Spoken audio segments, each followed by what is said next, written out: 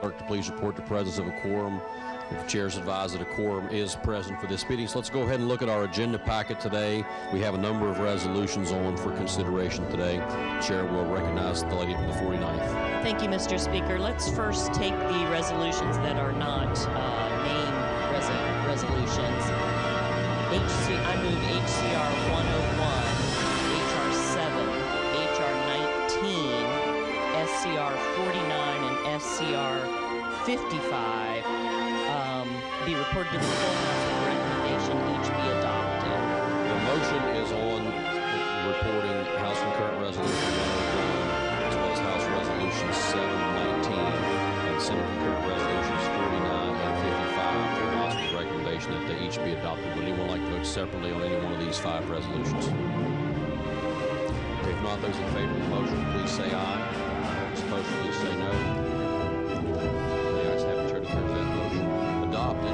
Chair recognizes Lady before that now for infrastructure naming resolutions. Yes, thank you, Mr. Speaker. I move SCR 4, 10, 19, 14, 22, 26, 36, 48 to the full House with the recommendation each be adopted. The motion is on the reporting of Senate concurrent resolutions 4, 10, 19, 14, 22, 26, 36, and 48 to the full House with recommendation to be adopted. Would anyone like to vote separately on any of these resolutions? If not, those in favor of the motion will please say aye. Those opposed will please say no. The ayes have it. The chair declares that motion adopted. If we can turn now to the special calendar.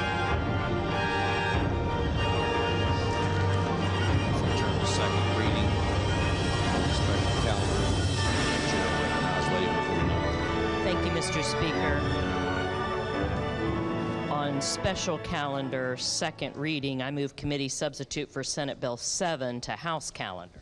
The motion is on moving Senate Bill Committee substitute for Senate Bill 7 to the House calendar. Those in favor of that motion will please say aye. Aye. Those opposed will please say no. If the ayes have it, the chair declares that motion adopted. If we can turn the page now. Chair will recognize the lady from the 49th. Yes, on the following page, I move committee substitute for Senate Bill 71 to House calendar. The motion is on moving committee substitute for Senate Bill 71 to the House calendar. Those in favor of that motion will please say aye. Aye. Those opposed will please say no. Okay, the ayes have it. Chair declares that motion adopted.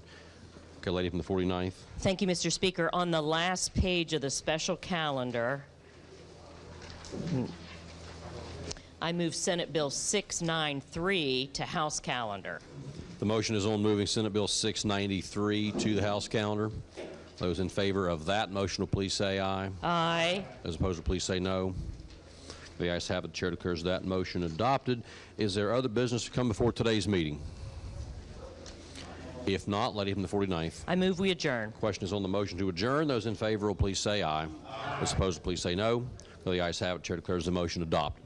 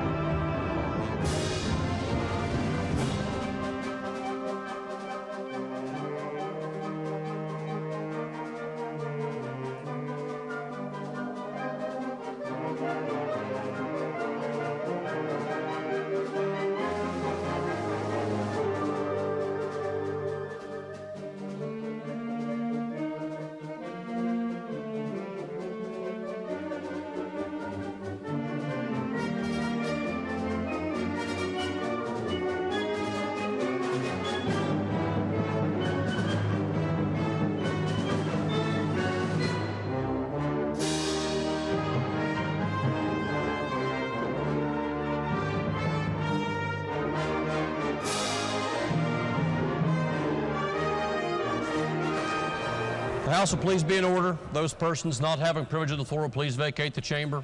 Members and guests in the galleries will please rise as we are led in prayer today by the lady from the 52nd District, Delegate Saipo. Thank you, Mr. Speaker. Today, I will pray for wisdom, guidance, and strength. So please join with me as we pray together. Heavenly Father, we pray before you today and ask for wisdom, guidance, and strength in all that we do. As we focus on the present and plan our future, we pray for enough wisdom, O Lord, to be able to listen and to adhere to your advice, and thus give us the ability to make the best judgments in any and every scenario. Lord, we pray for your guidance. As you guided Moses through the Red Sea to the Promised Land, we pray that you guide us too. Don't let us walk in the dark, but light the way, that we will be able to distinguish which path we should take and which we should avoid. Give us direction and clarity in all of our actions. We pray for strength to power us through all endeavors. We pray that when we are weak, that you will pull us up, and when we are up, you will walk with us. Emotionally, you are our support. Lord, with all divine wisdom, guidance, and strength working together, we will make West Virginia a better place to live, work, and raise a family. And oh Lord, one last thing. Please wrap your loving arms around our families and loved ones back home and take real good care of them and safely reunite us with them real soon. We give you praise in Jesus' name, we pray. Amen. Amen. If all members and guests will remain standing, we'll be led in the Pledge of Allegiance today by the gentleman of 20th, Douglas Brown. Thank you, Mr. Speaker. Friends and colleagues, please join me in reciting the pledge of the greatest country in this world. Thank you. Pledge allegiance to the flag of the United States of America and to the republic for which it stands, one nation under God, indivisible, with liberty and justice for all. Members and guests may be seated. Reading of the Journal. Journal of the House of Delegates, Wednesday, March 9th, 2022. Led in 51st, Douglas Fleshour. Mr. Speaker, I ask unanimous consent that the further reading of the journal be dispensed with and that it be approved as having been read. The led in 51st, Douglas Fleshour asks unanimous consent that the further reading of the journal be dispensed with and that it be approved as having been read. Are there objections? There are no objections. Lady from the 49th for an update on the calendar. Thank you, Mr. Speaker. On second reading, special calendar, Senate Bill 7 was moved to House calendar. Second reading, special calendar, committee substitute for Senate Bill 7-1 and Senate Bill 693 were moved to House calendar. Introductions, lady from the 49th. Thank you, Mr. Speaker. Our doctor of the day will be Darren Nichols from Walker, West Virginia. If he's been able to make it, please make him welcome.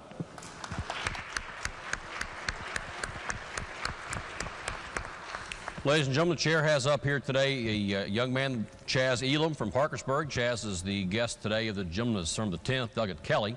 If there's no objections from any member, Chaz will lead us through introductions today. Okay, if not, introductions. Other introductions.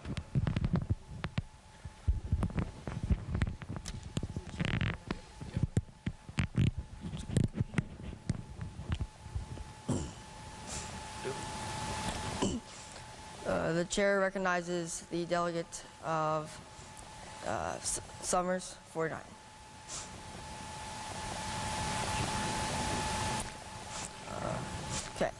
Chair recognizes the delegate of the 10, John Kelly. Thank you, Mr. Speaker, and welcome to our chamber. Today from Wood County, we're quite honored. We have the acting stand-in Speaker of the House from Jackson Middle School, Chaz Elam, And with him, we have his mother in the gallery, Melissa. And Melissa is also accompanied by two of her very special neighbors, Charlie and Leona Bird.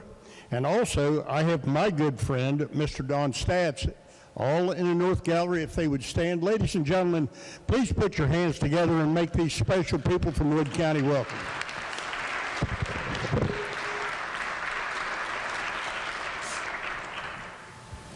Chair recognizes the delegates of 18 Worrell. Thank you, Mr. Speaker. Good morning, ladies and gentlemen. In the South Gallery, I have some local plumbers and pipe fitters, Brad Bowling and Craig Mosteller. If they would stand up in the House to please make them feel welcome.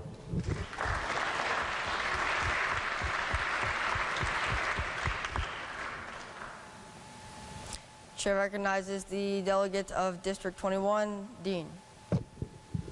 Thank you, Mr. Speaker. I'm pleased to be joined with my parents today from Mingo County, Daniel and Debbie Dean. If you would, please make them feel welcome.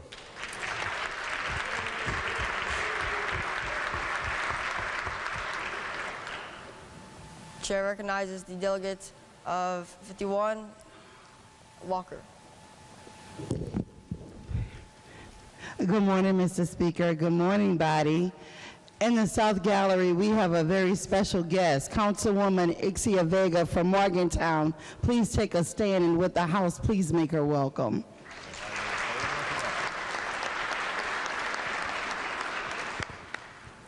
Are there further introductions? Ladies and gentlemen, a round of applause for our guest speaker this morning.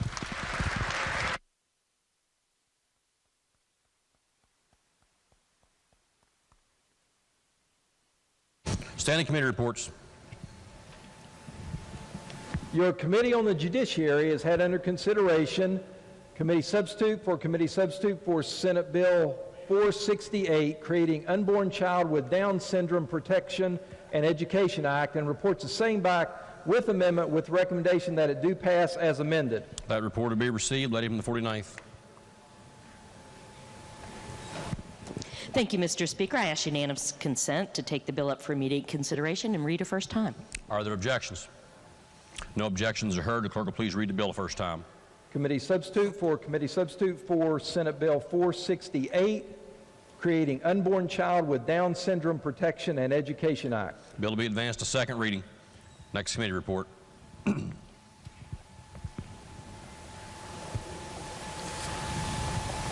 Your Joint Committee on Enrolled Bills has examined, found truly enrolled, and on the 9th day of March 2022, presented to His Excellency the Governor for his action the following bills signed by the President of the Senate and the Speaker of the House of Delegates.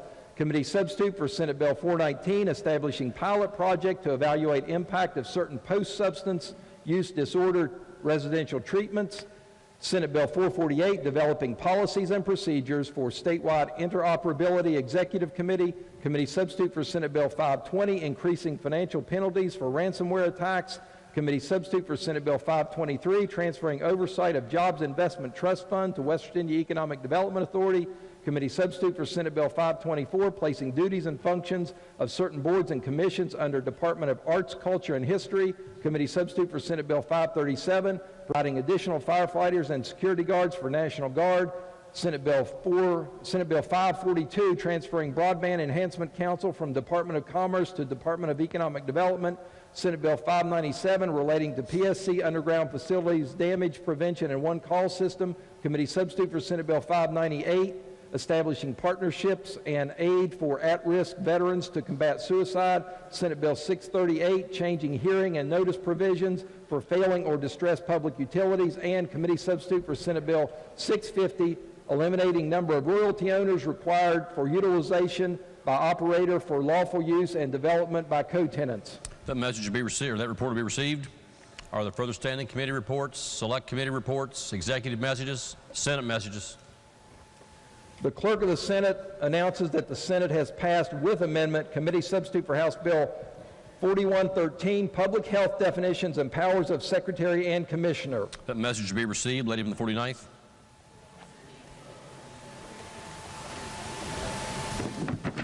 Thank you, Mr. Speaker. The purpose of this bill was to modernize the public health system in West Virginia. The legislation was produced from an interim study. The Senate amendment made grammatical and stylistic changes. It added defined terms, required the Bureau for Public Health to provide quarterly trainings instead of semi-annually. Reinserts the provisions of House Bill 2015, which were adopted last year. It also removed a PA from being named the local health officer. Therefore, Mr. Speaker, I move we concur with the Senate amendment. The question now before the House is the motion by the lady from the 49th that the House concur in the Senate amendment on committee substitute for House Bill 4113. Is there debate on the motion? If not, those in favor of the adoption of the motion will please say aye. Those opposed will please say no. The ayes have it. The chair declares that motion adopted. The question now before the House is, shall the bill pass? Is there debate on the bill? If not, those in favor of passage will vote aye. Those opposed will vote no. The clerk will prepare the machine.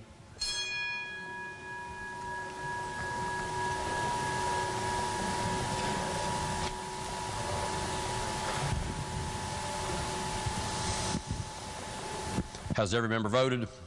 If so, the clerk will close the machine and ascertain the result on this question. There are 94 ayes, 0 nays, and 6 members absent. A majority of members voting in the affirmative. The chair declares that bill passed. The clerk will please report the title. Committee substitute for House Bill 4113, Public Health Definitions and Powers of Secretary and Commissioner. Are there amendments to the title? If not, the title as read by the clerk will be and remain the title of the bill. Lady from the 49th. Thank you, Mr. Speaker. I move the bill take effect from passage. Lady from the 49th moves that the bill take effect from passage. Those in favor of that motion will please vote aye. Those opposed will please vote no. The clerk will prepare the machine.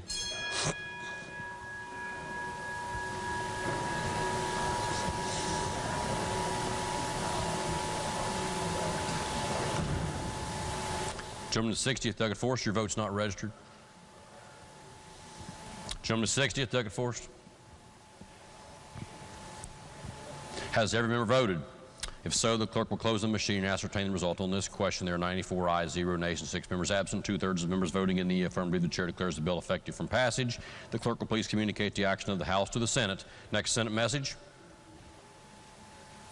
The clerk of the Senate announces that the Senate has passed with amendment and title amendment, committee substitute for House Bill 4257, require visitation immediately following a procedure in a health care facility. The message will be received. Lady from the 49th. Thank you, Mr. Speaker. The Senate amendment added new language which provides patients access to clergy. Clergy should not count against the patient visitation limits, and they shall comply with the visitation procedures. Therefore, Mr. Speaker, I move we concur with the Senate amendment and title amendment. The question before the House is the motion that the House concur in the Senate amendment and title amendment on House Bill 4257. Is there debate on the motion? If not, those in favor of adoption of the motion, please say aye. Those opposed, please say no. The ayes have it. Chair declares the motion adopted. The question now before the House is, shall the bill pass? Is there debate on the bill? If not, those in favor of passage of the bill will vote aye. Those opposed will vote no. The clerk will prepare the machine.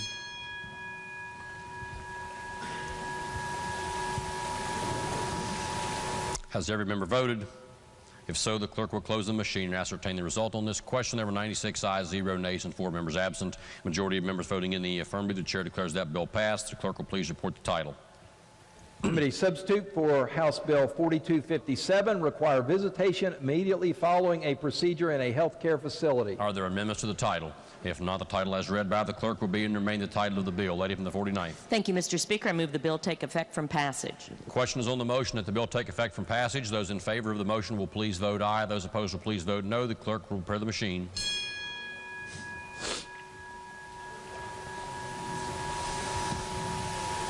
Has every member voted? If so, the clerk will close the machine and ascertain the result on this question. There were 96 ayes, 0 nays, and 4 members absent. 2/3 of members voting in the affirmative. The chair declares the bill effective from passage. The clerk will please communicate the action of the House to the Senate. Next Senate message. The clerk of the Senate announces that the Senate has passed without amendment the following bills. House Bill 4396, reducing federal adjusted gross income relating to tolls for travel on West Virginia toll roads paid electronically. That message will be received. House Bill 4410, specifying allocation, apportionment, and treatment of income of flow-through entities. The message will be received. Committee substitute for House Bill 4451, eliminating the requirement that otherwise qualified investment assets be located or installed at or within 2 miles of a pre-existing manufacturing facility. The message will be received. The Clerk of the Senate announces that the Senate has passed with amendment and title amendment Committee Substitute for House Bill 4479, establishing the Coalfield Communities Grant Facilitation Commission. That message will be received. Lady from 32nd, Dr. Kessinger. Thank you, Mr. Speaker. The Senate amendment moves the administration of this act from the West Virginia Economic Development Authority to the Department of Economic Development and adds 2 members to the commission.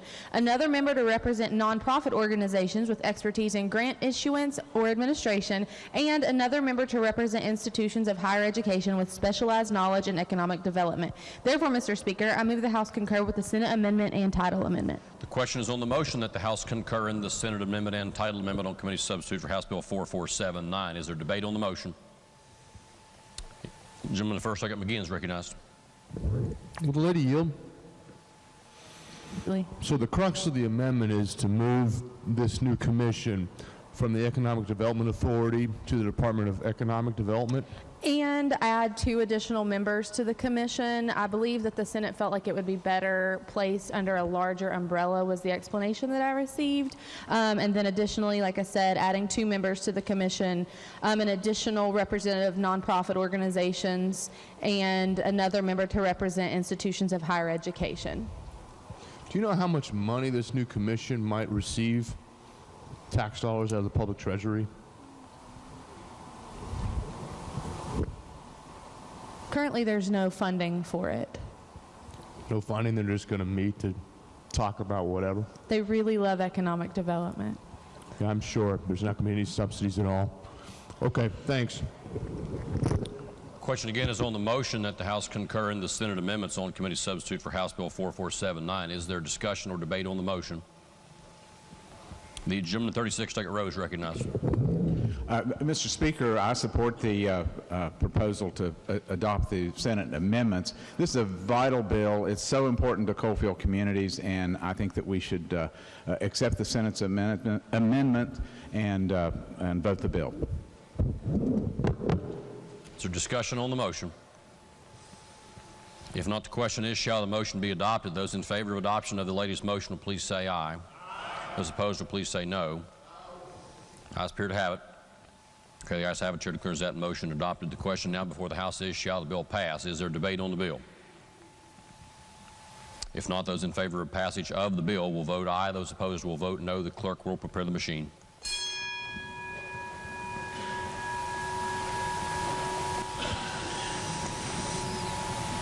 Has every member voted? If so, the clerk will close the machine and ascertain the result on this question. There are 95 ayes, 1 nay, and 4 members absent. A majority of members voting in the affirmative. The chair declares that bill passed. The clerk will please report the title. Committee Substitute for House Bill 4479, establishing the Coalfield Communities Grant Facilitation Commission. Are there amendments to the title? If not, the title as read by the clerk will be and remain the title of the bill. The clerk will please communicate the action of the House to the Senate. Next Senate message. The Clerk of the Senate announces that the Senate has passed with a title amendment, House Bill 4604, relating to abolishing the Workforce Development Initiative Program Advisory Council. The message to be received. Lady in the 32nd. Thank you, Mr. Speaker. The Senate merely made a technical amendment to the title. Therefore, I move we concur with the Senate amendments. Lady in the 32nd moves that the House concur in the Senate amendment on House Bill 4604. Is there debate on the motion? If not, those in favor of adoption of the motion will please say aye. As opposed to please say no. The ayes have it. The chair declares that motion adopted. The question now before the House is, shall the bill pass? Is there debate on the bill? If not, those in favor of passage of the bill will vote aye. Those opposed will vote no. The clerk will prepare the machine.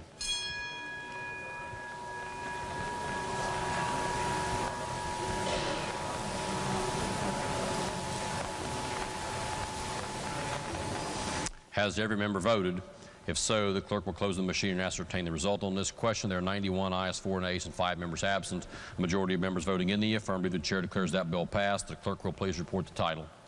House Bill 4604, relating to abolishing the Workforce Development Initiative Program Advisory Council. Are there amendments to the title? If not, the title as read by the clerk will be and remain the title of the bill. The clerk will please communicate the action of the House to the Senate. Next Senate message.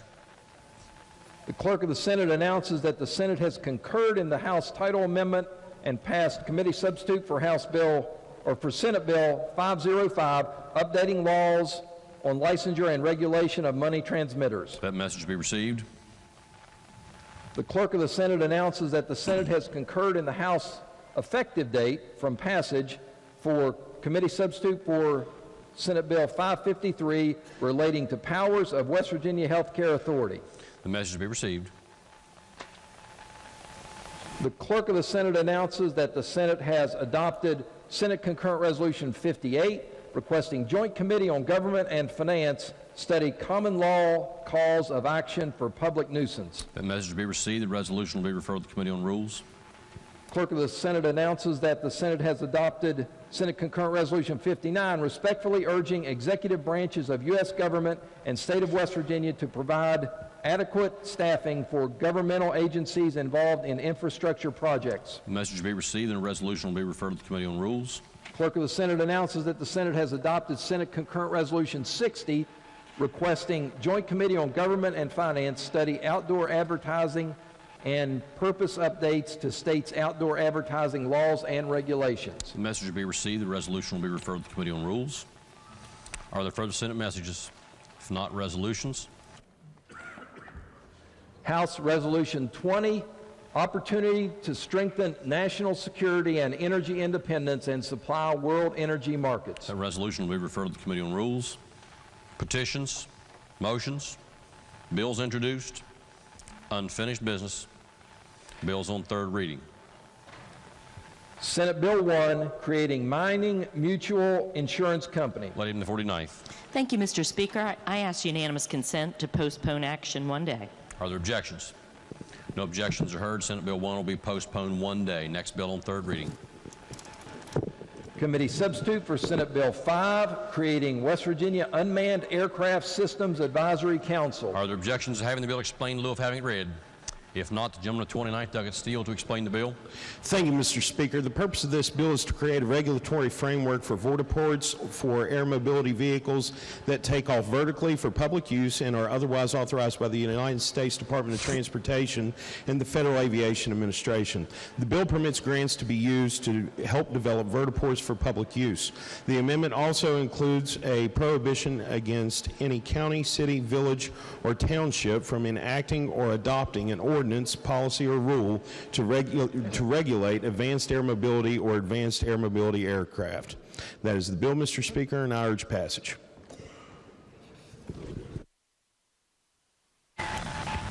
Question before the House is, shall the bill pass? Is there debate on the bill? If not, those in favor of passage of the bill will vote aye. Those opposed will vote no. The clerk will prepare the machine.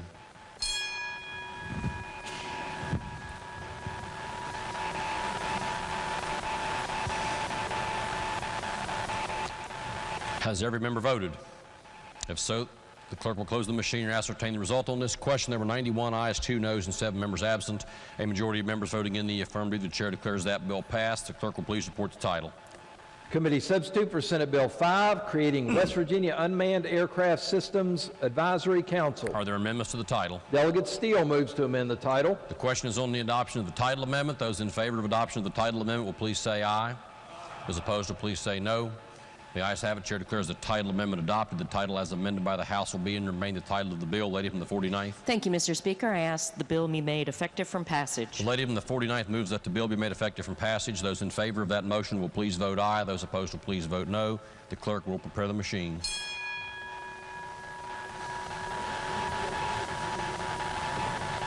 Has every member voted?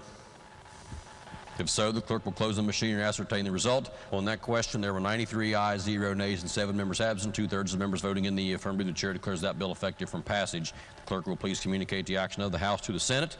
Next bill on third reading. Committee substitute for Senate Bill 6, establishing common law veil-piercing claims not be used to impose personal liability. Are there objections to having the bill explained in lieu of having it read?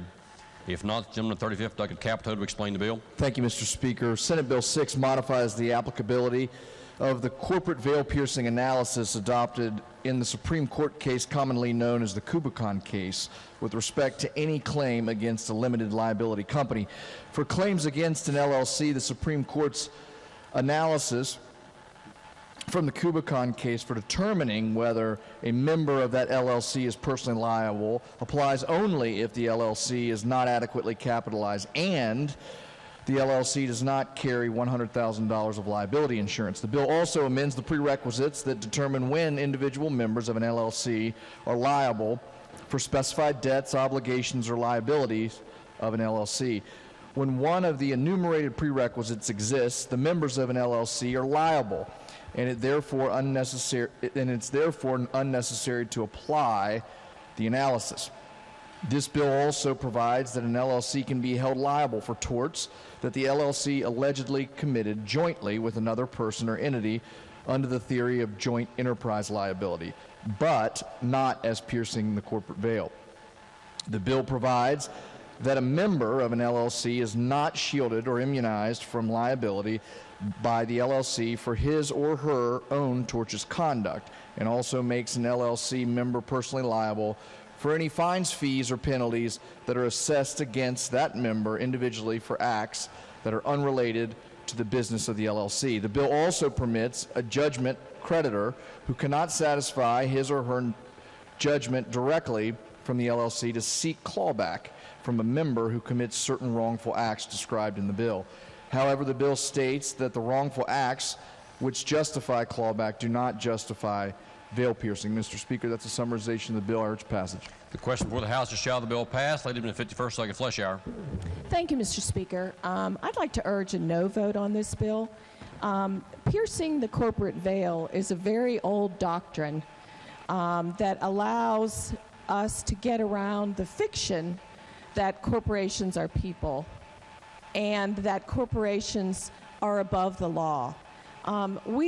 The corporations were established to limit liability of officers, but the attempt to minimize that when there is wrong, I mean, I think we all know of corporations that have committed wrongs that are more than $100,000. I think we know that. I think we know that there are corporations that have killed people in this state, 29 of them, for example, in Raleigh County. And this would allow the individuals who made those decisions singly or jointly to escape further liability. It's a fiction that allows greater expansion of our economy. Corporations are, but they shouldn't be allowed to get away with murder. They shouldn't be allowed to get away with fraud. And this weakens a doctrine that we have had for many, many years in our state, probably like 100, that says there's an equitable remedy if corporations harm people and communities. I urge a no vote. There's no reason to dismantle something that we've had in our law for a very, very long time just because it might be convenient for this particular type of corporation. Thank you, Mr. Speaker. Question again is, shall the bill pass? Is there debate on the bill? Does the gentleman 35th wish to close debate on the bill? If not, the question before the House is, shall the bill pass? Those in favor of passage of the bill will vote aye. Those opposed will vote no. The clerk will prepare the machine.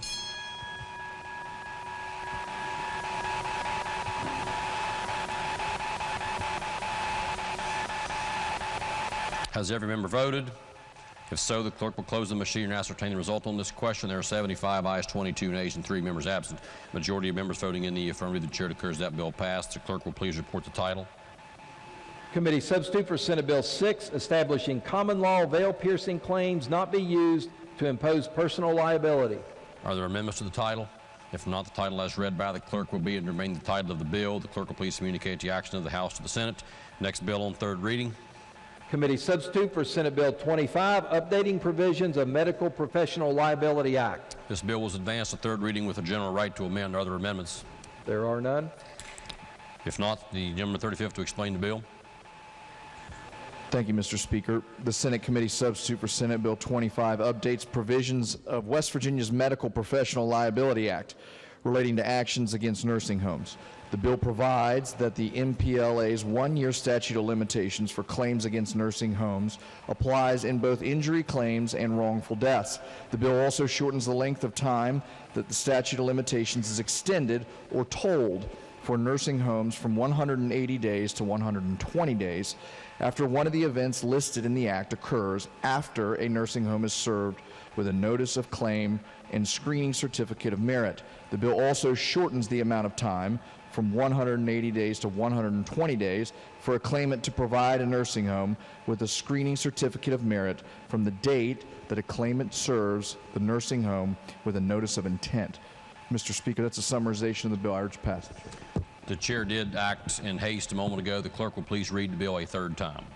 Committee substitute for Senate Bill 25, updating provisions of Medical Professional Liability Act. The question now before the House is, shall the bill pass? Lady in the 41st, Doug Tully is recognized. Position of this bill. What we are doing here is seeking to codify or modify the MPLA code as it pertains to nursing homes simply because of one singular West Virginia Supreme Court of Appeal decision that nursing home owners or operators did not like. This opinion was issued in June 2021 and authored by Justice Walker. Historically, Justice Walker has been one of the more conservative-leaning justices on the court.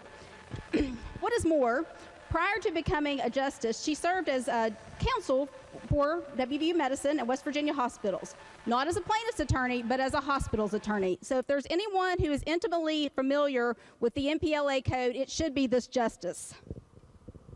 So here we are questioning, as members of the legislature, an opinion by one of our elected justices. Back in 2002, I do remember our state being in crisis with medical professional liability and medical malpractice. Some of these people sitting in these chairs were actually probably barely born or in grammar school at that point in time.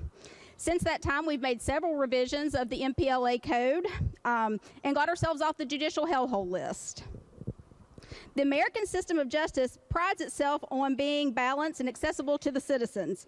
The scales held by the blindfolded Lady of Justice have been balanced in West Virginia as far as this is concerned.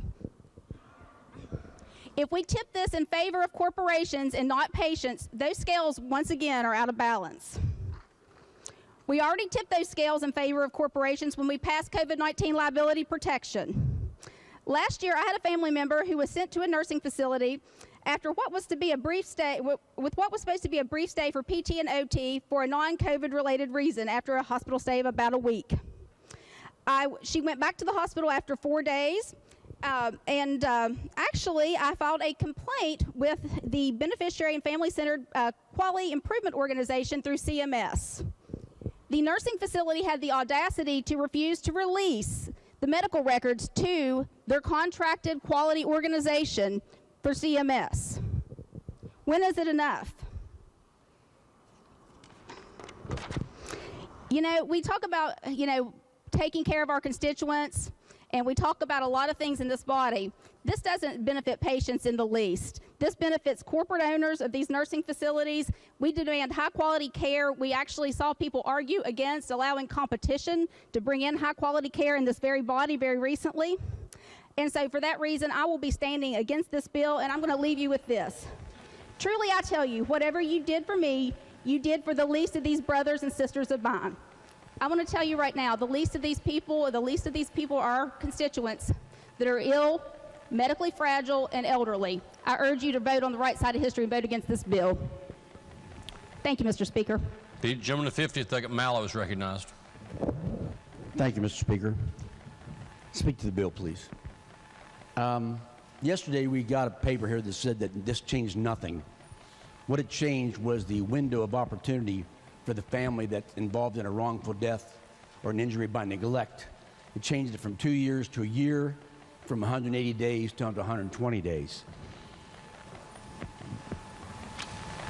We entrust our family members into the care of these healthcare facilities for major dollars, either through a monthly fee or a hospital bill. The families of these loved ones assume that a professionally trained person will be administering the care for our moms, our dads, our spouses, and consequently, the high cost for care will be expected to be paid. Tragically, however, someone gets a call that their loved one has passed away while under this professional care. After the grieving and the funeral arrangements have subsided, then the estate settlement, the will, and perhaps getting rid of the personal belongings of deceased must be addressed. Suddenly, you receive a call that your loved one's death could have been avoided and may have been a result of negligence or improper care. At that point, if you do not react in a timely fashion, your case against the healthcare provider or facility could be lost. It can take weeks for a family member to find an attorney to take the case, and even more time for the attorney to secure the needed medical records of the deceased in order to prepare his or her case. In many cases, the family of the loved one runs past the allotted amount of time or the deadline to bring suit against the party in question, and their case dies. In years past, as recently as 2017, there was a 2-year time to address these cases. That time has recently been reduced to 1 year. I've been informed by several folks who have dealt with this issue, both families and attorneys, and I've been told that if a notice of claim was issued by the law firm and a certificate of merit followed shortly, an additional 180 days could be added to the year window to address this suit. So now a family who feels that their loved one suffered a wrongful death or who was injured due to neglect has a bit of additional time to settle the case. This bill, if passed, will reduce the time for a family to challenge a wrongful death or neglect case to 1 year.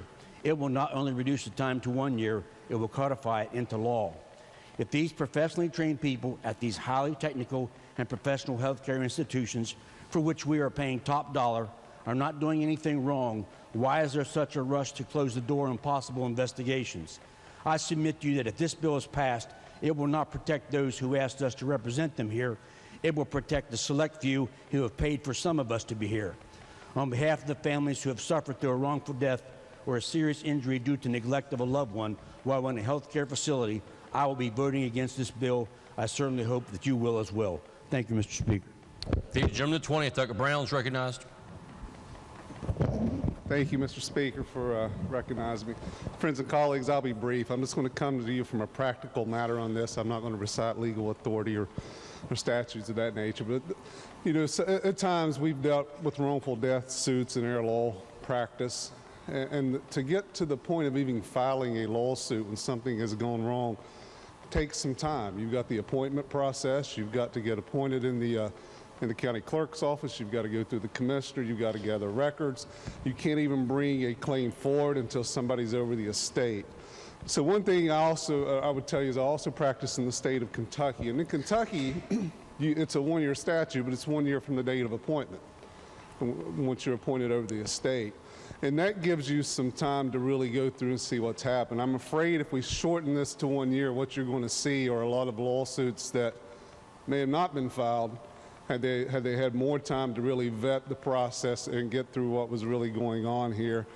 While I respect the bill and the people who are for it, I just don't think it's good policy. I think you're going to put families in positions on limited time frames to make decisions that ultimately may cost these companies more in litigating claims that may have not been brought because they had to be brought more hastily than they would have under the 2-year statute. So I'd urge you reject the claim or the bill. Gentleman 35th, Doug Pack. Thank you, Mr. Speaker. I asked for a Rule 49 on this issue related to the discussion we had previously. Yes, under the set of facts as relayed to the chair by the gentleman 35th, Doug Pack, it would be the ruling that the chair, the gentleman does belong to a class of greater than 5 individuals, and therefore the gentleman would be directed to vote on the question. Are there other members who wish to speak to the question on the passage of the bill? If not, yes, gentleman 11th, Doug Keaton. Thank you, Mr. Speaker. I want to clarify a little bit about this legislation. I sponsored the House version of the bill, the exact look-alike version of the bill, and I think my colleague here to my right did provide a really good basis for the start of understanding the issue. That there was a Supreme Court decision. I'll read you the name here: Morgantown Operating Company LLC versus Gaugeau, right? So this was a Supreme Court decision that came down last year, okay?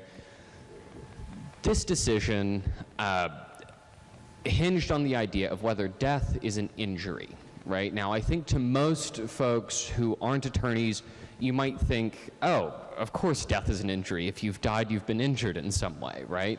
So this body, over the last 20 years, has stood up the Medical Professional Liability Act in order to deal with claims of injury, of damage inflicted by medical providers. So that has been the decision of this body for years, right? In 2017, we made changes, and we, I mean the state legislature, made changes to the statute of limitations for MPLA claims made against nursing homes, for Medical Professional Liability Act claims made against nursing homes. So this was the standing policy of the state. A one-year statute of limitations that we've been talking about was the standing policy of the state of West Virginia from 2017 until last summer, whenever the Supreme Court decided, with the judges concurring being, yes, Justice Walker, but also Justice Wooten and Justice Hutchison, right, with Justice Armstead and Jenkins dissenting, right, that this court decision said, never mind, this policy that was lawfully enacted by the state legislature doesn't actually hold anymore because we've decided that death is not an injury. And that is the premise of the court decision that this legislation seeks to address. So I'm a little disheartened by the notion that this is by the suggestion, rather, that this is some radical reevaluation of how people can get remedy in the healthcare system.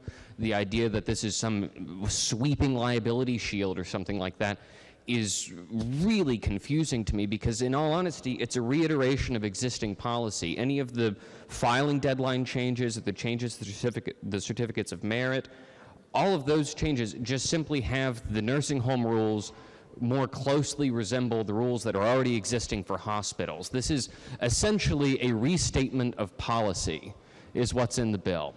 So I just wanted to provide a little bit of clarification on that issue, Mr. Speaker, and I would urge passage because I think that the MPLA is a good law, and I think it's something that should stay in place, and that we shouldn't weaken liability protections for providers that are long-standing policy measures of the state. So I would urge passage of the bill. Thank you, Mr. Speaker. Led in the 49th, Douglas Summers. Thank you. Would the Judiciary Chairman yield for a question? Yes. As I'm trying to learn about this, I understand if we set the 1 year and that was our policy. I can understand if we said death isn't an injury. Can you explain to me the reasoning for going from the 6 months to the 3 months on trying to get these certain documents obtained? The certificate of merit, was that one of them, and what the other thing was? Explain to me why we're going from 6 months to 3 months, and was that part of the court decision, or that's a policy decision we've made?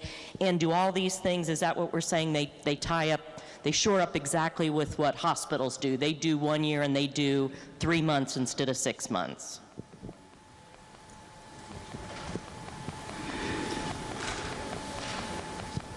Yeah, I mean, I think this is just a policy question on speeding the process.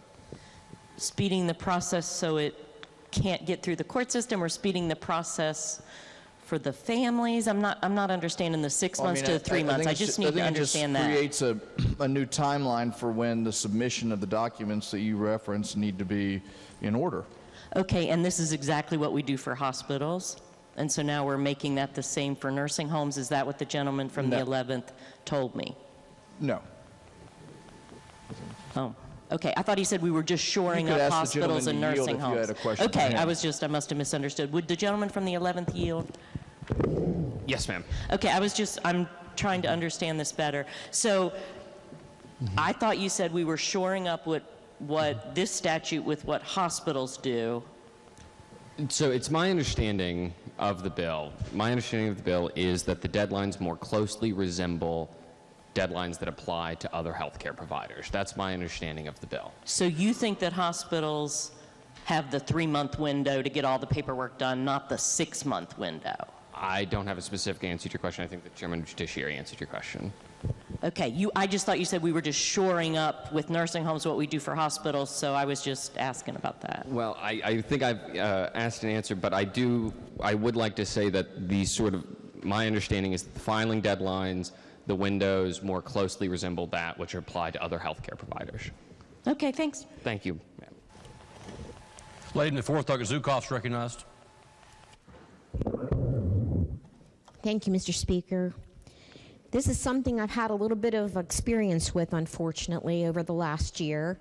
I lost my mother on July the 4th. She suffered from dementia for 11 years.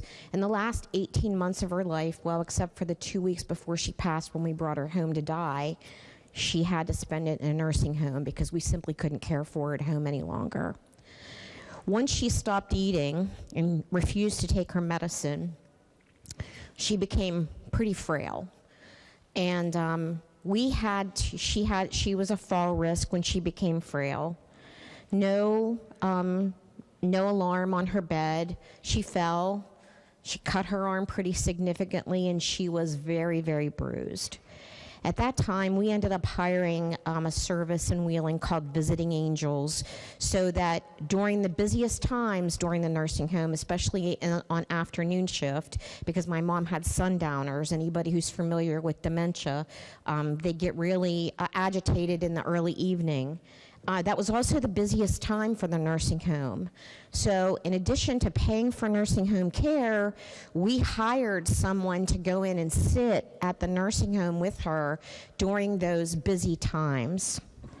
No intention to sue the nursing home on our part, but I can tell you the grief of losing a loved one takes me to my knees still some days. And I think that to limit this to 3 months, to give somebody time to deal with the grief and to make these decisions, 6 months to me isn't enough, but to limit that to 3 months, I'd really ask you to think about your constituents and how this is going to impact the folks at home. And for those reasons, I'll be voting no, and I'd urge you to do the same. Thank you. Gentleman 16th, Doug Linville. Thank you, Mr. Speaker. Would the Chairman of Judiciary yield for a question?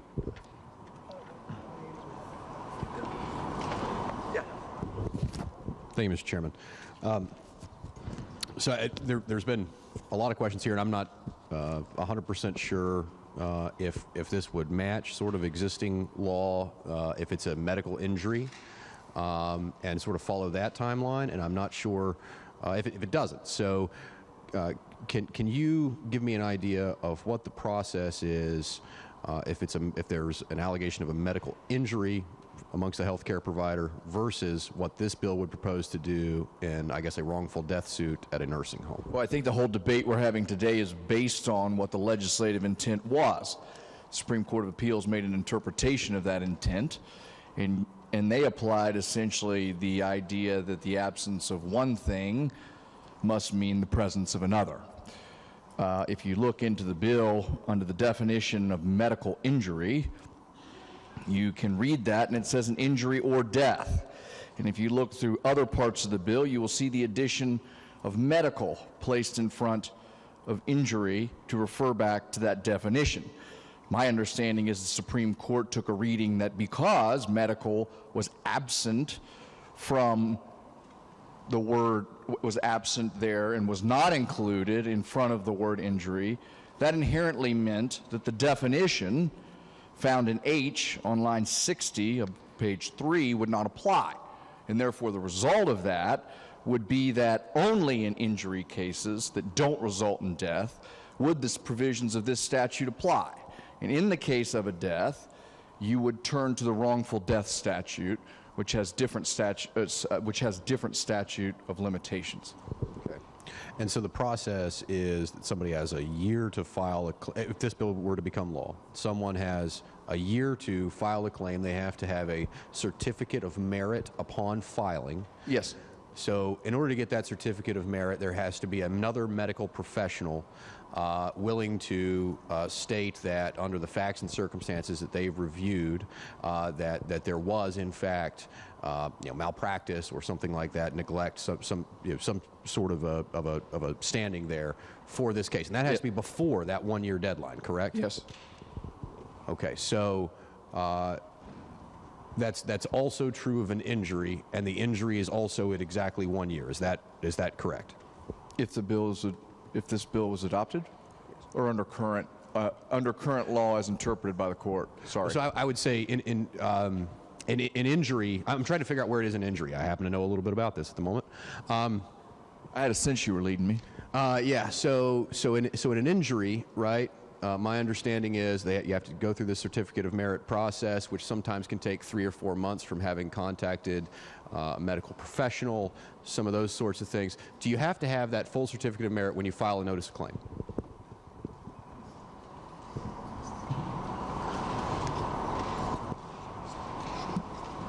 I believe that you can apply for an extension on that timeline. Would that remain in this in the proposed legislation? Yes, so you would file a notice of intent, and then you would apply for an extension of that timeline. Okay, and must that be granted? It's automatic. So there's an automatic extension. So we're not talking about 12 months. We're talking about how long is that extension? The notice of claim has to be filed within 12 months, and then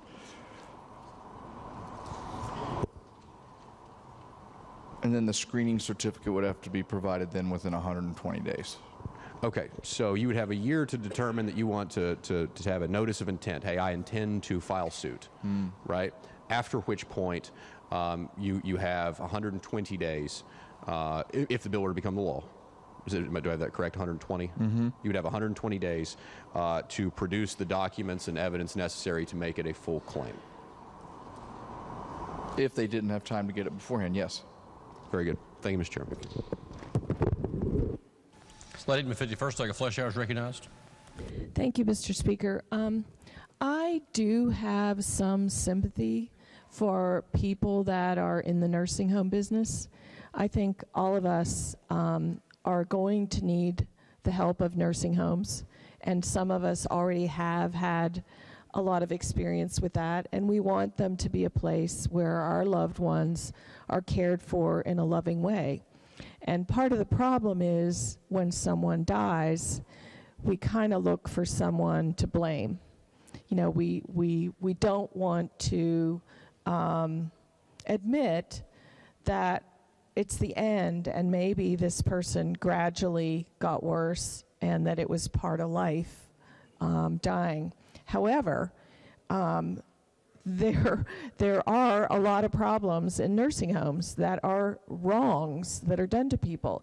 And this provision is just, it just means that it's going to be very, very hard for families to even figure out if some wrong was done. For example, I've had a lot of people talking to me about how long it takes to get an autopsy done.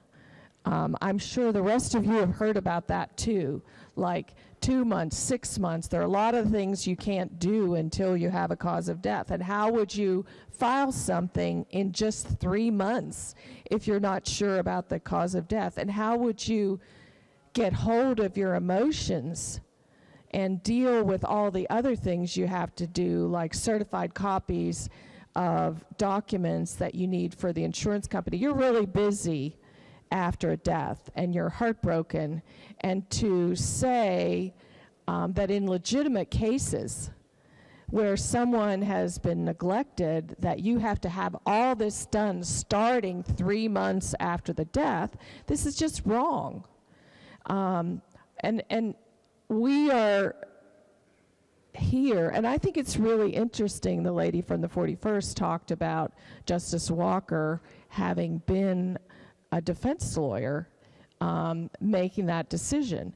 I think that once, and all of us here, once we are elected into our positions, once she was elected, you have to think about the whole state, and you have to come up with solutions that are not one side or the other side.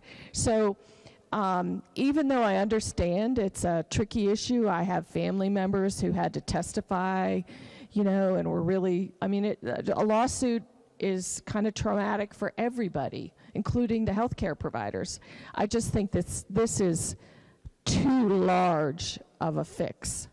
We need to let people, the normal rule is if there's a wrong, it's 2 years, 30 days to get this thing rolling. I mean, 90 days is way too short, so I'm a no.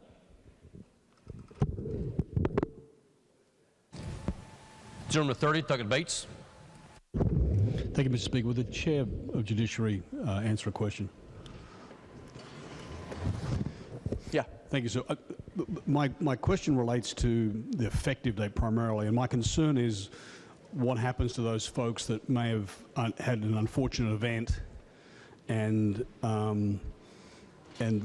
should this bill pass, now have a shorter period of time. So the provision in here that says that this applies to the amendments to the subsection enacted in the regular session of the Legislature 2022 intends to reinstate. So can you help me understand what happens to those people that maybe something happened bad yesterday? Okay, well, have we then shortened for those people? No, because you're referring to somebody who's injured, so no, nothing in here would change that. 1-year statute would still apply. So in the case of a death, so there's a death occurred yesterday. It would have, if the death happened yesterday. Yeah. So my concern is on these people. So if this was to come into when would this come into effect? If it's 90 days from passage, how long would the people then have?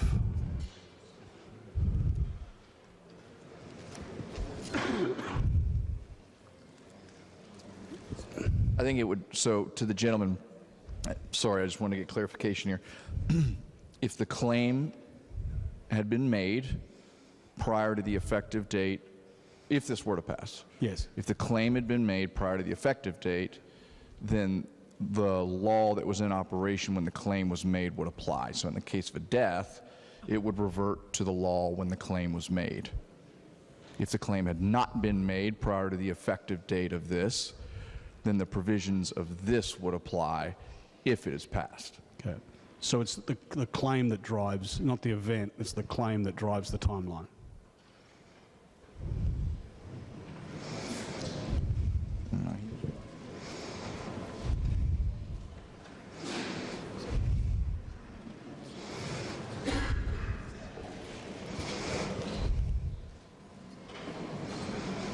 So the statute of limitation is dictated by when the injury occurs. Okay. Maybe I'm or wrong. when you should have known or should have known. Yeah. When you should have known. That's a description throughout the code. They say you know or should have known. So, thank you. So on I see here that we've added the term medical in multiple places. What kind of injury would occur to somebody that would not be medical in a nursing home, assisted living facility? Well, if you, I would take you back to the definition. Are you asking what a medical injury is?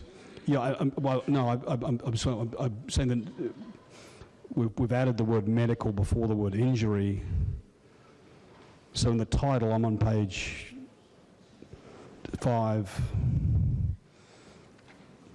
in the section that says healthcare injuries. Okay. So what's the necessity? I mean, if there's a healthcare injury and we say injury, why do we need to add the word medical? That's exactly the point of the bill. The reason to add medical injury is because the current interpretation of the word injury only applies to any injury that's not death, according to the interpretation by the Supreme Court. Yeah.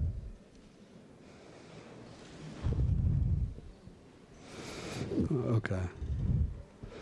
It's actually to clarify, because before there was no definition of injury, so that kind of solves the problem that you're getting at. Nobody really knew what injury was. Yes. I don't know if it was a drafting error, but this basically just clarifies. Okay. And this was this in 17 when we did this? I think I heard a reference to 2017. I was actually looking for that information myself. Okay. Yeah. Thank you. Thank you, Mr. Speaker. Gentleman 56, Doug Howe.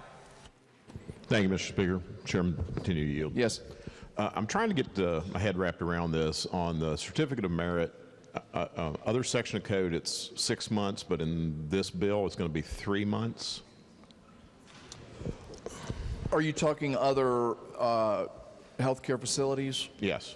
Yes, it's different for other healthcare facilities. What this is, just to clarify, this 120 or 180-day timeline, this just ensures that anybody that has been injured is not barred from bringing a claim simply because they can't provide a certificate of merit within the statute of limitations. So we don't want anybody that's been injured to not be able to file a claim because they're unable to get the paperwork in on time within the statute of limitations. So all we're saying here is that the statute of limitations cannot bar you from bringing a claim if the reasoning is that you're unable to get or obtain a certificate of merit. Does that make sense? It does, but I'm trying to understand why we're going to have two different time frames. But I think that's a policy question. Okay, so we're making a policy decision to shorten this time frame up compared to other sections of code. Is that what this bill essentially does? I don't want to speak to the other parts of code because as we were having this discussion, I was trying to look back at them because there are a lot of them. But based on the testimony we've heard today, there is differentiation among different medical providers in that realm. Okay, my other question is, can you get an extension? And if so, is it limited to one or can you get an additional? The bill's silent on that. I think, again, what it is here is that you're automatically afforded another 3 months if you're unable to obtain the certificate of merit within the statute of limitations period. So, okay, but it's silent as if a second extension could be granted? Could you repeat that? Sorry. Is it silent on whether or not a second extension could be granted? Yes, and probably based on the interpretation of the court, the absence of something means the presence of another, so it is possible that silence could be no. So. Okay, thank you. Gentleman to 50, Delegate Ward.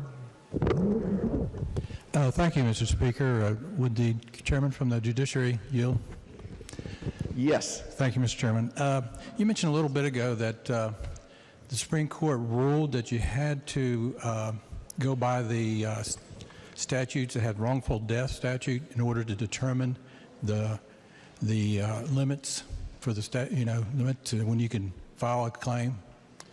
If a death if a death occurred, right. You would turn, it would turn to that statute. So how long is that period of time? 2 years. So you got 2 years if you could use a wrongful death. Correct. And if we pass this bill, you only have 1 year. In the case of a death? Right. Or injury. Or injury. Correct. So if we vote this down, there'll still be 2 years for a death, and it'll be 180 days for an injury that someone can. 1 year. Or one, if we vote it down.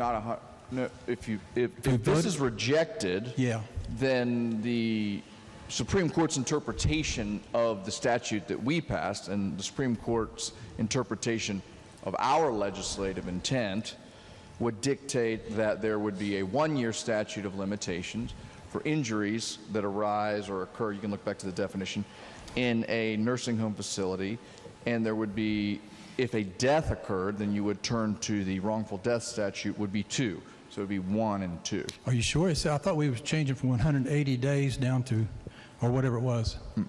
So the 180 days, and by the way, I had the math, I'm a history major, sorry, 120 days, that's 4 months. Okay. Let me explain how that, unless you've got it. The way that the 180, 120 discussion applies only to the extension that you were afforded if you can't get a certificate of merit, okay? So let's say, an example sometimes perhaps help. Let's say that I have a relative that was injured in a nursing home, okay? And 11 months after that injury occurred, I filed a claim, okay? And 1 month later, I still don't have that certificate of merit, which is required in order to complete the claim. Then I am afforded another 120 days from the filing of that claim to obtain the certificate of merit. Okay. So I wouldn't look at it like a statute of limitation, but it just provides a longer, the 120 days versus 180 days has nothing to do with how long you have to file a claim. But it just gives you extra time to ensure the complete. Right, okay. I understand that, but if we vote this into law, then the statute of limitations for a wrongful death or a death would go from 2 years down to 1. If this is passed, stand by. If this is passed, then injury or death to a patient arising or resulting from the rendering of or failure to render health care in a nursing home facility would have a statute of limitations of 1 year. And I will mention to you and all of those in the body that I did not read any new code there. But the way the Supreme Court's interpreting it, you have to go with the wrongful death right now statute, right? Yes, the way I'm not sure how they got there, but the Supreme Court interpreted the phrase injury or death to a patient arising or resulting from the rendering of, the rendering or failure to render healthcare services as only applying to injury. So then you had to go to the other statute. To their credit, to their credit, because injury was used throughout the statute and not medical injury. So if when drafted in this bill, if the drafters had simply put medical injury throughout, we'd probably be on to the next bill. Oh, I understand. But still, the person, if they're suing for a wrongful death or a death, and they have to go, it goes to the wrongful death statute because this one here won't. According to the Supreme Court, this one don't apply. So actually, you lose a year of when you can file a claim. Am I right? No, I think what you're saying, I think your understanding of the bill is correct, but you don't, under this, this doesn't change the wrongful death statute. Right. Right. But it will change where you go to code to settle a claim that's if somebody dies in the nursing home. Correct. Okay. But right now, that it favors them if they use the wrongful death statute. If a death occurs in a nursing home facility, right now, under the current interpretation of the law, they would use the wrongful death statute. Which is longer period of time to file. Which is 2 years. Okay. Thank you, Mr. Chairman. Speaker, I urge rejection. Thank you. Gentleman to 50th, Delegate Garcia. Thank you, Mr. Speaker. So when we're talking about this very complex system of statute of limitations, if we're having trouble with it, imagine how hard it is for people who are going through these types of situations, either having been injured themselves, having a family member that has either been injured or died. It's very difficult. And this is a part of my law practice. I have to say, I get calls and calls and calls from people. And 9 times out of 10, when somebody calls in and they say, this awful thing happened to me, what I end up telling them is, I'm sorry, just because you had a bad outcome doesn't mean that there's a case. That's what happens most of the time when I talk to people, because people were angry, people were sad. And that conversation's a hard one, but I have to usually try to tell people about how the system works, okay? So I want to try to let you guys know basically just how I explain it to potential clients. So when these family members come in, we have these two situations. We have right now what's been talked about, taking the statute of limitations, which if somebody dies and from medical neglect in a nursing home, it's 2 years because of the Supreme Court decision. So this does take it back to 1 year, consistent with how it is for injuries, okay? Now the difference is, I think, the grief process. Grief is something that is difficult to go through. Some people may be angry, but most people are just trying to get through. They're trying to figure out does the person have a will? how do you transfer assets, and just trying to get on with someone's life. And I think that's a little difficult. It's a little different than the process where somebody's injured, okay? So here's the process when somebody's injured, though, right now. There's a 1-year statute of limitations. And so right now, if somebody comes into me and it's 11 months and 15 days, and they're one of those 1 out of 10 that I think they may have a case, but I don't know. I'll tell you, I am an attorney. I'm not a medical professional, and that's part of the gatekeeping process that we have with the MPLA. It keeps cases out where you can't find a medical doctor who would support that, number one, there was some type of negligence. Number two, that there were damages that occurred. And number three, and the most important and sometimes the most difficult to prove, is that the negligence caused the damages. So you have to have a medical professional that's able to give a sworn statement about that. So this person comes in 11 months, 15 days. Within 15 days, within that 1 year, you have to file a notice of claim. And then in that notice, you have to be very specific about the medical professionals who you think might have acted negligently.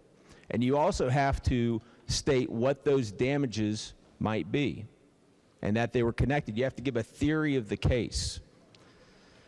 But 15 days isn't enough time to know whether or not there's a case there. So that's why this statute currently provides for 180 days for you to, number one, and this is the most important thing, you have to get the medical records. I can't just take a client, what they say, I can't take that at face value. You have to figure out and verify the medical records say that there is some type of negligence. That can sometimes take anywhere from, sometimes I get them within a month, but most of the time it's within 60 days, sometimes even 90 days. Then you get the medical records, right? The next step is you have to find an expert. You have to find a doctor, not just any doctor either. You have to find the type of doctor that does that type of work. Most of the time, it's hard to find that person in West Virginia, so you have to find somebody outside the state often. And then you have to make sure that they have time, because most of the time, also, they have to practice. They're a practicing medical doctor. Most of these doctors, they're not allowed to just do cases. They're practicing every day in their field because they are experts at it. So you have to find time for them within the normal duties of their job to review the medical records, to have a conversation with you, which is a hard conversation about, is there even a case there? And then at that point, you have a conversation with your client about whether they have a case.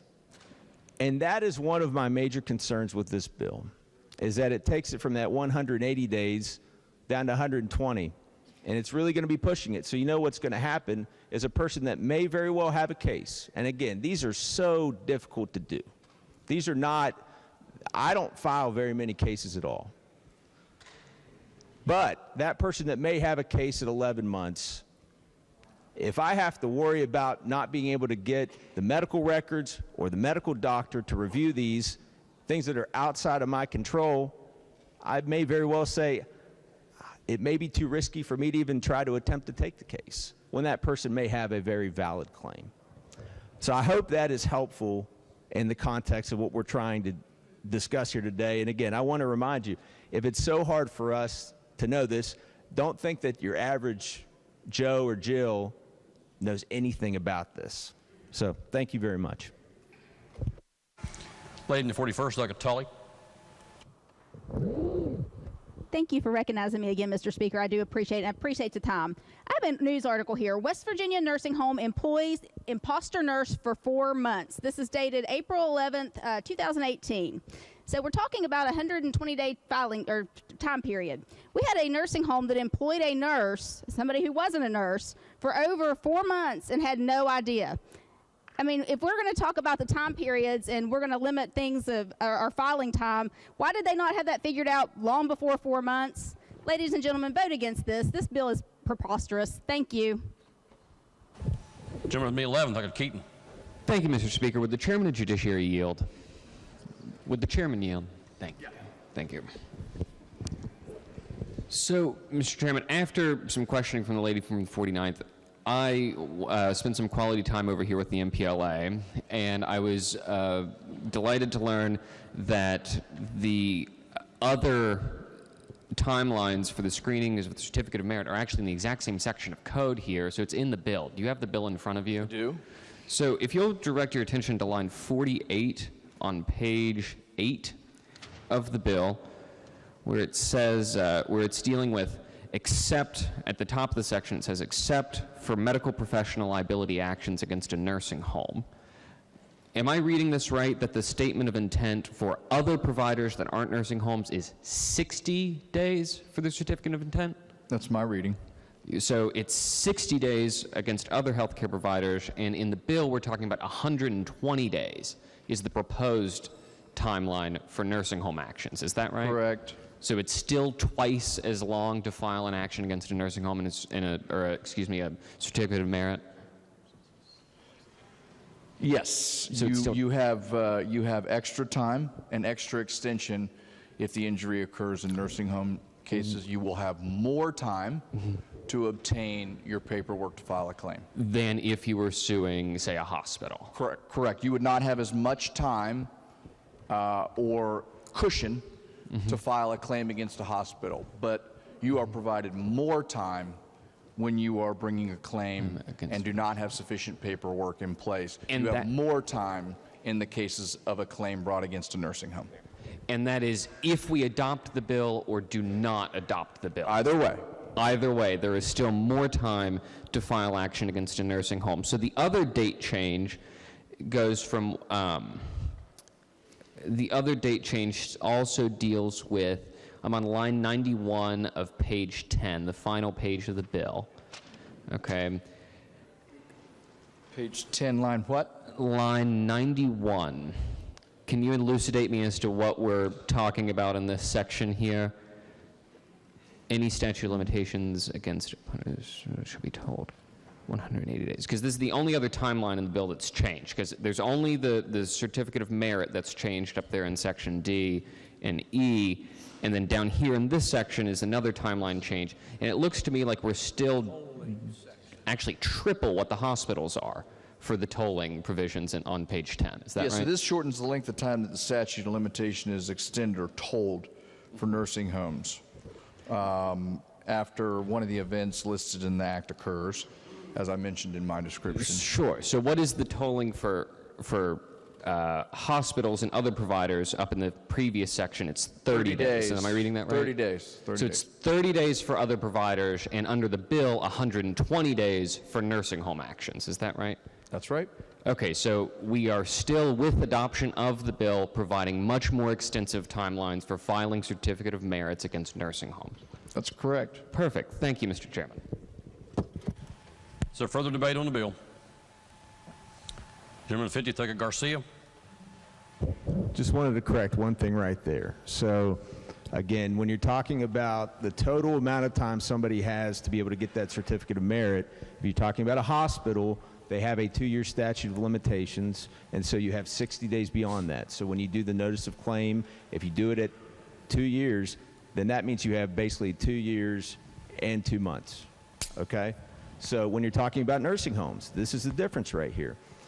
Yes, there's more a period of time from filing the notice of claim to the certificate of merit, but the total amount of time there is 1 year and 6 months.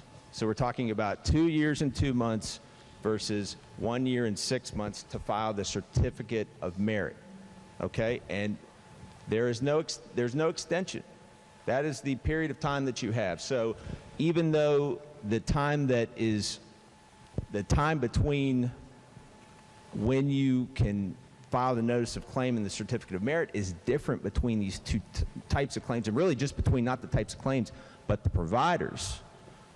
It's really about if a person has that 2-year period of time against normal medical providers versus nursing homes, then they're going to have more time to see an attorney, to get the medical records, and to have that prepared. And the hope would be that you have the certificate of merit when you actually file your notice of claim.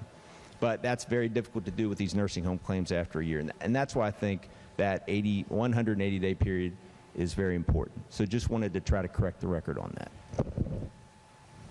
Question again is, shall the bill pass? Is there further debate on the bill? If not, Gentleman 35th, Doug Capito to close debate on the bill. Yes, thank you, Mr. Speaker.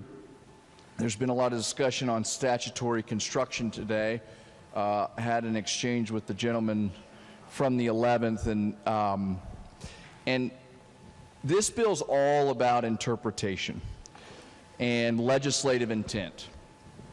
And so when legislative intent cannot be gleaned by the plain words on the page or the four corners of the document, it's subject to interpretation. And I think one thing that is abundantly clear with the law as it stands right now is that it is unclear.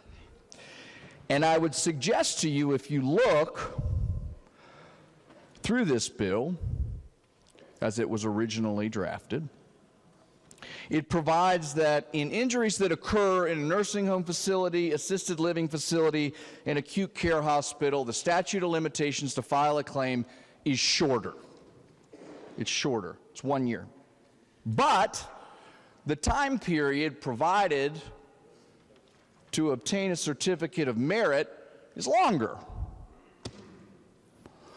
So if the legislature intended for the statute of limitations to be 2 years, if they intended that, if we or whoever was here intended for it to be 2 years, like we're hearing some arguments today, why would they have increased the time period to obtain a certificate of merit? Why? Because we know, and I've verified, that it's just as easy to obtain a certificate of merit for an injury that occurs in a nursing home as it is for one in a hospital. So why more time? I think you could read, or maybe glean some intent, that the extension and the more time provided here is expressly in there because the statute of limitations are shorter in those instances. I hope that light just went off for me.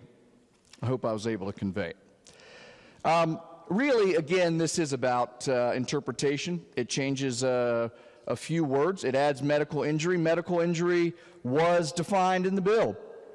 Medical injury in existing law provides, or it means, injury or death to a patient arising or resulting from the rendering of or failure to render health care.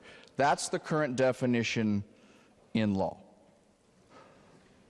But throughout the case, or throughout the statute, the term medical injury was not used, just simply the word injury, and injury was not defined. So if we want to change the statute back or have it be 2 years or 1 year, we should do that. But I'm not hearing any arguments to do that. I'm hearing arguments to keep the law ambiguous, for us to sort of neglect our duty to provide clear instruction, not only to the courts, but to the people of West Virginia. And so I believe, again, this was the intent of the legislature. You can see it as a pathway if you read through the bill. Provisions were made in there specifically to accommodate the differences in these institutions. Mr. Speaker, I read this as a clarification of current law and just clarifying the intent of this body. So I would urge passage.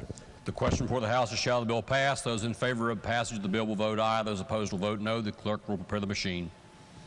The following members have paired. Delegate Keaton, yea. Delegate Hornbuckle, nay.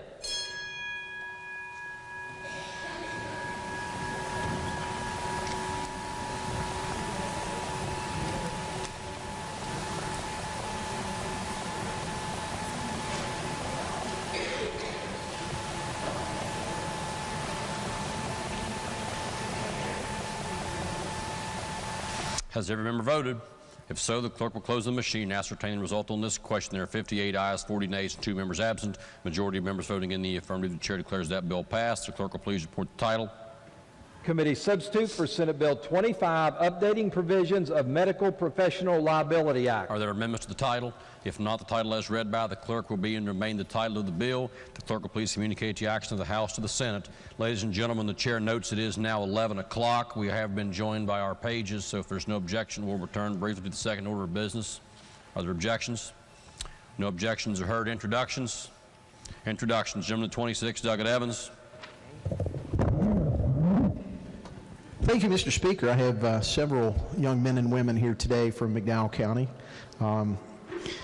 Very proud of each and every one of them. I've taught a lot of their parents and some of their parents that are setting up there, and I've worked with some of their grandparents, and just great people. If you'll hold your applause, I have several of them. I'd ask you just guys to stand, and then we'll recognize everybody with an applause. Connor Vance is here from Kimball Elementary. Isn't he? Somewhere? Maybe not.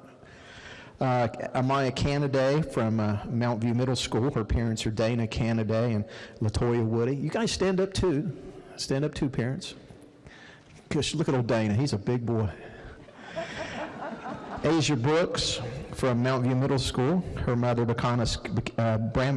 I always mess that up, Brandball, is here. Casey Fine and her grandmother, Patsy Payne, one of my dearest friends ever. Rihanna Hood, and she's from Mount View Middle School, and her mother, Davita Matthews, wonderful young woman, and her father is just a dear friend of mine too. Cheyenne Carter from Mount View Middle School. Her mother, Jessica Potter, and her grandmother, Marcia Rhodes, are here. One of the family is dear friends of ours. Zion Jackson from Mount View Middle School, and Latoya Campbell is his mother. She's up there. Thank you. Alana Baker from Mount View High School, actually. She's a HISTA student. Many of you know HISTA. She's what our future leaders will look like one day. And her mother, Phyllis, is here, Phyllis Forrest. And her father and mother are very dear friends of mine. Nicolette Brooks, Mount View High School. So if you would give all these fine sons of daughters of McDowell County a big applause and make them feel welcome.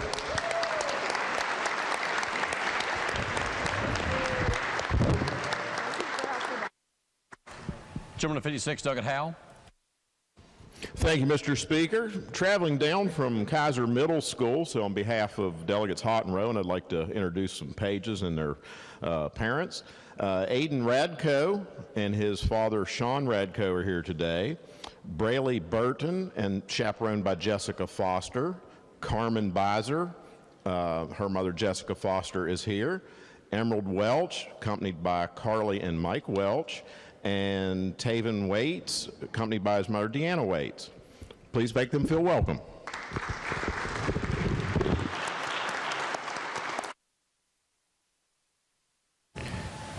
Gentleman 51st, Douglas Statler. Thank you, Mr. Speaker. I'm proud to introduce to you today from Trinity Christian School, Mason Rodeheaver.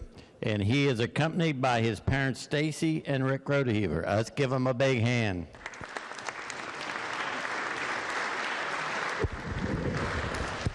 Gentleman 14th, Douglas Walmsley. Thank you, Mr. Speaker. Joining us today from Mason County, on behalf of myself and Delegate Pinson, is Michaela Billings, and she's accompanied by her father, Jared Billings, who's a member of the Mason County School Board. Give him a big round of applause.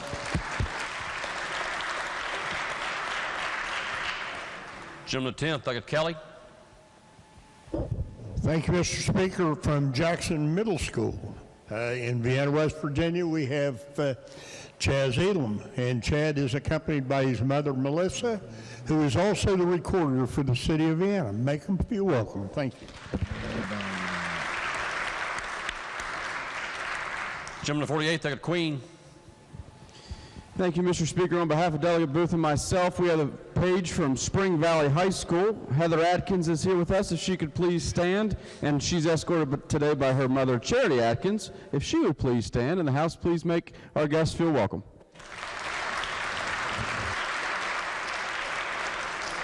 Gentleman 51st, Douglas Williams. Thank you, Mr. Speaker. Today we have a page from Montague County, and on behalf of the other delegates from the 51st, I want to welcome Finn Dowling, if he would please stand, and he's accompanied by his mom, Shannon, who has a really fantastic store on High Street in downtown Morgantown. If you're ever there, go check that out. Thank you so much for coming, and if the House would please make him welcome. Are there further introductions? If not, next bill on third reading. Senate Bill 172, increasing compensation of elected county officials. Gentleman of 64th Doggett Householder. Thank you, Mr. Speaker. I ask unanimous consent to amend the bill on third reading. Gentleman of 64th Doggett Householder asks unanimous consent to offer an amendment to the bill on third reading. Are there objections? No objections are heard. The clerk will please report the amendment. Delegate Householder moves to amend the bill on page 1 following the article heading. 64th Doggett Householder. Thank you, Mr. Speaker. The amendment would provide the legislative findings necessary to provide the county officials the pay raise intended by the bill on July 1, 2022. I urge adoption. The question before the House is the adoption of the amendment just explained by the gentleman of 64th Doggett Householder. Is there debate on the amendment? Lady from the 4th Doggett Zukov. Will the chairman yield for a question? Yes. These will have to be put in place before July 1 or after July 1. I'm asking because the counties have to get their budgets together to be put into the state by that time. On July 1. On July 1. Okay, thank you very much. The question again is on the adoption of the amendment. Is there further debate on the amendment? If not, the question is, shall the amendment be adopted? Those in favor of adoption of the amendment will say aye. Those opposed will say no. The ayes have it. The chair declares the amendment adopted. Are there further amendments? If not, the clerk will please read the bill a third time. Senate Bill 172, increasing compensation of elected county officials. Are there objections to having the bill explained in lieu of having it read? If not, the gentleman of 64th Doggett Householder to explain the bill. Thank you, Mr. Speaker. The bill would increase salaries for county commissioners, sheriffs, county clerks, circuit clerks, assessors, and prosecuting attorneys by 10% effective July 1, 2022. I urge passage. The question before the House is, shall the bill pass? Is there debate on the bill? Gentleman 25th Doggett Painter is recognized. Thank you, Mr. Speaker. I'd like to request Rule 49 as I am currently filed to run for circuit clerk. Yes, under the set of facts related to the chair yesterday by the gentleman from the 25th Doggett Painter, it would be the ruling of the chair that the gentleman does belong to a class of greater than 5 individuals and therefore is able to vote on the question. Gentleman of 30th Doggett Bates. Thank you, Mr. Speaker. Would the chairman yield? Yes. Just to clarify, we colloquially we talk about a 5% pay raise, but in fact, the 5% pay raise for state employees, but in fact it's actually a dollar amount.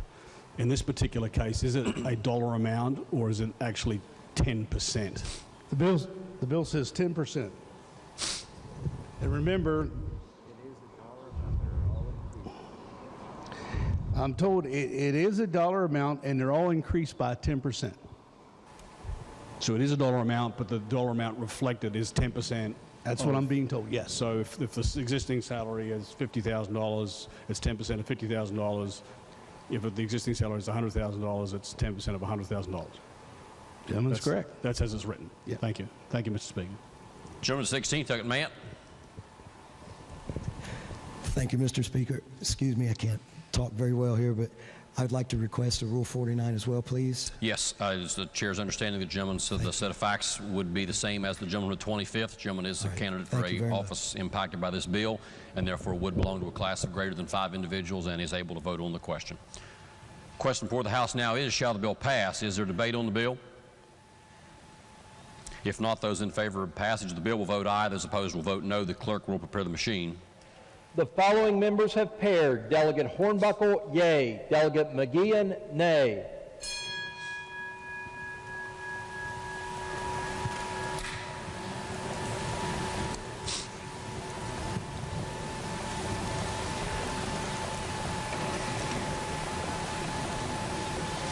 Has every member voted? If so, the clerk will close the machine and ascertain the result on this question. There are 89 ayes, 8 nays, and 3 members absent. A majority of members voting in the affirmative. The chair declares that bill passed. The clerk will please report the title. Senate Bill 172, increasing compensation of elected county officials. Are there amendments to the title? Delegate Householder moves to amend the title. The question is on the adoption of the title amendment. Those in favor of adoption of the title amendment will please say aye. Those opposed will please say no. The ayes have it. Chair declares the title amendment adopted. The title as amended by the House will be and remain the title of the bill. The clerk will please communicate the action of the House to the Senate. Next bill on third reading. Committee substitute for Senate Bill 231 relating generally to broadband connectivity.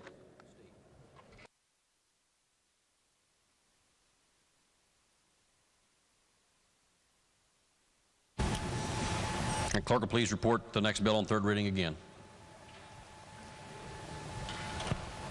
Committee substitute for Senate Bill 231 relating generally to broadband connectivity. Are there objections to having the bill explained in lieu of having it read? If not, lay it in the 49th. Thank you, Mr. Speaker. I ask unanimous consent to postpone action 1 day. Is there objection to postponing action 1 day? No objections are heard. Committee substitute for Senate Bill 231 will be postponed 1 day. Next bill on third reading.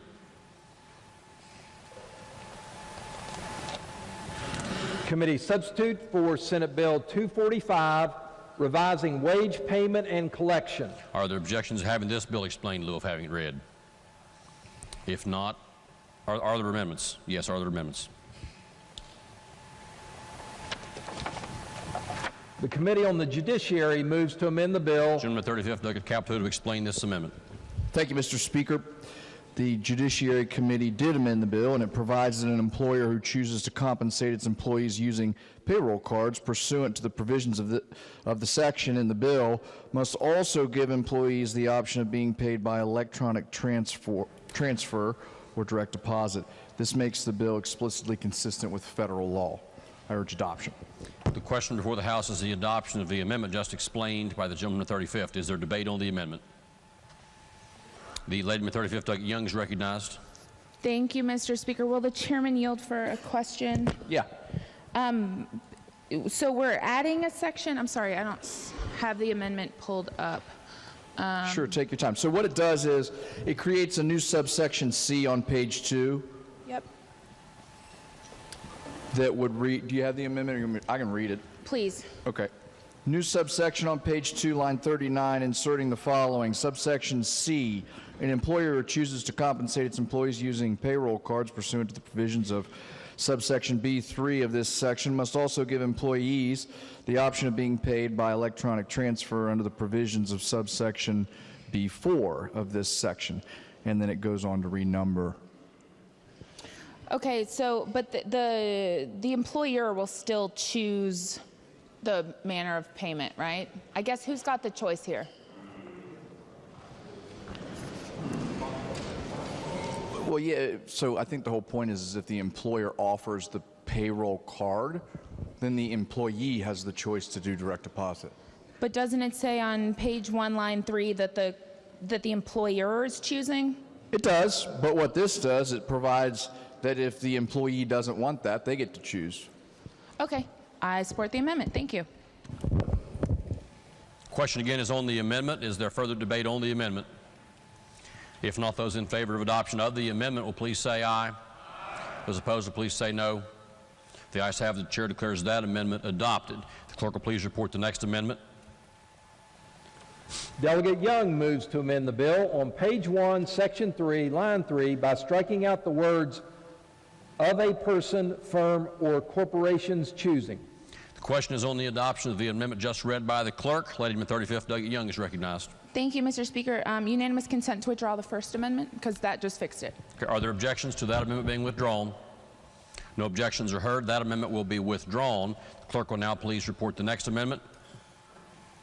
Delegate Young moves to amend the bill on page 2, section 3, line 25 by striking out the words at least one withdrawal or transfer and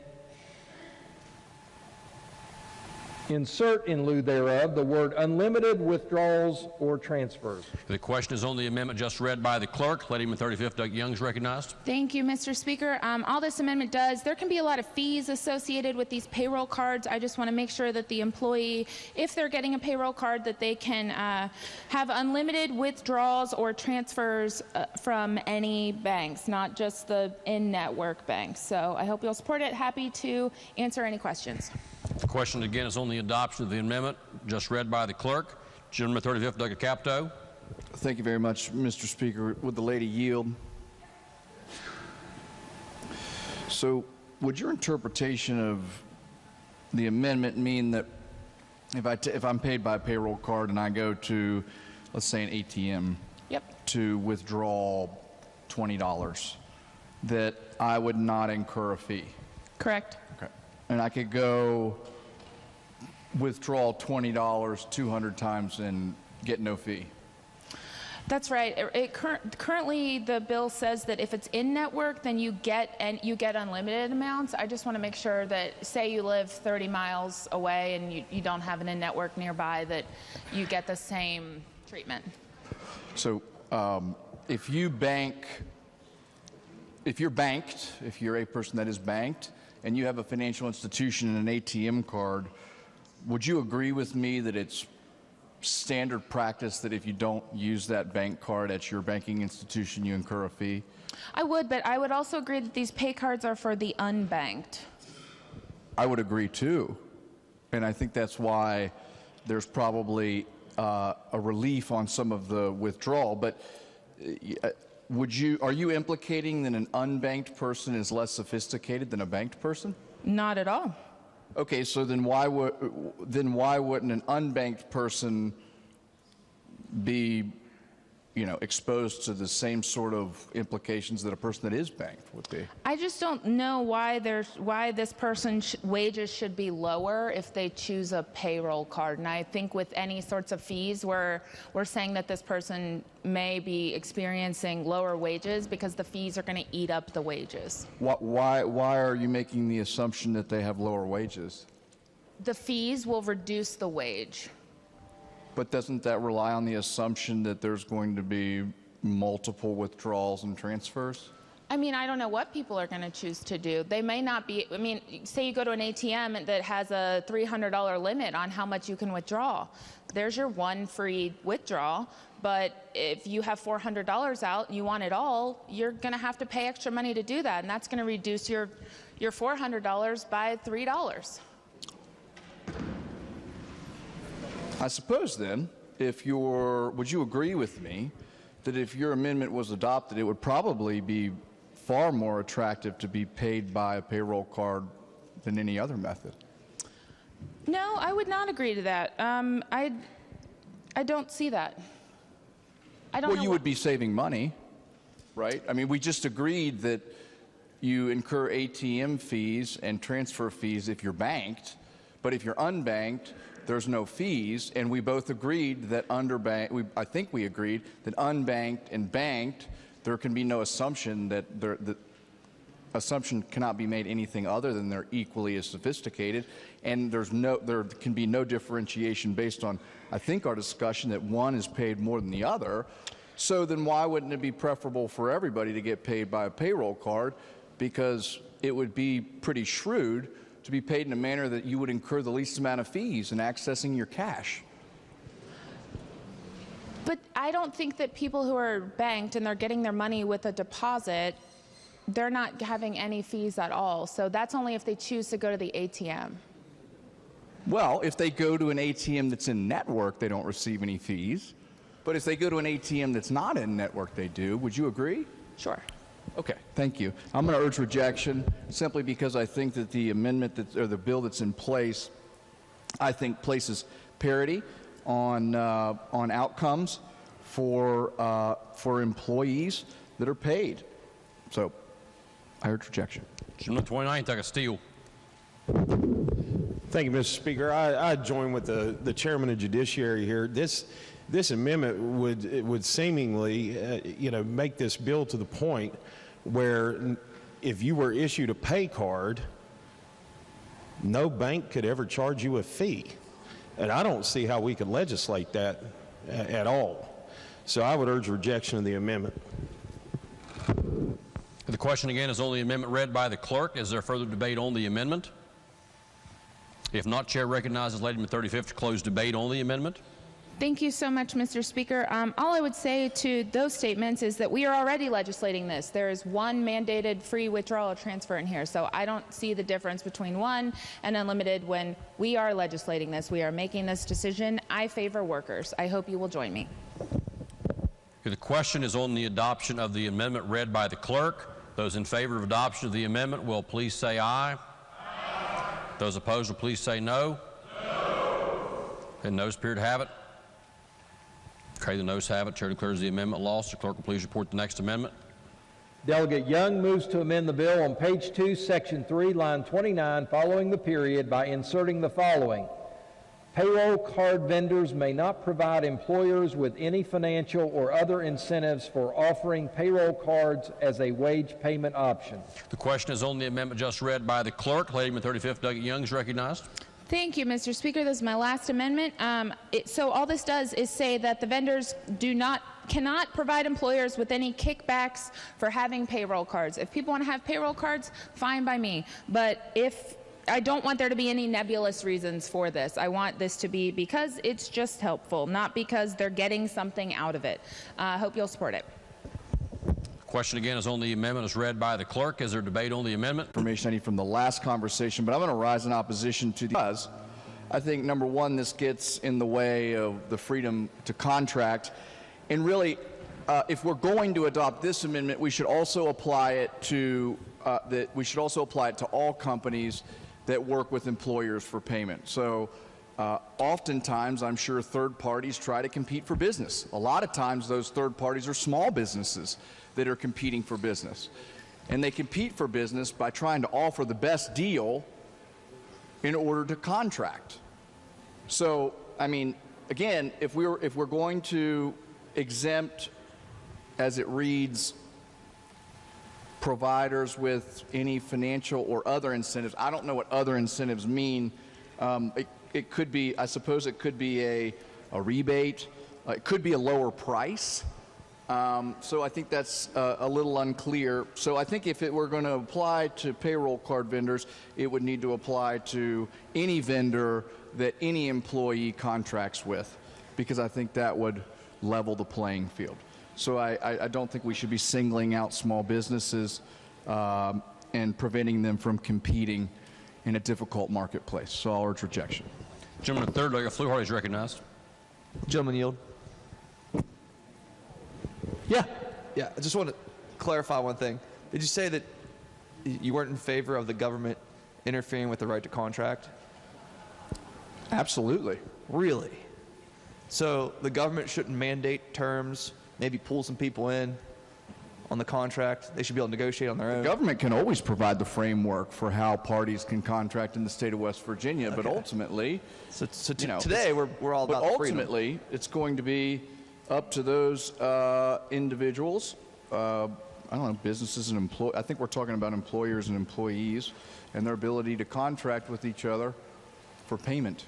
Okay, I appreciate you. Thanks. Just want to say I wish we had that same theory of freedom when it comes to right to work and forced polling. Thank you, Mr. Speaker. Question again is on the amendment read by the clerk. Is there debate on the amendment?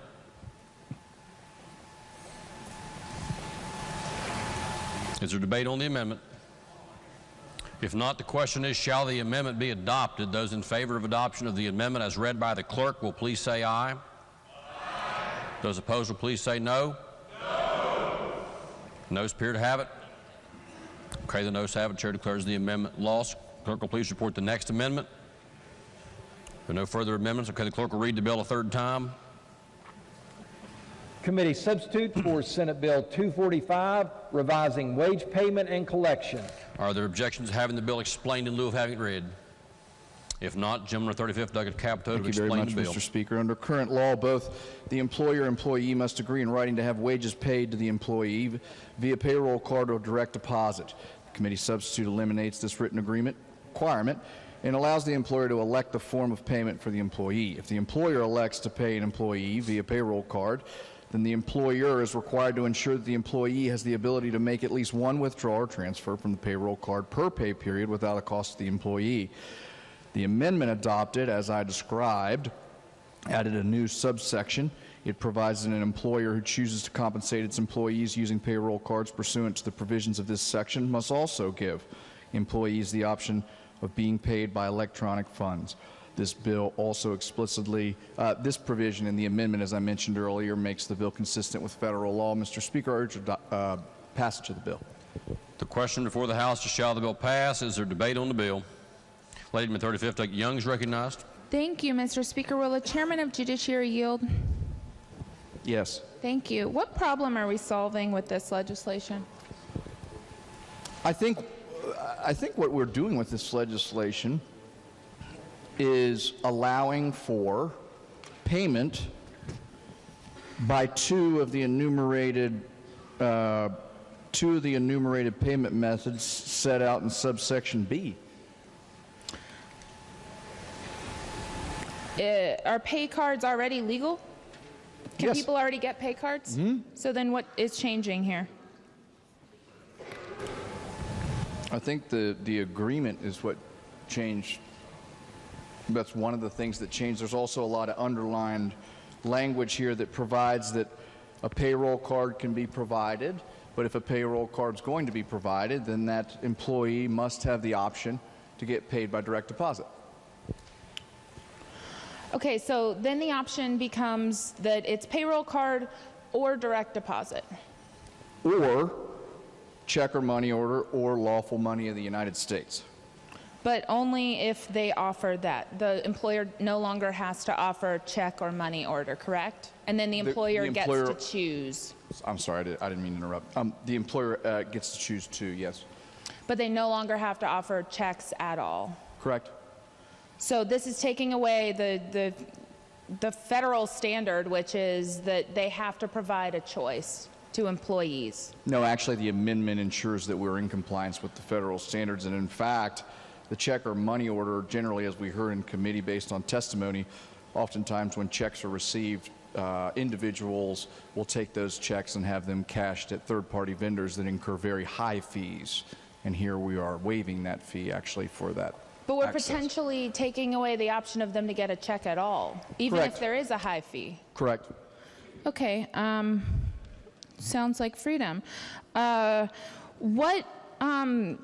Okay, so process. I get a minimum wage job. I get a pay card because I don't have a bank, so I don't have another option. My option is a pay card. Yes?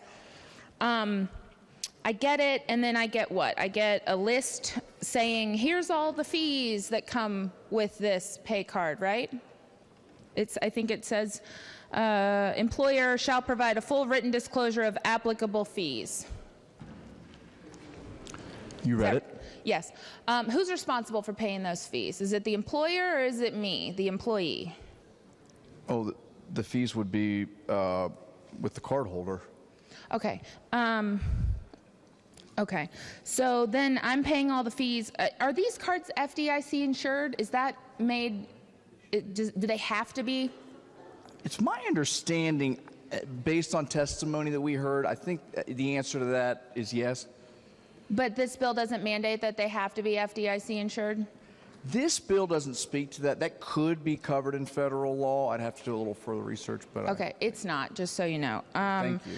So I get my card. I hope I don't lose it because I'm screwed if I do. And then oh no, you're not. We'll send you another. They'd send you another one. But the money could be gone. Somebody could get it. They could go spend it. Yeah. Oh, and I think there's security measures in place on the card, and you just like if your card or you left your wallet outside and someone grabbed your card, I assume you'd report fraud. Sure, but my bank's FDIC. That's why I chose my bank, but I didn't get to choose this. So if somebody steals my card, sorry, I'm out of luck. But let's say I have my card and I go to the out-of-network ATM, and I got paid $400, and I can only withdraw $300, and then that's my one free fee. So then if I want to do anything else, then I'm paying the fee to withdraw my rest of my If you want money. to do anything else, no. If you want to go to an institution out of network that charges a fee, yes. Okay, so then I'm paying a fee, so my wage is being lowered. Was there anything in committee that talked about federal Fair Labor Standard Act and what happens if my wages get cut below minimum wage because of a bill like this? There was no testimony on that. Okay, so there's a potential that someone could potentially be earning below minimum wage due to all these fees? No. Why not? Well, because, I mean, I think the example you give would mean that if I am a worker and I have a wage and I decide that I want to take some of that wage and use it a certain way or incur certain expenses upon my election, that would mean that I'm under minimum wage? You asked me to yield, I apologize. I would take that anybody could necessarily get their wage under minimum wage if they dispense with enough of their money on, I don't know, unnecessary expenses. That's not exactly what I'm saying. I'm saying fees incurred because of the fees. There are no fees incurred unless the user of the card chooses to incur the fee. But we technically don't know what the fees are because those are set by the people who run the pay card companies, correct? And distributed to the employee. But there's nothing in this that mandates what kind of fees are allowable and what kind of fees are not allowable, correct? It does provide that you get one free transaction, I believe. We went over that. Yeah, one withdrawal or one transfer, but it doesn't say that. I mean, there could be exorbitant fees from these pay card companies. We don't know. Well, what we do know is, back to the lady's question, is that these payroll cards must be in a federally insured depository institution. So I did want to correct you on that when you said that they don't have to be insured. If you look at line 12 on page 1, yep, the words federally insured depository institution, the acronym for that people most often use is FDIC. That is true. Good. Yeah. Good. That's a good thing. It is a good thing. But there's nothing that speaks to the amount of fees that the pay cards are allowed to put onto someone if they choose to use their money that they've earned. The bill doesn't speak to any of that. Okay. The bill doesn't regulate it doesn't really regulate third-party vendors. No. Okay. All right. Thank you so much. If you haven't guessed by now, I'm very against this bill. I think pay cards are okay. I think they're very okay, but I think the worker should be choosing how they want to get paid. This bill takes that choice away. It forces them to not even be able to get a check anymore if the employer chooses not to. I think this hurts workers. It lowers their wages. We're not controlling any of these fees. We're just saying you get one free withdrawal or transfer. That's it. There could be all kinds of fees. There could be fees for inactivity, for activity, for transfers, for withdrawals, for customer service.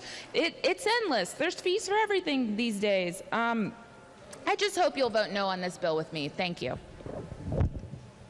Question again is on the passage of the bill. Is there debate on the bill? Gentleman 15th, Douglas Foster is recognized. Thank you, Mr. Speaker. On this bill, I know there's been a lot of saying what this bill is that's just not the case. This is a very simple bill that allows an easier payment to employees who don't use a bank account. So this is done for per diem right now for traveling employees when they're going out of town. If they don't have a bank account, you can't really get a check to somebody who's traveling around the state, for example, doing construction work.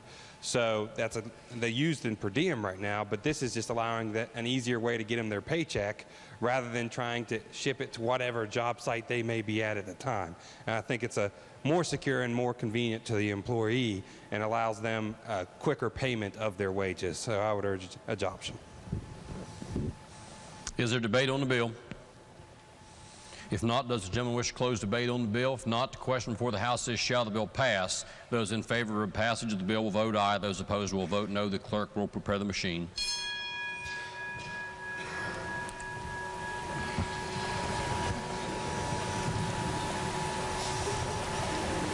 Has every member voted?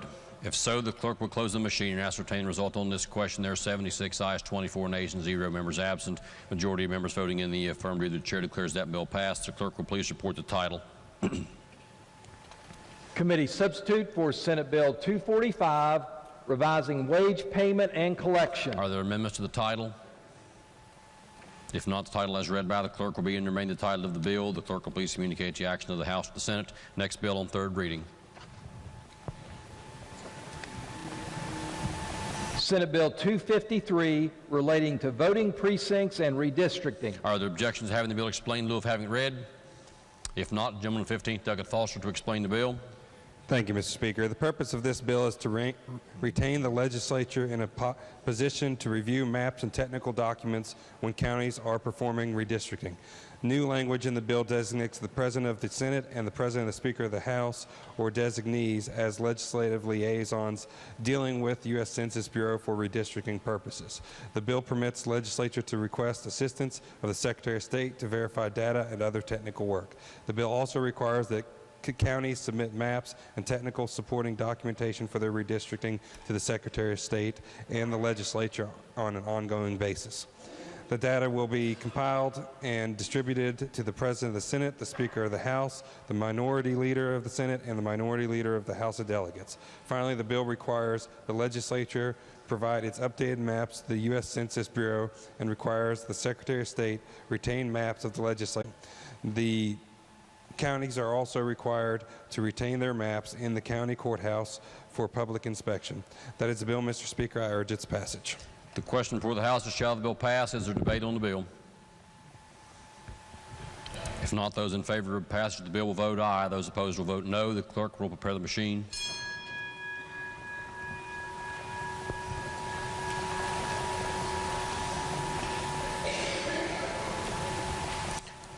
Has every member voted? If so, the clerk will close the machine and ascertain the result on this question. There were 92 ayes, 6 nays, and 2 members absent. Majority of members having voted in the affirmative, the chair declares that bill passed. The clerk will please report the title. Senate Bill 253, relating to voting precincts and redistricting. Are there amendments to the title? Delegate Steele moves to amend the title. The question is on the adoption of the title amendment. Those in favor of adoption of the title amendment will say aye. Those opposed will say no. The ayes have it. The chair declares the title amendment adopted. The title as amended by the House will be and remain the title of the bill. The clerk will please communicate the action of the House to the Senate. Next bill on third reading. Committee substitute for Senate Bill 261, requiring video cameras in certain special education classrooms. Are there objections to having this bill explained in lieu of having it read? If not, the gentleman number 27, Douglas Ellington, to explain the bill. Thank you, Mr. Speaker. The committee substitute for this bill amends the section of code requiring video cameras in certain special education classrooms. The bill allows the principal of the school to designate another school administrator as the custodian of the video camera. It provides for an extension of the 3-month time period in which the recording must be retained if the time period overlaps summer break. And it also requires that for any school-based camera system that is installed or replaced after April 1st of this year, the video must be retained for at least 365 days. The bill strikes through the requirement for the video to be deleted after the applicable time period has elapsed. It increases the amount of time a person requesting to view a recording has to view a recording from 30 to 60 days. And it deletes language prohibiting a school from allowing regular, continuous, or continual monitoring of the video.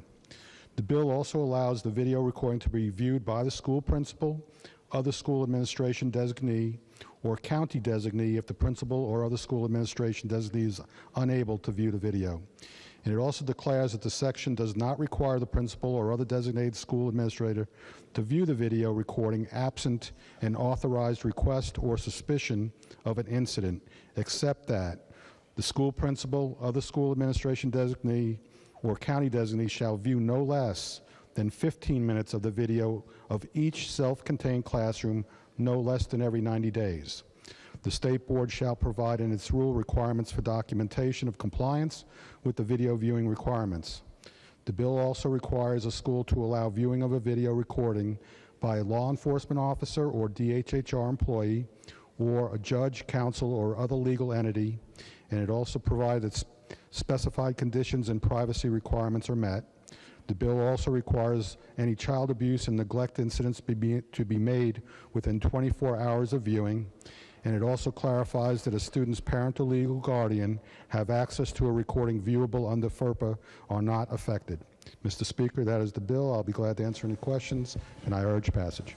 The question before the House is, shall the bill pass? Lady from the 24th, Douglas Mazzocchi is recognized. Thank you, Mr. Speaker. We all have bills that we like, that we care for, and we have bills that we care less. Then we start talking, and we just don't listen anymore. But today we have a bill in front of us, Senate Bill 261. Am I passionate about this? You better believe it. We all should be serious and listen for this one. At least half of this body has heard the story that is behind this, and I want to refresh you a little bit about it. It's a video camera law that was put in place so that they could, the children in the special ed classrooms could be videoed. This was in law. So now, what happens to the videotaping afterwards? There was nothing in law that you have to review the videotape. You could request that you want to look at it, but why would you request it? It's a big question. So now, I learned that there are children that in these special ed classrooms that are communicative, and there are non-communicative kids. So non-communicative kids, you heard me speak about it the other day when we spoke about my other bill, the 4600, that there are children that are, the disabled children that are powerless to react to victimization, and that their disabilities can oh God, I can't even read my writing anymore. So okay, their ability is the word doesn't come. Okay, so now, but they can't recognize and they can't report the abuse. So this Senate bill now helps to make clear that that we are viewing the recording in a period of time, and what we will do with the video afterwards. But now, the parents came here with a multifocal problem, and we are talking about little children that are getting slapped around. They get slapped on their face, they get pushed in their stomach, and they pull on the ponytail and get slapped, and it's horrible, the abuse that is happening. And we only were able to recognize that there is an abuse because a bus aide recognized that a little child had a busted lip. Do we have to have blood flowing first before we are doing something? Are we active or are we reactive? We know, the parents told us when they came here that there is 3 parts that they want to take care of. And so this is the one part that the Senate took care of, the video law. But we know that there is abuse in the bathrooms, in these special ed classrooms, and these bathrooms are used for as punishment rooms. The children have to eat on the floor if they don't behave. I mean, there is horrible things going on, and that's why we came up with an idea to say the video law is good, but we need an audio for those bathrooms that this doesn't happen ever again. So, but our process takes time. And I'm excited about how we get things done, but sometimes it takes a long time to get things done here. And so we did the work to get the text. I have my text here, okay? It didn't make it through our part here, but we have the video part that at least is going through that came from the Senate, and I'm happy that they all voted for it. But now we are here, and those parents, and Craig is up there, they have worked so hard. If we are now going ahead and we vote for this bill, this is a success for the parents because they did a lot of work. But it's not success for us because we are not going forward and looking for the future, what is going on. So I want you to help me to light this board up green and knowing that we have our work cut out. And I hope that I will be here next year and help this to come through. In Wirt County, and I would ask for a ruling, please. Yes, the ruling of the chair would be the gentleman would be not directly impacted by the bill and would also belong to a class of greater than 5 individuals and therefore is permitted to vote on the question. Thank you, sir. Gentleman 28th, Douglas Cooper. Mr. Chairman, Mr. Speaker, as a special ed teacher for several years, I can tell you there's been many a day I wish there had been a camera in my classroom. I think we're doing a great thing here. I encourage support for this bill. Thank you. Gentleman 26, Douglas Evans. Rule 49 also, my daughter is a special education teacher. Yes, it would be the same ruling of the chair as the gentleman of the 10th. It would be an indirect connection to the gentleman, and also the gentleman would belong to a class of greater than 5 individuals and is permitted to vote on the question. Gentleman 16th, Douglas Linville. Thank you, Mr. Speaker. I ask unanimous consent that the remarks just offered by the lady from the 24th be recorded in the appendix of the journal. Are there objections to that? Okay, no objections are heard. Gentleman 51st, Douglas Hanson. Thank you, Mr. Speaker. Would the chair of education yield?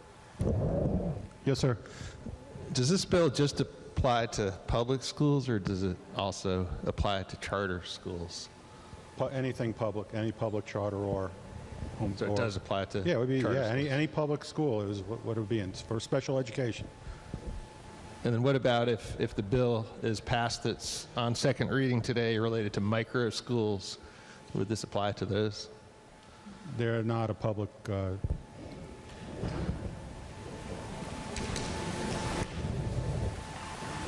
Yeah, the micro school one later on does have a provision in that for special ed children, they would have to have a camera. Yes, that's in that bill. Okay, thank you. Lady 51st, Douglas Fleischauer. Thank you, Mr. Speaker. I'd like to thank all the people who worked on this bill. Unfortunately, my family is one of the families that have been affected by this. One of my grandchildren who is nonverbal was barricaded in a bathroom. And the teacher was supposed to be one of the best in the state. She was eventually fired. This bill, it's a complicated problem. I don't really want principals who are helping out with kids that have emotional problems to be watching films all day. It's a balancing. You know, we want our teachers to teach, and this bill, I think, gives some latitude and gives some time, but I just think about my grandchild being in that bathroom barricaded in a bathroom for 25 minutes, and I know there are family members here. My heart goes out to you. It's, you know, and it is terrible to think that this has gone on for years and years, and many of us didn't realize that. But it's a good bill. It's a work in progress, and that's how this is the process of getting things done, of trying to solve problems. So thank you to everyone who worked on this. Lady 13th, Douglas Kraus. Thank you, Mr. Speaker. I urge support of this bill. I am one of those parents that this happened to about 13 years ago. My son was in a kindergarten class, and we did not have cameras at that time. So I had to send an audio recorder to my child's class to audio tape his classroom to see what was going on. And although I don't think this bill goes quite far enough, we should have them in every single classroom, I can tell you that the things that were said to my child and the children within this kindergarten classroom 13 years ago was something that if I had let continue would have ruined these children's educational careers, would have damaged them emotionally, and did so to many of them for months to come. And we need to put a stop to this. It's been going on, like I said, for at least 13 years. It should not continue. And to the dismay of many, that was what put me on the start of coming here. And I think it's time we need to put a stop to this, protect our children in the public school systems, and have these classes not only videotaped, but have them looked at. And 15 minutes is just not enough. It should be quite more than that, but it's a start. And I urge everyone to support this bill, light this board up green, and let's get started on this. Thank you. Gentleman to 42nd, I got Longenecker. Thank you, Mr. Speaker. A lot of people have said that this is a continued attack against our teachers. I just want to remind the teachers out there that while this is a student-first focused initiative, and we should put our students first, this bill could also help teachers who are unfoundly alleged to have done wrongdoing. So this will help everybody. I urge support for this bill. Question again is, shall the bill pass? Is there further debate on the bill? Does the gentleman wish to close debate on the bill? If not, those in favor of passage of the bill will vote aye. Those opposed will vote no. The clerk will prepare the machine.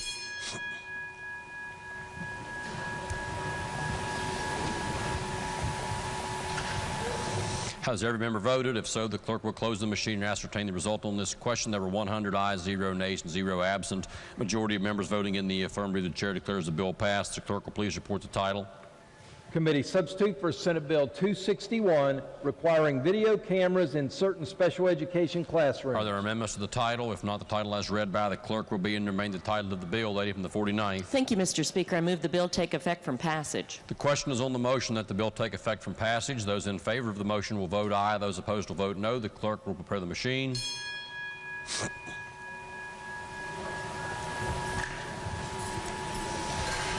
Has every member voted? If so, the clerk will close the machine and ascertain the result on this question. There were 99 ayes, 0 nays, and 1 member absent. 2/3 of members voting in the affirmative. The chair declares the bill effective from passage. The clerk will please communicate the action of the House to the Senate. Next bill on third reading. Committee substitute for Senate Bill 443, including police and firefighter as electors of trustees for certain pension funds. Are there objections to having the bill explained in lieu of having it read? If not, lady from the third, Delegate Storch to explain the bill. Thank you, Mr. Speaker. The committee substitute for Senate Bill 443 would amend provisions of the West Virginia Code relating to municipal police and firemen's pension and relief funds. The bill would authorize retired members of closed municipal funds to vote for trustees of the fund. Current law only authorizes active members of the paid municipal police and fire departments to vote for trustees. I urge passage. The question before the House is, shall the bill pass? Is there debate on the bill? If not, those in favor of passage will vote aye. Those opposed will vote no. The clerk will prepare the machine.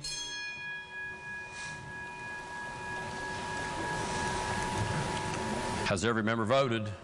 If so, the clerk will close the machine and ascertain the result on that question. There were 98 ayes, 0 nays, 2 members absent, a majority of members voting in the affirmative. The chair declares that bill passed. The clerk will please report the title.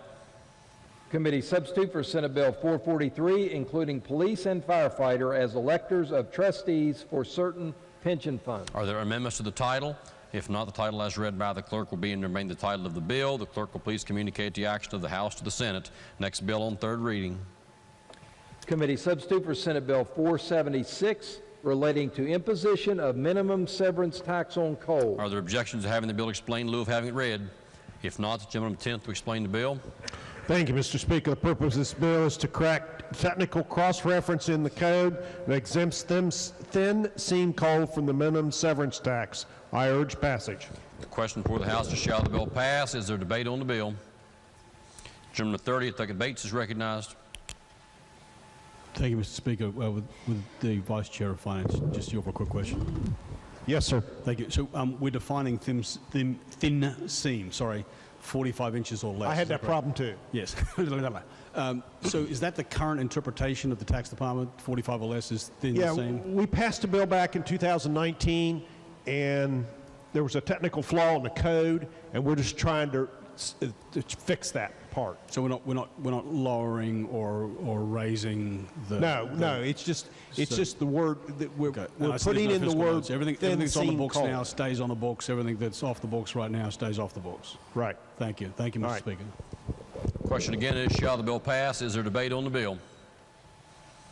If not, those in favor of passage of the bill will vote aye. Those opposed will vote no. The clerk will prepare the machine.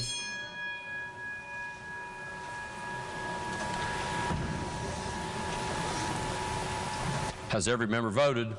If so, the clerk will close the machine and ascertain the result on that question. There were 98 ayes, 0 nays, and 2 members absent. A majority of members voting in the affirmative. The chair declares the bill passed. The clerk will please report the title.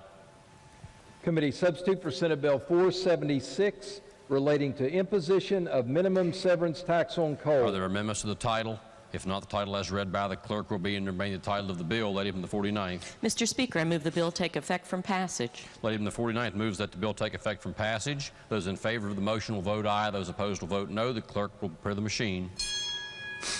Member voted. If so, the clerk will close the machine and ascertain the result. On that question, there were 98 ayes, 0 nays, and 2 members absent. 2/3 of members voting in the affirmative. The chair declares the bill effective from passage. The clerk will please communicate the action of the House to the Senate. Next bill on third reading. Senate Bill 478, relating to Neighborhood Investment Program. Are there objections to having this bill explained in lieu of having it read? If not, gentleman of the 64th Docket Householder to explain the bill. Thank you, Mr. Speaker. The bill would amend the provisions of the West Virginia Code relating to the Neighborhood Investment Tax Credit. The bill eliminates the requirement that the tax commissioner annually publish the name of every taxpayer claiming the credit and the amount of any credit claimed in the state register. I urge passage. The question before the House is, shall the bill pass? Is there debate on the bill? If not, those in favor of passage of the bill will vote aye. Those opposed will vote no. The clerk will prepare the machine.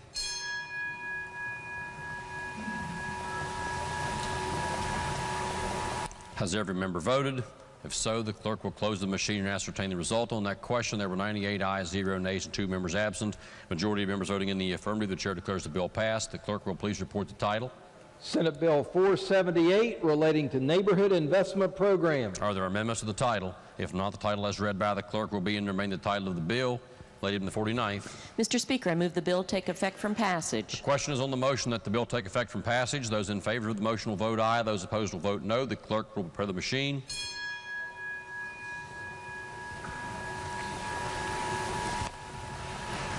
Has every member voted? If so, the clerk will close the machine and ascertain the result on this question. There were 97 ayes, 0 nays, and 3 members absent. 2/3 of members voting in the affirmative. The chair declares the bill effective from passage. The clerk will please communicate the action of the House or the Senate. Next bill on third reading.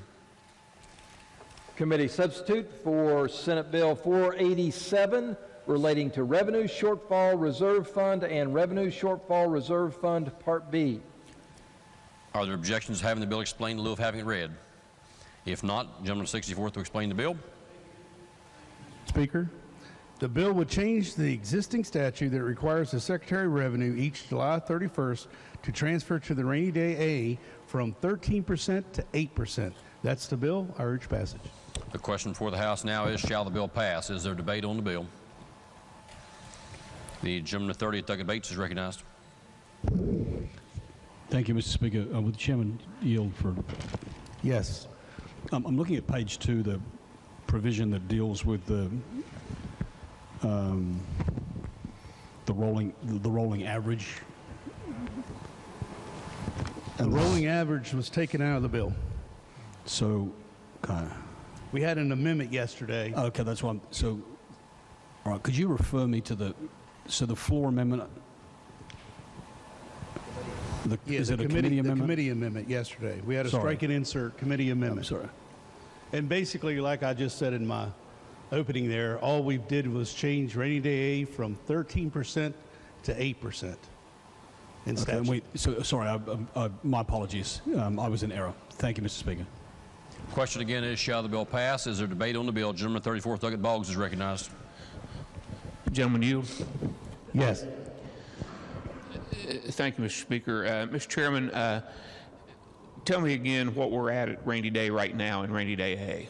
Rainy day A, as of February 28th, we were at $458,628,659.69. And that represents what percentage? That represents approximately 9.51%. Okay. And it would have to go to 8, as we discussed earlier, before money would start flowing back in. Exactly. Okay. It would have to drop below 8. Okay, thank you. Speak to the bill. Yes, Jim is recognized. Thank you, Mr. Speaker. I'm going to support the bill, but I just want to do so with a note of caution. Yesterday, we dealt with the amendment on this.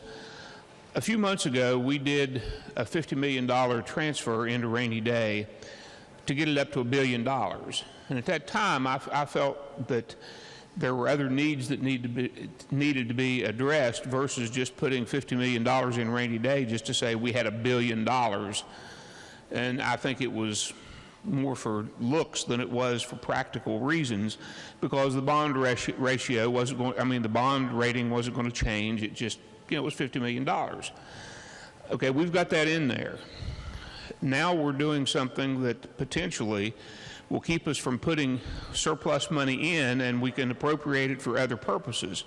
We've got a lot of other purposes, there's no doubt about that, but I just think the cautionary tale is in the out years, it's going to be very easy to not have anything going into rainy day, and then when these revenue estimates become real and we don't have these big surpluses like we're showing now, there may be a real need to go into rainy day, and then we will not have been putting that money in.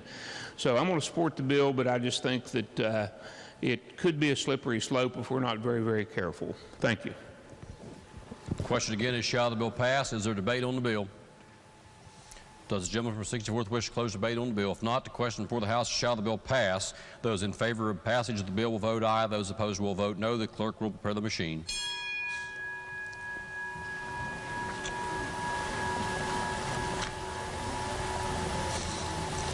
Has every member voted? If so, the clerk will close the machine and ascertain the result on this question. There are 97 ayes, 1 nay, and 2 members absent. Majority of members voting in the affirmative. The chair declares that bill passed. The clerk will please report the title.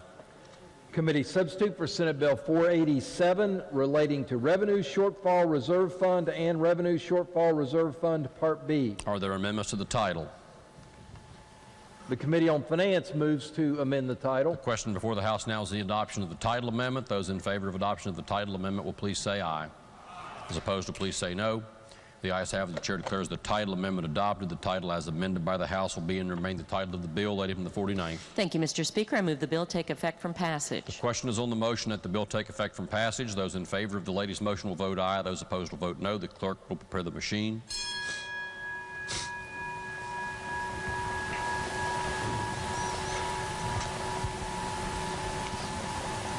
Has every member voted? If so, the clerk will close the machine and ascertain the result on this question. There were 98 ayes, 0 nays, and 2 members absent.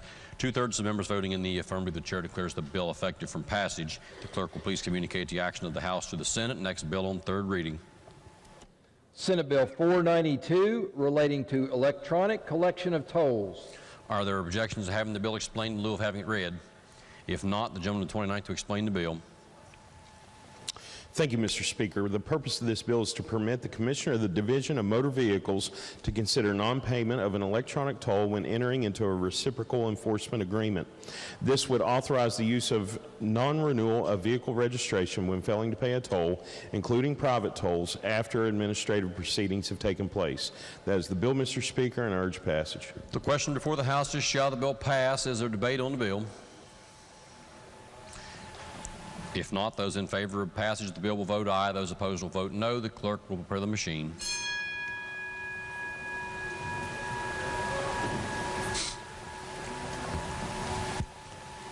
Has every member voted? If so, the clerk will close the machine and ascertain the result on this question. There were 97 ayes, 1 nay, and 2 members absent. A majority of members voting in the affirmative. The chair declares the bill passed. The clerk will please report the title.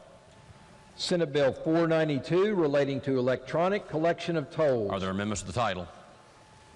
Delegate Steele moves to amend the title. Question is on the adoption of the title amendment. Those in favor of adoption of the title amendment will please say aye.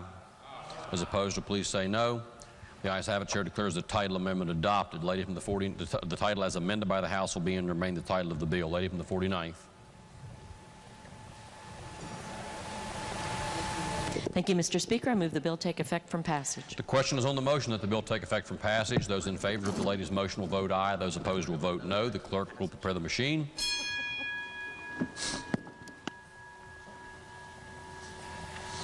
Has every member voted? If so, the clerk will close the machine and ascertain the result on this question. There were 97 ayes, 1 nay, and 2 members absent. 2/3 of members voting in the affirmative. The chair declares the bill effective from passage. The clerk will please communicate the action of the House to the Senate. Next bill on third reading. Senate Bill 493 requiring County Board of Education make meetings available to public in person and through internet. Are there objections to having the bill explained in lieu of having it read? If not, the gentleman at 27th, Doug Ellington, to explain the bill. Thank you, Mr. Speaker. This strike and insert amendment requires each county board of education to ensure that all of its meetings are open to the public through in-person attendance, and that the audio and video of its meetings are broadcast live to the public through an internet link on its website, and exempts an executive session from these requirements. A proviso allowing the meeting to continue if the broadcast experiences a technical interruption is incorporated.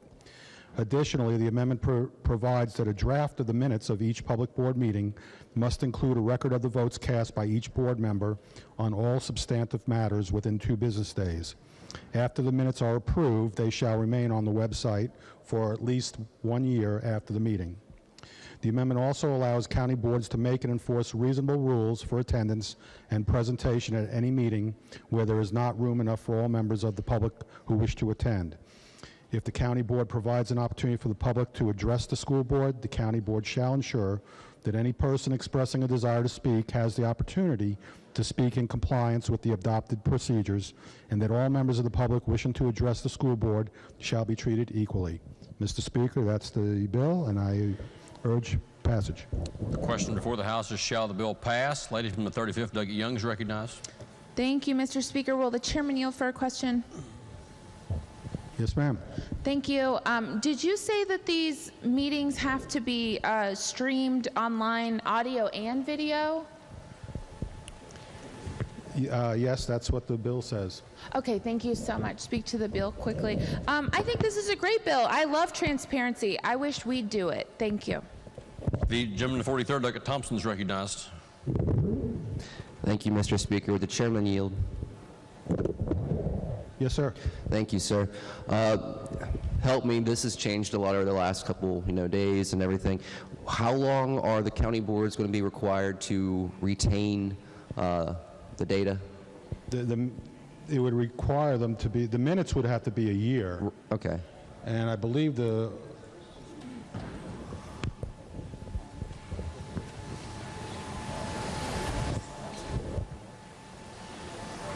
okay, they don't have to retain the recordings, apparently. Oh. Okay. At least that's what my analyst counsel's telling me. I thought we had a debate about that yesterday, and we adopted 1 year. Hang on a second.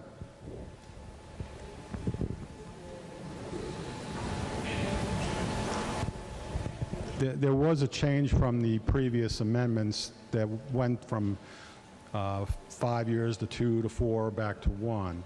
I believe it's within 1 year, but then I think that they still could retain those recordings.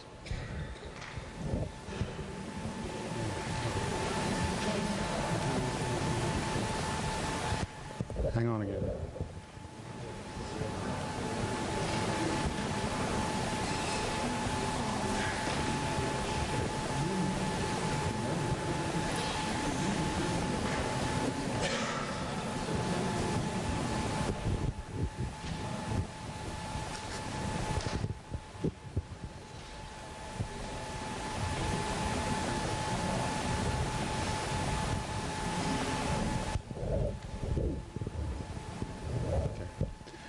Thanks for holding. No problem. The minutes have to retain for a year, okay? My understanding is there's a public act as far as recordings that have to be maintained for a certain amount of time. We don't know what that limit is. What was taken out of the original amendments was that 2, 5, 4 year thing. So it just reverts back to whatever's already in code. Okay. Thank you, sir. Question again before the House, shall the bill pass? Is there further debate on the bill? Does the gentleman wish to close debate on the bill? If not, those in favor of passage of the bill will vote aye. Those opposed will vote no. The clerk will prepare the machine.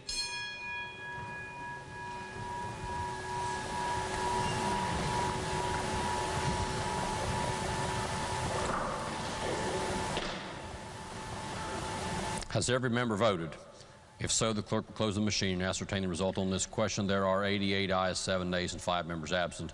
The majority of members voting in the affirmative, the chair declares the bill passed. The clerk will please report the title.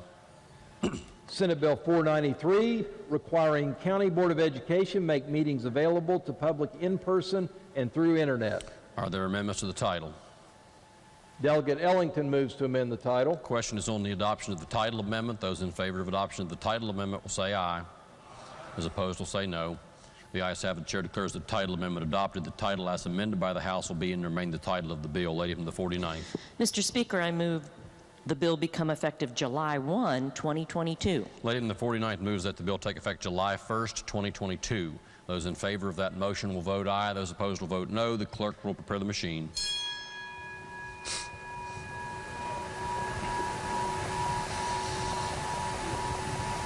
Has every member voted? If so, the clerk will close the machine and ascertain the result on this question. There are 92 ayes, 5 nays, and 3 members absent. 2/3 of members voting in the affirmative. The chair declares that bill effective July 1st, 2022. The clerk will please communicate the action of the House to the Senate. Next bill on third reading. Committee substitute for Senate Bill 518, allowing nurses licensed in another state to practice in West Virginia. Are there objections to having the bill explained in lieu of having it read? If not, gentleman of the 17th, Delegate Rohrbach, will explain the bill. Thank you, Mr. Speaker, and good afternoon, ladies and gentlemen. This bill updates the Board of Nursing.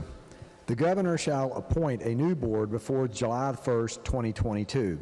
It adds more direct care nurses to the board membership. It also updates the powers of the board to our standard language. It changes renewal application for licensee from yearly to every other year. And finally, it reestablishes the Nursing Shortage Study Commission for 1 additional year. The members are chosen by the Board of Nursing. The commission shall report its finding to the Joint Committee of Health by December the 1st, 2022. That's a summary of the bill, Mr. Speaker, and I urge passage. The question before the House is, shall the bill pass? Is there debate on the bill? If not, those in favor of passage will vote aye. Those opposed will vote no. The clerk will prepare the machine.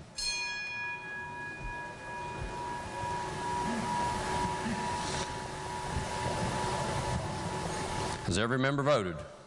If so, the clerk will close the machine and ascertain the result on this question. There are 98 ayes, 0 nays, and 2 members absent. A majority of members voting in the affirmative. The chair declares that bill passed. The clerk will please report the title. Committee substitute for Senate Bill 518, allowing nurses licensed in another state to practice in West Virginia. Are there amendments to the title? Delegate Rohrbach moves to amend the title. The question is on the adoption of the title amendment. Those in favor of adoption of the title amendment will please say aye. Those opposed will please say no. The ayes have it. The chair declares the title amendment adopted. The title as amended by the House will be and remain the title of the bill. Lady from the 49th. Thank you, Mr. Speaker. I move the bill take effect from passage. Question is on the motion that the bill take effect from passage. Those in favor of the motion will vote aye. Those opposed will vote no. The clerk will prepare the machine.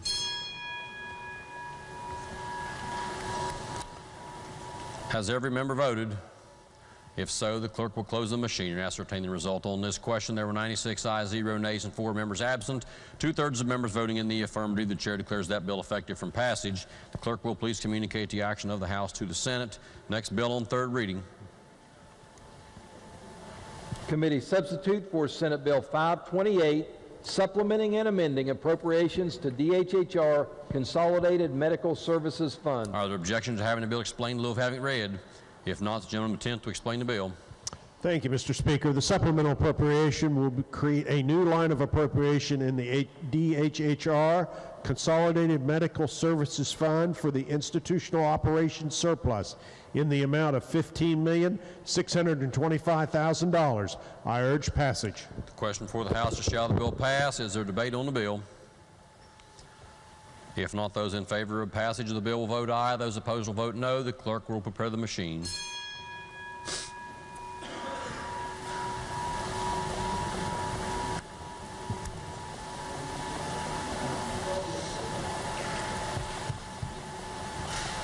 Has every member voted?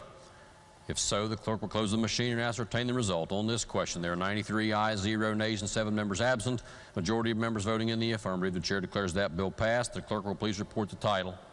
Committee substitute for Senate Bill 528, supplementing and amending appropriations to DHHR Consolidated Medical Services Fund. Are there amendments to the title? If not, the title as read by the clerk will be and remain the title of the bill. Lady from the 49th. Thank you, Mr. Speaker. I move the bill take effect from passage. The question is on the motion that the bill take effect from passage. Those in favor of the lady's motion will vote aye. Those opposed will vote no. The clerk will prepare the machine.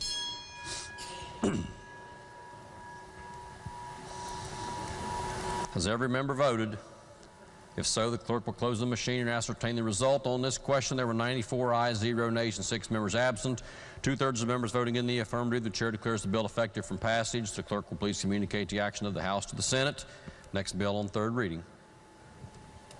Senate Bill 529, encouraging additional computer science education in West Virginia schools. Are there objections to having the bill explained in lieu of having it read? If not, the gentleman from the 27th, Doug Ellington, to explain the bill. Thank you, Mr. Speaker. This bill requires the State Board of Education to submit a plan to the Legislative Oversight Commission on Education Accountability by the next regular session of the Legislature that includes providing relative coursework in the areas of computational thinking, block-based programming, text-based programming, network communication, computer architecture, coding, application development, digital literacy, and cybersecurity. It also encourages schools to integrate base-level computer science skills into each student's required coursework and make available in grades 6 through 12 additional secondary-level computer science courses, and recommendations for units of instruction or courses in academic and vocational technical settings to include computer programming, network communication, computer architecture, and cybersecurity that complement any existing K-12 computer science and IT curricula. Mr. Speaker, that's the bill. I urge passage. The question before the House is, shall the bill pass? The gentleman from the 44th, Doug Hanna, is recognized. Thank you, Mr. Speaker. Will the chairman yield? Yes, sir. Just to be clear, this doesn't add any requirements. This just allows them to study this and come back to us with a recommendation of how we should incorporate They could this, recommend new courses, but it's supposed to embed material into existing courses. But to actually embed the material and make requirements and things like that, we're going to have to come back and do that. This is more of just recommendations. The recommendations. Okay, thank you. Is there debate on the bill? If not, the question before the House is, shall the bill pass? Those in favor of passage of the bill will vote aye. Those opposed will vote no. The clerk will prepare the machine.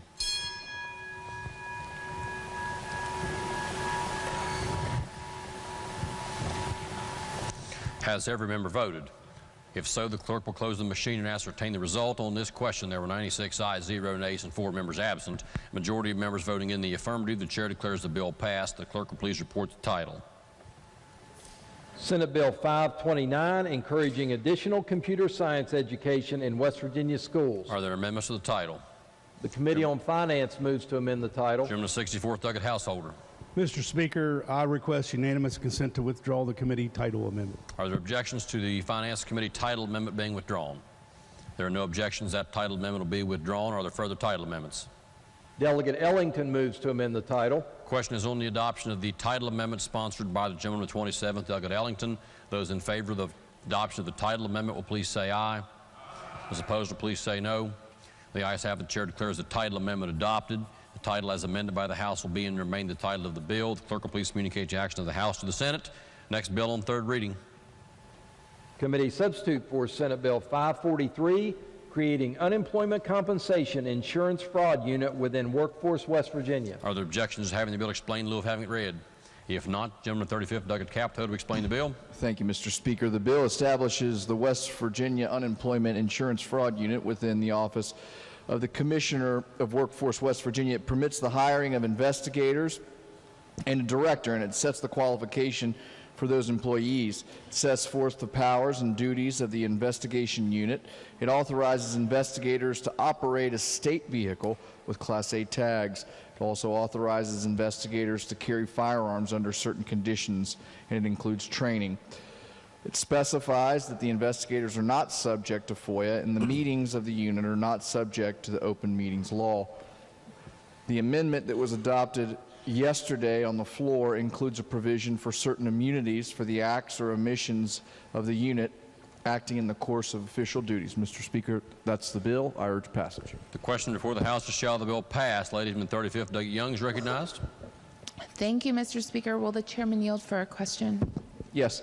Are we not already doing all this?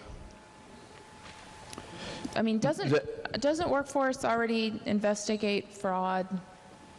Workforce does investigate fraud. I think the purpose of this is to specifically itemize or designate or allow the Workforce West Virginia to designate a unit specifically tasked to do this. Do you know where those people live in the government now?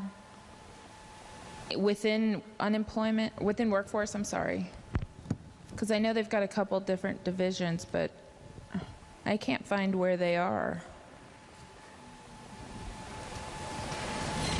So we had testimony in committee that they're using existing staff right now to do these investigations, but the testimony also included a need for more personnel to provide more assistance with fraud investigations. Okay. I don't see a fiscal note on this bill. Do you know how much it's going to cost? Yeah, actually, there is no fiscal note, and there is a fiscal note, but I think the fiscal impact is minimal because, as I'm sure the lady is aware, this is mostly federal fund, mostly if not all federal funds. Okay, thank you so much. I think this is a good bill. I think we're doing most of this, and this just kind of puts it into a nice package, so I think that's good. I would hope that maybe in the coming years we can fund Workforce West Virginia a little bit more so they can actually tackle some of this fraud. They made a request for $40 million this year, and I'm not sure that we're giving them any of that. So I hope we are. I really don't know. So I just hope that we're doing that because there is some fraud within Workforce West Virginia, and I applaud what they've done over the past few years during the pandemic. It wasn't easy for them, and they undertook a lot, and so I'm glad that we're helping them. So I hope you'll all support this bill. Thanks. Lady in the 51st Circuit Fletcher is recognized. Thank you, Mr. Speaker. Would the chair continue to yield? Just one question. I think it was last year we passed legislation that allowed Workforce West Virginia to hire a group of people that did not get civil service protection. It was after the pandemic, and they were trying to get people in quickly to help with the backlog. Does this bill say anything about civil service? No. So presumably, or to the best of your knowledge, these people would be eligible for civil service protection? Absolutely. Okay, thank you. Question again is, shall the bill pass? Is there debate on the bill? If not, those in favor of passage of the bill will vote aye. Those opposed will vote no. The clerk will prepare the machine.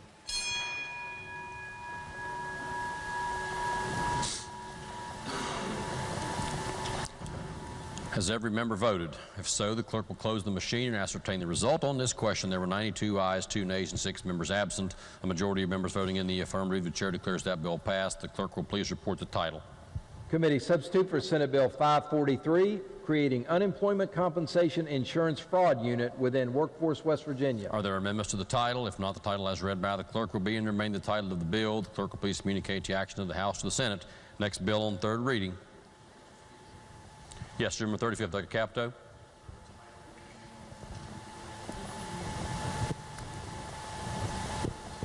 On Senate Bill 543. On the bill that just passed, yes. Does the clerk have a title amendment?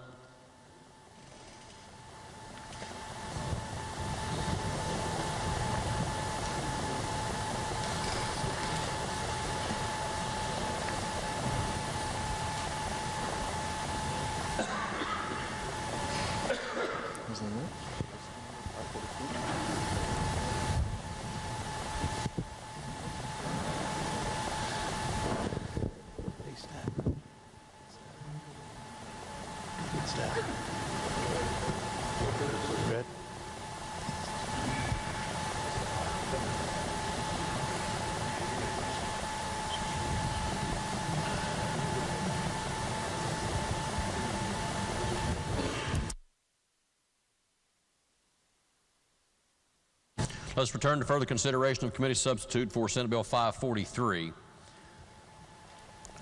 Are there amendments to the title? Delegate Capito moves to amend the title. The question is on the adoption of the title amendment sponsored by the gentleman from 35th Delegate Capito on committee substitute for Senate Bill 543. Those in favor of adoption of the title amendment will say aye. Those opposed will say no. The ayes have it. The chair declares the title amendment adopted. The title as amended by the House will be and remain the title of the bill. The clerk will now please communicate the action of the House to the Senate. Next bill on third reading. Senate Bill 546, expanding uses of fees paid by students at higher education institutions. Are there objections to having the bill explained in lieu of having it read? If not, the gentleman of 51st, Douglas Statler, to explain the bill. Thank you, Mr. Speaker. The bill would allow governing boards of institutions of higher education to use fees collected from students and a portion of their tuition for additional purposes. Changes are made to definitions to provide that auxiliary capital fees are also charges to support information technology projects, and a renewal for information technology systems, to provide that education and general capital fees are also charges to support information of technology projects and renewal of information system. Excuse me. To provide that tuition and required educational and general fees are also charges to support debt services, information, technology projects, capital projects, and campus maintenance, and a renewal for an institution's educational and general educational facilities, auxiliary facilities, and information technology systems. This bill also provides that the above fees, as well as 50% of the gross tuition revenues, may be used to finance or fund on cash basis the cost of the informational technology projects. Mr. Speaker, that is the explanation of the bill. I urge passage. The question before the House is, shall the bill pass? Gentleman of 16th, Douglas Hornbuckle is recognized. Thank you, Mr. Speaker. Would the Vice Chair please yield? Yes. So this legislation before us does allow for them to raise fees? It doesn't address that in there. It just says what the fees can be used toward. So this bill in no way will allow for the universities to raise fees, tuitions, or anything? It doesn't address. That's correct, I guess. I am correct? You are correct. Okay. Thank you. Okay, gentleman of 3rd, Douglas Fluharty is recognized. Gentleman, continue to yield, please. Does the gentleman of 51st yield for a question? Yes, I'm sorry. Real quick, while it doesn't address fees, the structure of fees and the charging of fees, it does allow for another area to be charged that's not currently charged, that area being information technology projects, correct? No. How so? It just allows that the fees be used for those new areas. Okay, but it says charges levied on all students to support debt service, comma, and then inserted information technology projects. And then there's capital projects after that. So the number of projects which could be charged is increasing here. The type of projects that are going, the fees can go toward. Not that fees can go towards, but that are being collected. These are charges on students. The fees will be the same. This just gives them the authority to use the fees in other purposes. It doesn't increase it. It just says you can now use it. This bill doesn't increase the fees. What it says is the pot of money that's there, it allows a more broader view of what those fees can go toward. Okay, all right, thanks. The gentleman of 16th, Douglas Linville. All right, let's shed a little light on this bill. This bill is actually a fairly simple bill. So there are certain fees and tuition which can underwrite the debt service for institutions to be able to do certain things, including capital projects. Interestingly, if you wish to build a new building, you wish to build a new data center, a new chiller plant, all these sorts of things, those are capital projects. But in the current era, it is actually smarter to use much of these dollars in what's called hardware and software as a service. And so what does that mean? Well, exercising the scale of large data centers from folks like Microsoft and Cisco and so on and so forth, many, many others. You can stay current both on your hardware and on your software. So what's the real impetus of this bill? West Virginia University has a 7-year plan whereby they want to upgrade all of their systems and be able to track a student seamlessly for all their people from the moment that they first send them, hey, would you like to come to West Virginia University, through application, registration, all the way through to them becoming an alumni and having those relations. Okay, it's a major upgrade. And it's actually smart. It will improve their processes. But they have to change nearly all of their systems, much of their hardware, and they're moving towards what really is truly the 21st century way of operating these data centers. So not contemplated in this bill at all is raising anybody's fees or any of those sorts of things. One way or the other, they'll figure out how to get this done. It'll just be a lot harder and actually may require some new fee to underwrite, the debt that they already have. This actually leaves them in a fairly good position. I questioned this bill and reached out to them before it ever even came up in the Finance Committee, because what I didn't want them to be doing with it was to decide that they wanted to build their own chiller plant like we actually have here at the Capitol, and that if their internet goes down, their websites go down, or all their systems go down, this allows them to be on a more secure 21st century type system. It is the industry standard means. Many other universities in other parts of the country have engaged in practices like this. I think they've got a good team together, and that I think this is good policy, and I would urge its passage. Thank you, Mr. Speaker. Lady in the fourth, August Zukoff, is recognized. Will the gentleman yield, please, from the Vice Chair of Education? Yes. So, in essence, WVU is going to be reducing some other student fees to make these debt service payments, if you will? No, I really can't tell you what WVU is going to do, but This doesn't increase or decrease fees in any way. It just allows them to be used for other purposes. and this does not allow them to increase or decrease the fees. It just says what they can, allows more flexibility in the areas they can use it. Well, how do you not decrease fees if you're going to use it for something else? If it doesn't allow them to increase or decrease, I don't understand. Well, it would be like if you have a pool of money already there that's in there, they don't have to raise any more to do it. If they go to where that pool of money is not available, I'm sure they're going to have to make a business decision that they would have to do something to increase the money in that pool. Thank you. Question again is, shall the bill pass? Is there debate on the bill? Does the gentleman from the 51st, August Statler, wish to close debate on the bill?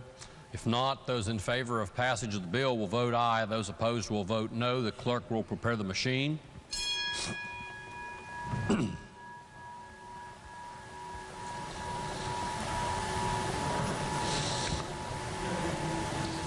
Has every member voted? If so, the clerk will close the machine and ascertain the result on this question. There are 87 ayes, 9 nays, and 4 members absent. A majority of members voting in the affirmative. The chair declares the bill passed. The clerk will please report the title. Senate Bill 546, expanding uses of fees paid by students at higher education institutions. Are there amendments to the title? If not, the title as read by the clerk will be and remain the title of the bill. The clerk will please communicate the action of the House to the Senate. Next bill on third reading. Senate Bill 570, establishing training for law enforcement in handling individuals with Alzheimer's and dementias. Are there objections to having the bill explained in lieu of having it read? If not, Gentleman number 35th, Dr. Capito, to explain the bill. Thank you very much, Mr. Speaker. The bill amends existing code for training regarding individuals with autism spectrum disorders to include training for law enforcement contacts with persons with Alzheimer's and related dementias. It sets forth the persons or entities who may provide the training at a police academy, which shall consist of 2 hours. It includes definitions for Alzheimer's and related dementias. It specifies the areas of instruction for officer training, and it allows for in-service training for police and correctional officers. Mr. Speaker, that's the bill. I urge passage. The question before the House is, shall the bill pass? Is there debate on the bill? If not, those in favor of passage of the bill will vote aye. Those opposed will vote no. The clerk will prepare the machine.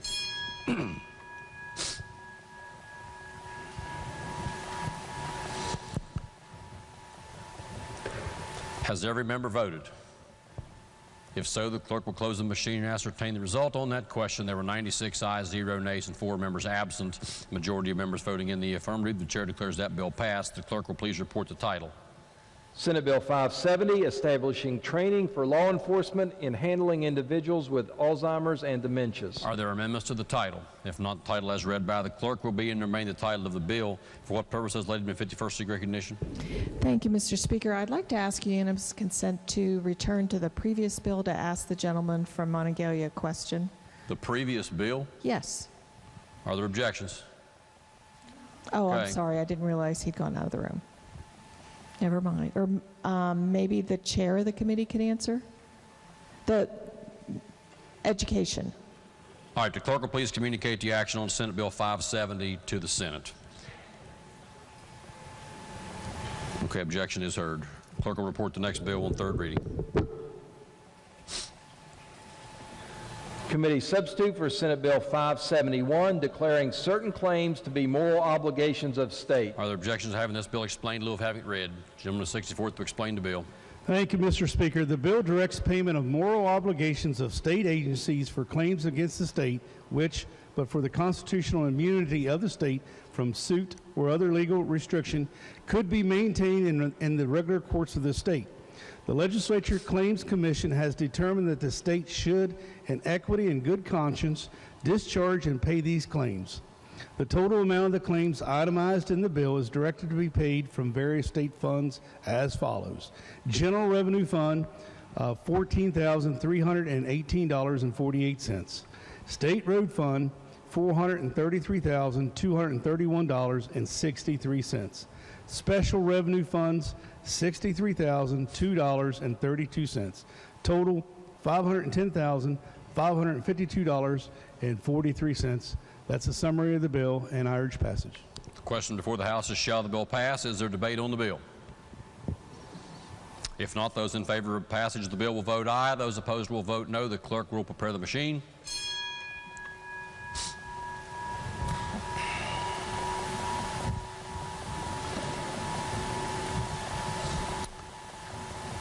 Gentleman to 64th.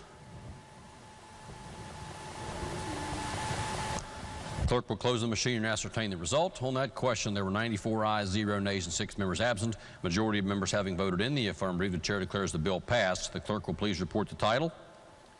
Committee substitute for Senate Bill 571, declaring certain claims to be moral obligations of state. Are there amendments to the title? If not, the title as read by the clerk will be and remain the title of the bill. Lady from the 49th. Thank you, Mr. Speaker. I move the bill take effect from passage. The question is on the motion that the bill take effect from passage. Those in favor of the lady's motion will vote aye. Those opposed will vote no. The clerk will prepare the machine.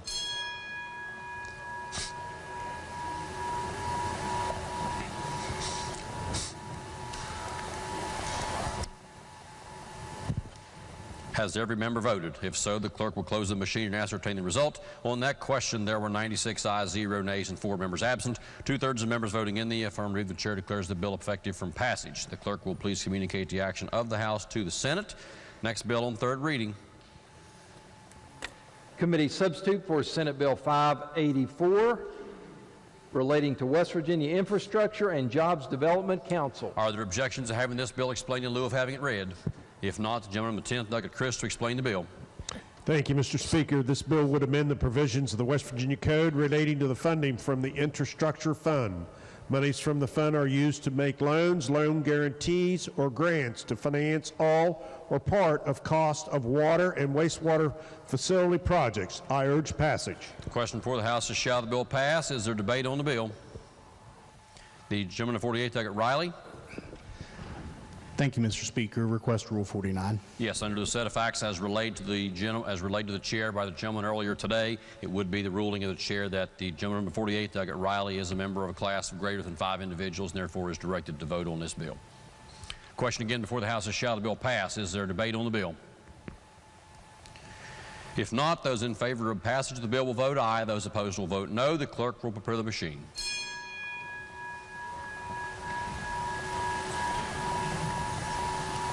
Has every member voted? If so, the clerk will close the machine and ascertain the result on that question. There were 95 ayes, 0 nays, and 5 members absent. Majority of members voting in the affirmative. The chair declares the bill passed. The clerk will please report the title. Committee substitute for Senate Bill 584, relating to West Virginia Infrastructure and Jobs Development Council. Are there amendments to the title? The Committee on Finance moves to amend the bill. The question is on the adoption of the title amendment. Those in favor of adoption of the title amendment will please say aye. Those opposed will please say no. The ayes have it. The chair declares the title amendment adopted. The title as amended by the House will be and remain the title of the bill. Lady from the 49th. Mr. Speaker, I move the bill take effect from passage. The question is on the motion that the bill take effect from passage. Those in favor of the lady's motion will vote aye. Those opposed will vote no. The clerk will prepare the machine.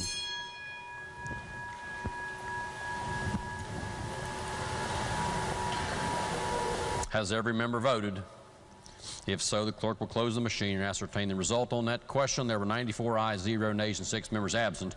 2/3 of members voting in the affirmative. The chair declares that bill effective from passage. The clerk will please communicate the action of the House to the Senate. Next bill on third reading. Committee substitute for Senate Bill 585, creating administrative medicine license for physicians not practicing clinical medicine. Are there objections to having the bill explained in lieu of having it read? No objections are heard. The gentleman from the 17th, Douglas Rohrbach, to explain the bill. Thank you, Mr. Speaker, and good afternoon, ladies and gentlemen. This bill permits the Board of Medicine to create an administrative medical license. This license would enable a physician to perform administrative or management related to the practice of medicine that may affect public health or medical research. That's a summary of the bill, Mr. Speaker, and I urge passage. The question before the House is, shall the bill pass? Is there debate on the bill?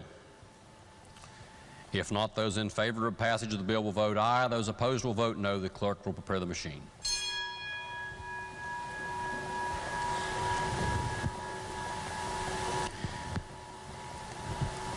From the 35th, Douglas Scaff. Has every member voted? If so, the clerk will close the machine and ascertain the gentleman of the 40th, Douglas Jeffries. The clerk will close the machine and ascertain the result. On that question, there are 92 ayes, 2 nays, and 6 members absent. Majority of members voting in the affirmative. The chair declares that bill passed. The clerk will please report the title. Committee substitute for Senate Bill 585, creating administrative medicine license for physicians not practicing clinical medicine. Are there amendments to the title? If not, the title as read by the clerk will be and remain the title of the bill. The clerk will please communicate the action of the House to the Senate. Next bill on third reading. Senate Bill 624, making supplementary appropriation to DHHR, Division of Health, Laboratory Services. Are there objections to having the bill explained in lieu of having it read? If not, the gentleman of 64th to explain the bill. Thank you, Mr. Speaker. This supplemental appropriation bill increases spending authority for DHHR, Division of Health, current expenses by $1,093,531. I urge passage. The question before the House, shall the bill pass? Is there debate on the bill? If not, those in favor of passage will vote aye. Those opposed will vote no. The clerk will prepare the machine.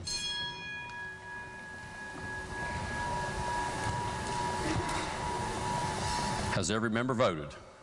If so, the clerk will close the machine and ascertain the result on that question. There were 95 ayes, 0 nays, and 5 members absent. Majority of members voting in the affirmative. The chair declares that bill passed. The clerk will please report the title. Senate Bill 624, making supplementary appropriation to DHHR, Division of Health, Laboratory Services. Are there amendments to the title? If not, the title as read by the clerk will be and remain the title of the bill. Lady from the 49th. I move the bill take effect from passage. Question is on the motion that the bill take effect from passage. Those in favor of the motion will vote aye. Those opposed will vote no. The clerk will prepare the machine.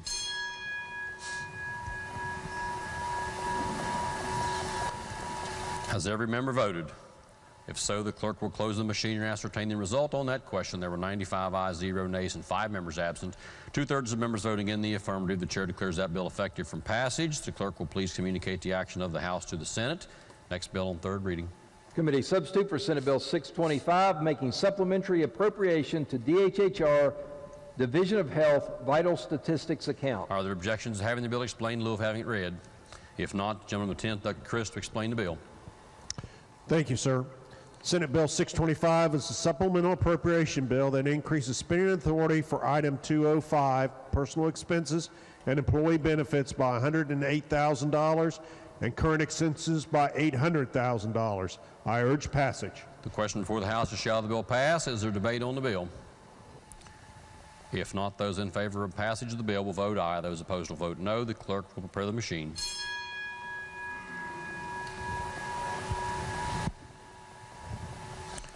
Has every member voted? If so, the clerk will close the machine and ascertain the result. On that question, there were 95 ayes, 0 nays, and 5 members absent. A majority of members voting in the affirmative. The chair declares that bill passed. The clerk will please report the title. Committee substitute for Senate Bill 625, making supplementary appropriation to DHHR, Division of Health, Vital Statistics account. Are there amendments to the title? If not, the title as read by the clerk will be and remain the title of the bill. Lady of the 49th. Thank you, Mr. Speaker. I move the bill take effect from passage. The question is on the motion that the bill be made effective from passage. Those in favor of the motion will please vote aye. Those opposed will please vote no. The clerk will prepare the machine.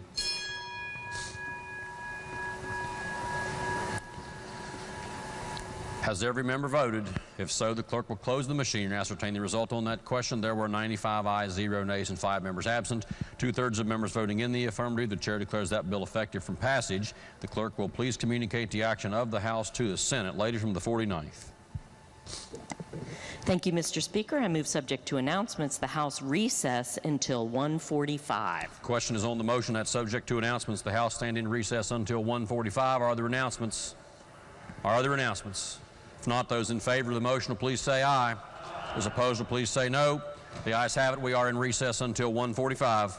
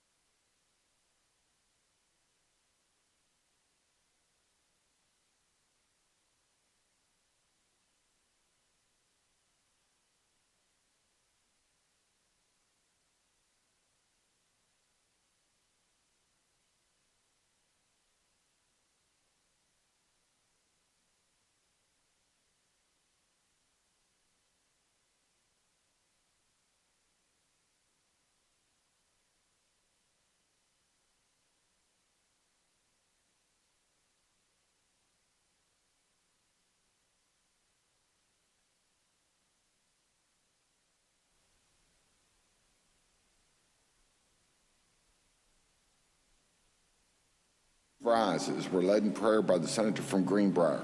Please remain standing. After the prayers, the senator from Marion leads us in reciting the Pledge of Allegiance.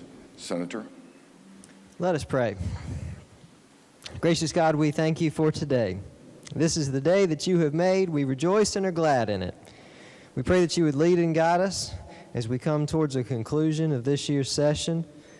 We ask that you would help us to treat each other with love and respect for the good of the state.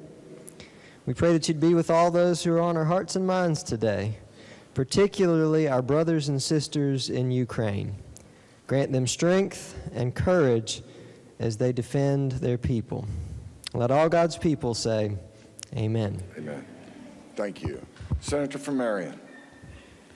Thank you, Mr. President. Would the members and our guests in the gallery please join us as we pledge the flag Pledge of Allegiance.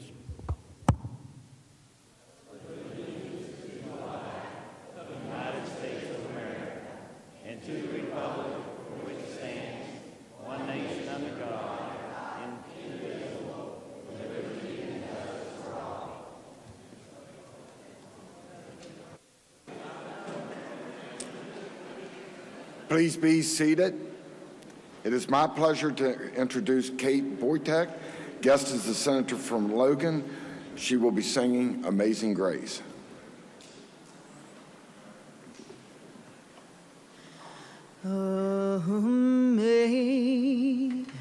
Amazing grace, how sweet the sound that saved a wretch like me.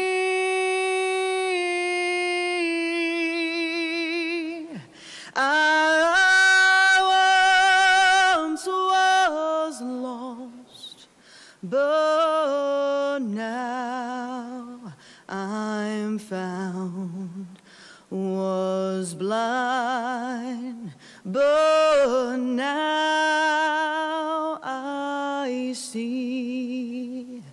When we've been there 10,000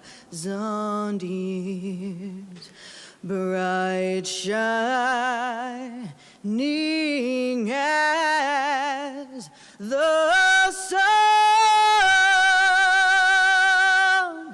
We've no less days to sing God's praise than when we first begun.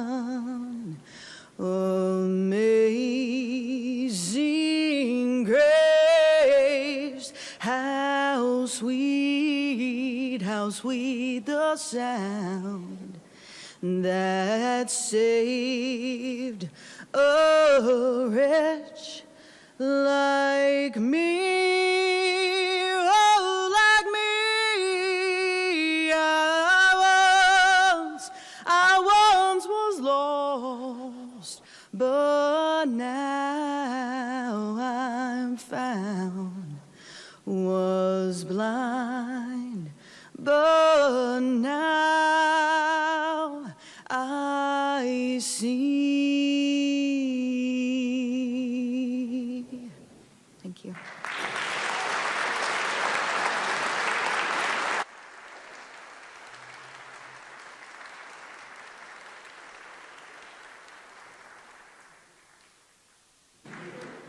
Thank you. Reading of the journal. West Virginia Legislature, Senate Journal, March 9th, 2022. The Senate met at 11:16 a.m. Senator Blair, Mr. President, in the chair. Senator from Mason requests unanimous consent to further reading of the journal is dispensed with and journal be approved. Is there objection? Chair hears none. Further reading of the journal is dispensed with and the journal is approved. Introduction to guest. On behalf of the Senate, it is my pleasure to welcome the honorary pages for the day. Please stand to be recognized as your name is called. As guests is the Senator from Boone, Aidan McLeod, Abby Cooper, Michaela Huffman, and Kelly Graley. As guest is the Senior Senator from the 8th, Chloe Hale. As guest is the Senator from Summers, Ladridra Goodman and Jessica Oliverios. And as guest is the Senator from Greenbrier, Tad Elkins and Tyler McKinney. Will the Senate please make these young people welcome?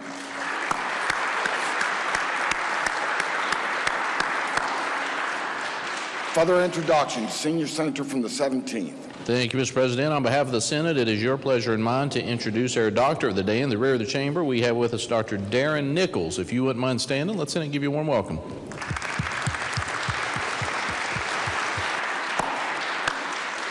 Junior Senator from the 8th. Thank you, Mr. President. On your behalf and on behalf of the Senior Senator from the 8th, we have sitting in the South Gallery elementary school students from Polka Elementary. They're here with parents and their teacher, Brandy Cox. If they could all stand, all of you stand. These are great kids that are so happy to be here and led the pledge. I heard them all the way in the gallery leading the pledge. You guys are doing a great job. Thank you for being here. And if the Senate can make them feel welcome.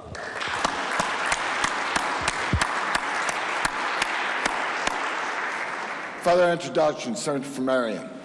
Thank you, Mr. President. I have two introductions today. First of all, in the South Gallery, on your behalf and the Senior Senator from Monongalia, the entire Senate, I'd like to welcome the West Fairmont Senior Polar Bears, the Lady Polar Bears, who's down here playing in the state tournament, Mr. President. They fell a little short last year, but they're hungry, and they're going to take home that trophy this year. How about you Lady Polar Bears standing up, and we'll give you a big round of applause.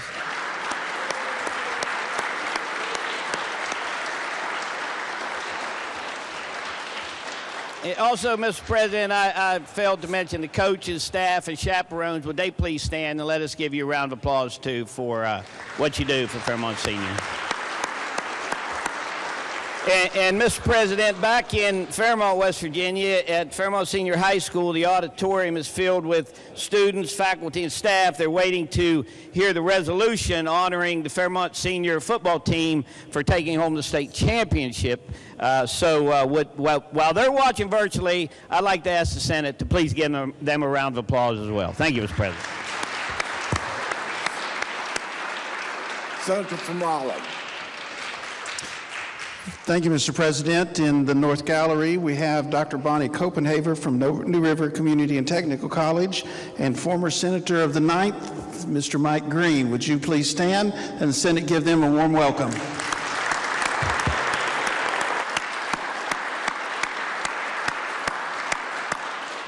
Senior Senator from the 6th. Thank you, Mr. President. Seated in the North Gallery, we have Pastor Mitchell Bias. Mitchell, please stand.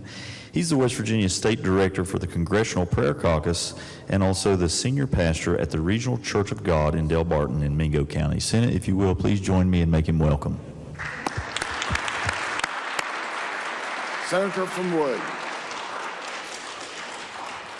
Thank you, Mr. President. On behalf of the senior senator from the 3rd and myself, in the North Gallery, we have the greatest citizen action group in the world, the MOVCAC.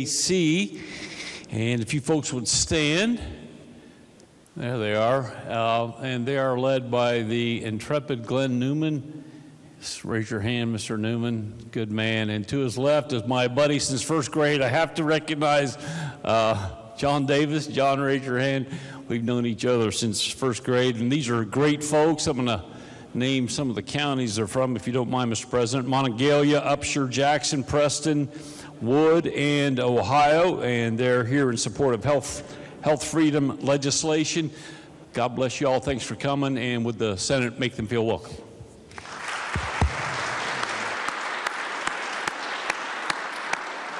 Senator from Boone. Thank you, Mr. President. On behalf of the Senator from Logan, we're very pleased to have chaperones of our pages today from Lincoln County High School Young Democrats, their teacher, Carrie Polly. She'd stand and the Senate make her welcome.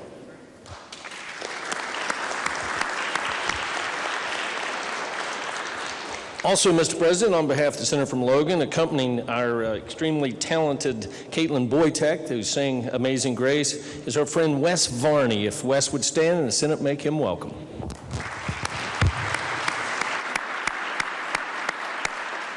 Senator from Summers. Thank you, Mr. President. On behalf of the senior senator from the 10th, we have with us today, seated in the President's Gallery, the chaperone of our honorary page from Summers County Comprehensive High School, Jessica Oliveira's grandfather, Mr. James Payne. Would you please stand and let the Senate make you welcome?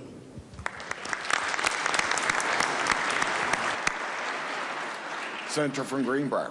Mr. President, today we have with us, on your behalf and behalf of the Senator from Summers, seated in your gallery, chaperones for honorary pages. First, I'd like to introduce Tad Elkin's mom, Sarah, from Eastern Greenbrier. Will the Senate please make her welcome?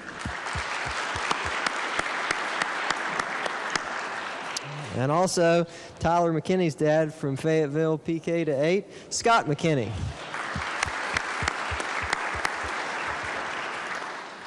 Are there further introductions? Senior Senator from the 8th. Thank you, Mr. President. Today we have seated with us in the President's Gallery a chaperone from our honorary page from Buffalo High School, Chloe's Hell's grandmother, Sharon Bishop. If she would stand and the Senate please make her welcome.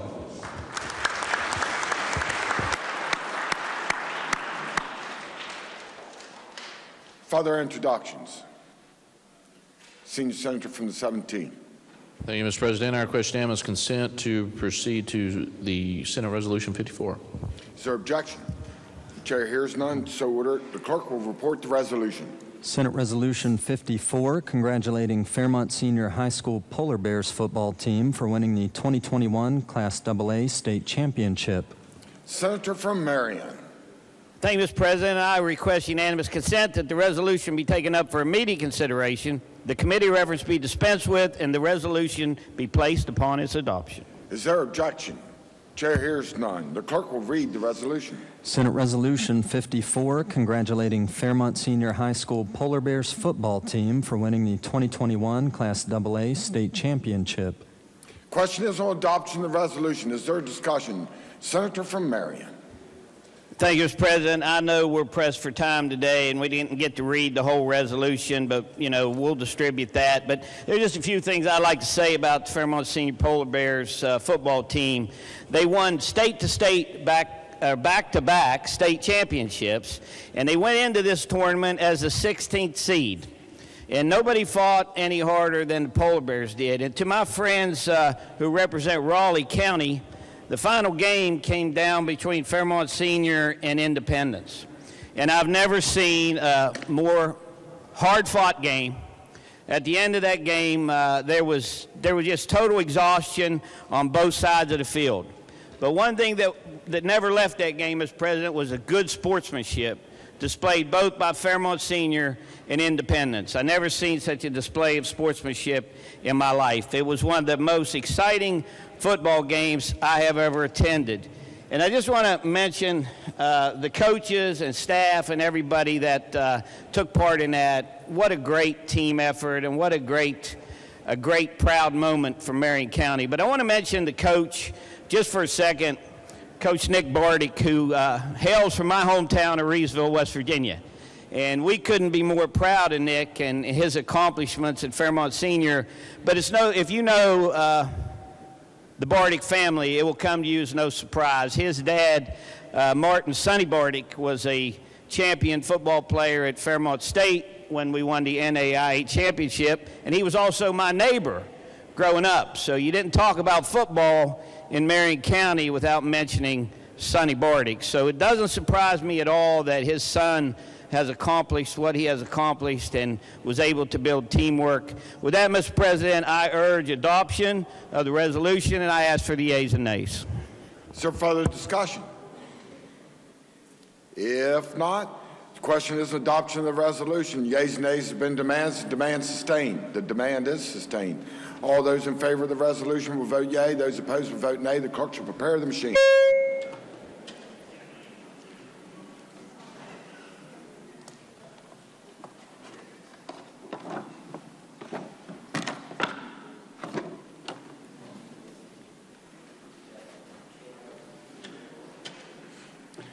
Has every member voted? Has every member voted? If so, the clerk close the machine and ascertain the results. On this question, 33 yeas, 0 nays, 1 absent, not voting. More than a majority of those present voting having voted in the affirmative, I declare the resolution adopted.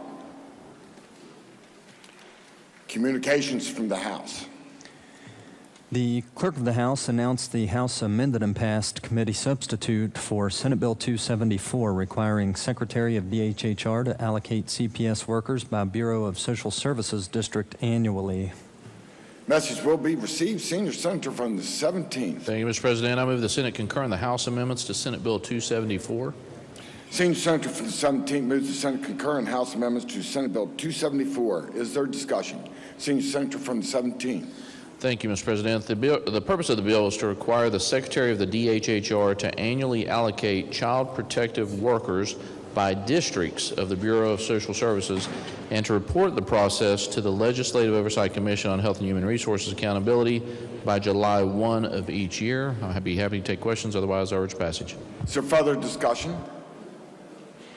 If not, the question for the Senate. Does the Senate concur in the House amendments to Senate Bill 274? All those in favor will say aye. Aye. Those opposed, no. The ayes appear to have it. The ayes do have it. I declare the motion adopted.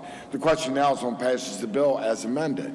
All those in favor will vote yea. Those opposed will vote nay. The clerk should prepare the machine.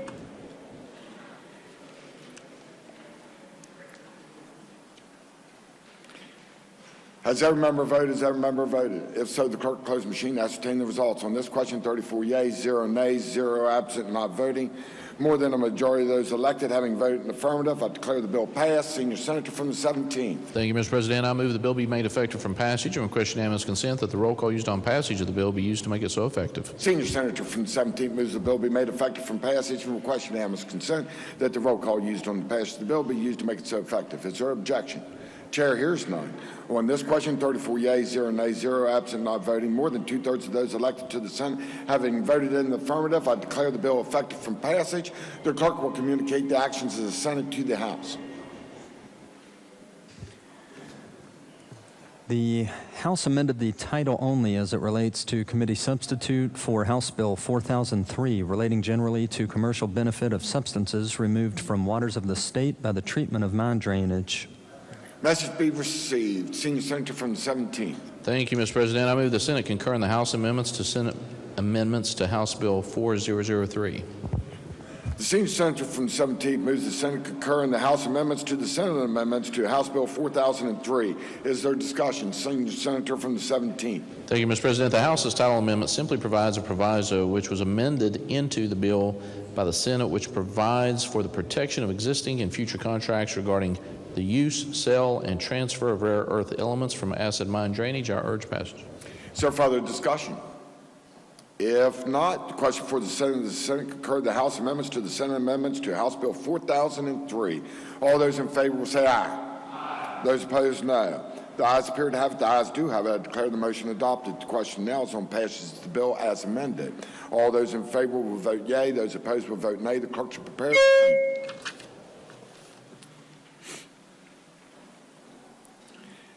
Has every member voted? Has every member voted? If so, the clerk will close the machine and ascertain the results. On this question, 34 yeas, 0 nays, 0 absent, not voting. More than a majority of those present voting having voted in the affirmative, I declare the bill passed. The clerk will communicate the action of the Senate to the House. The House changed the effective date only as it relates to committee substitute for House Bill 4380 relating to transportation of athletic teams. Message will be received, Senior Senator from the 17th. Thank you, Mr. President. I move the Senate concur in the House changed effective date for House Bill 4380. Senior Senator from the 17th moves that the Senate concur in the House changed effective date for House Bill 4380. Is there discussion? Senior Senator from the 17th. Thank you, Mr. President. The changed effective date from 90 days to passage, the changed effective date would allow school students and parents to take advantage of these changes. This bill was regarding the restrictive language that relates to transportation of students to school-sponsored activities. I urge passage. Is there further discussion? If not, question for the Senate. The Senate concurred the House changed effective date for House Bill 4380. All those in favor will say aye. Aye. Those opposed, no. The ayes appear to have it. The ayes do have it. I declare the motion adopted. Senior Senator from the 17th.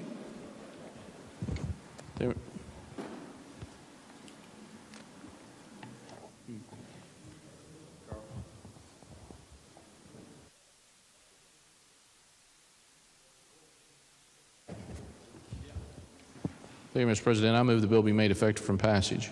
Senior Senator from the 17th moves the bill be made effective from passage. All those in favor will vote yea. Those opposed will vote nay. The clerk shall prepare the machine.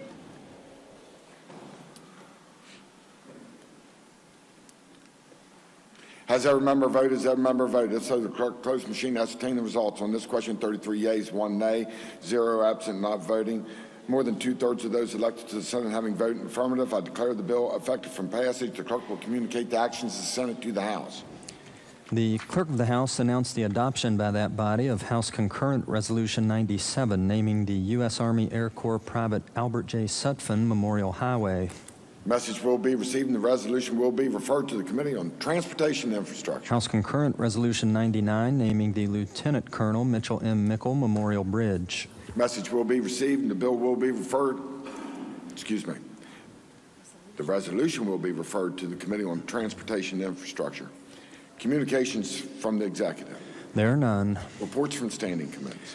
Your Committee on Finance has had under consideration engrossed House Bill 2300, including family court judges and judges' retirement system, with an amendment from the Committee on the Judiciary pending, and reports the same back with a recommendation that it do pass as amended by the Committee on the Judiciary, to which the bill was first referred. Respectfully submitted, Eric J. Tarr, Chair. Report will be received, Senior Senator from the 17th. Thank you, Mr. President. Request unanimous consent that the bill be taken up for immediate consideration and read a first time. Is there objection? Chair hears none. The clerk will read the bill first time. Engrossed House Bill 2300, including family court judges and judges' retirement system. First reading of the bill. Bill will be advanced. Engrossed. Your Committee on Finance has had under consideration engrossed committee substitute for House Bill 4002, creating the Certified Sites and Development Readiness Program, and reports the same back with the recommendation that it do pass. Respectfully submitted, Eric J. Tarr, Chair. Report will be received, Senior Senator from the 17th. Thank you, Mr. President. Request unanimous consent that the bill be taken up for immediate consideration and read a first time. Is there objection? Chair hears none. The clerk will read the bill first time. Engrossed committee substitute for House Bill 4002, creating the Certified Sites and Development Readiness Program. First reading of the bill. Bill will be advanced. Your Committee on Finance has had under consideration engrossed committee substitute for House Bill 4025, providing exemption to severance tax for severing rare earth elements and other critical minerals. Engrossed House Bill 4450, removing the 50-cent fee charged and deposited in the combined voter registration and driver's licensing fund for each driver's license issued by the Department of Motor Vehicles. Engrossed House Bill 4463 to increase the compensation members of the State Athletic Commission may receive for their attendance and participation in the Commission's public meetings. Engrossed committee substitute for House Bill 4613 relating to increasing the multiplier for use in determining accrued benefit in the West Virginia Municipal Police Officers and Firefighters Retirement System. And engrossed committee substitute for House Bill 4688 relating to Emergency Medical Services Retirement System Act, and reports the same back with the recommendation that they each do pass. Respectfully submitted, Eric J. Tarr, Chair. Report will be received, Senior Senator from the 17th. Thank you, Mr. President. I request unanimous consent that the bills be taken up for immediate consideration and read a first time. Is there objection? Chair hears none. The clerk will read the bills a first time. Engrossed committee substitute for House Bill 4025, providing exemption to severance tax for severing rare earth elements and other critical minerals. First reading of the bill. Bill will be advanced. Engrossed House Bill 4450, removing the 50-cent fee charged and deposited in the combined voter registration and driver's licensing fund for each driver's license issued by the Department of Motor Vehicles. First reading of the bill. Bill will be advanced. Engrossed House Bill 4463 to increase the compensation members of the State Athletic Commission may receive for their attendance and participation in the Commission's public meetings. First reading of the bill. Bill will be advanced. Engrossed committee substitute for House Bill 4613 relating to increasing the multiplier for use in determining accrued benefit in the West Virginia Municipal Police Officers and Firefighters Retirement System. First reading of the bill. Bill will be advanced. Engrossed committee substitute for House Bill 4688 relating to Emergency Medical Services Retirement System Act. First reading of the bill. Bill will be advanced.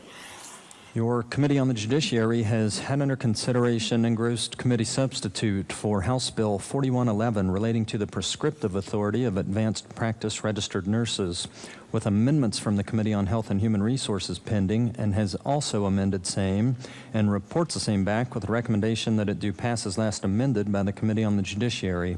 Respectfully submitted, Charles S. Trump IV, Chair. Report will be received, Senior Senator from the 17th. Thank you, Mr. President. Request unanimous consent that the bill be taken up for immediate consideration and read a first time. Is there objection? Chair hears none. The clerk will read the bill first time. Engrossed committee substitute for House Bill 4111 relating to the prescriptive authority of advanced practice registered nurses. First reading of the bill. Bill will be advanced. Your Committee on Finance has had under consideration engrossed committee substitute for House Bill 4252 to reduce copay cap on insulin and devices, with amendments from the Committee on Health and Human Resources pending, and reports the same back with a recommendation that it do pass as amended by the Committee on Health and Human Resources, to which the bill was first referred. Respectfully submitted, Eric J. Tarr, Chair. Report will be received, Senior Senator from the 17th. Thank you, Mr. President. I request unanimous consent that the bill be taken up for immediate consideration and read a first time. Is there objection? Chair hears none. The clerk will read the bill first time. Your engrossed committee substitute for House Bill 4252 to reduce copay cap on insulin and devices. First reading of the bill.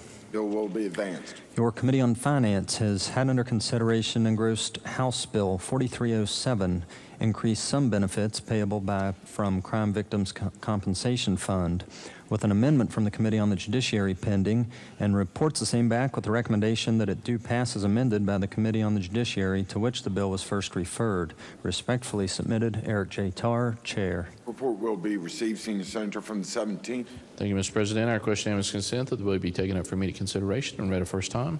Is there objection? Chair hears none. The clerk will read the bill first time. Engrossed House Bill 4307, increase some benefits payable from Crime Victims Compensation Fund. First reading of the bill. Bill will be advanced. Your Committee on the Judiciary has had under consideration engrossed committee substitute for House Bill 4377 to update the involuntary commitment process, and has amended same, and reports the same back with a recommendation that it do pass as amended. Respectfully submitted, Charles S. Trump IV, Chair. Report will be received, Senior Senator from the 17th. Thank you, Mr. President. I request unanimous consent that the bill be taken up for immediate consideration and read a first time. Is there objection? Chair hears none. The clerk will read the bill first time. Engrossed committee substitute for House Bill 4377 to update the involuntary commitment process. First reading of the bill. Bill be advanced. Your Committee on Finance has had under consideration engrossed committee substitute for House Bill 4393 to increase the managed care tax if the managed care organization receives a rate increase. Now on second reading, having been read a first time and referred to the Committee on Finance on March 8th, 2022, and reports the same back with the recommendation that it do pass, respectfully submitted, Eric J. Tarr, Chair. Report will be received.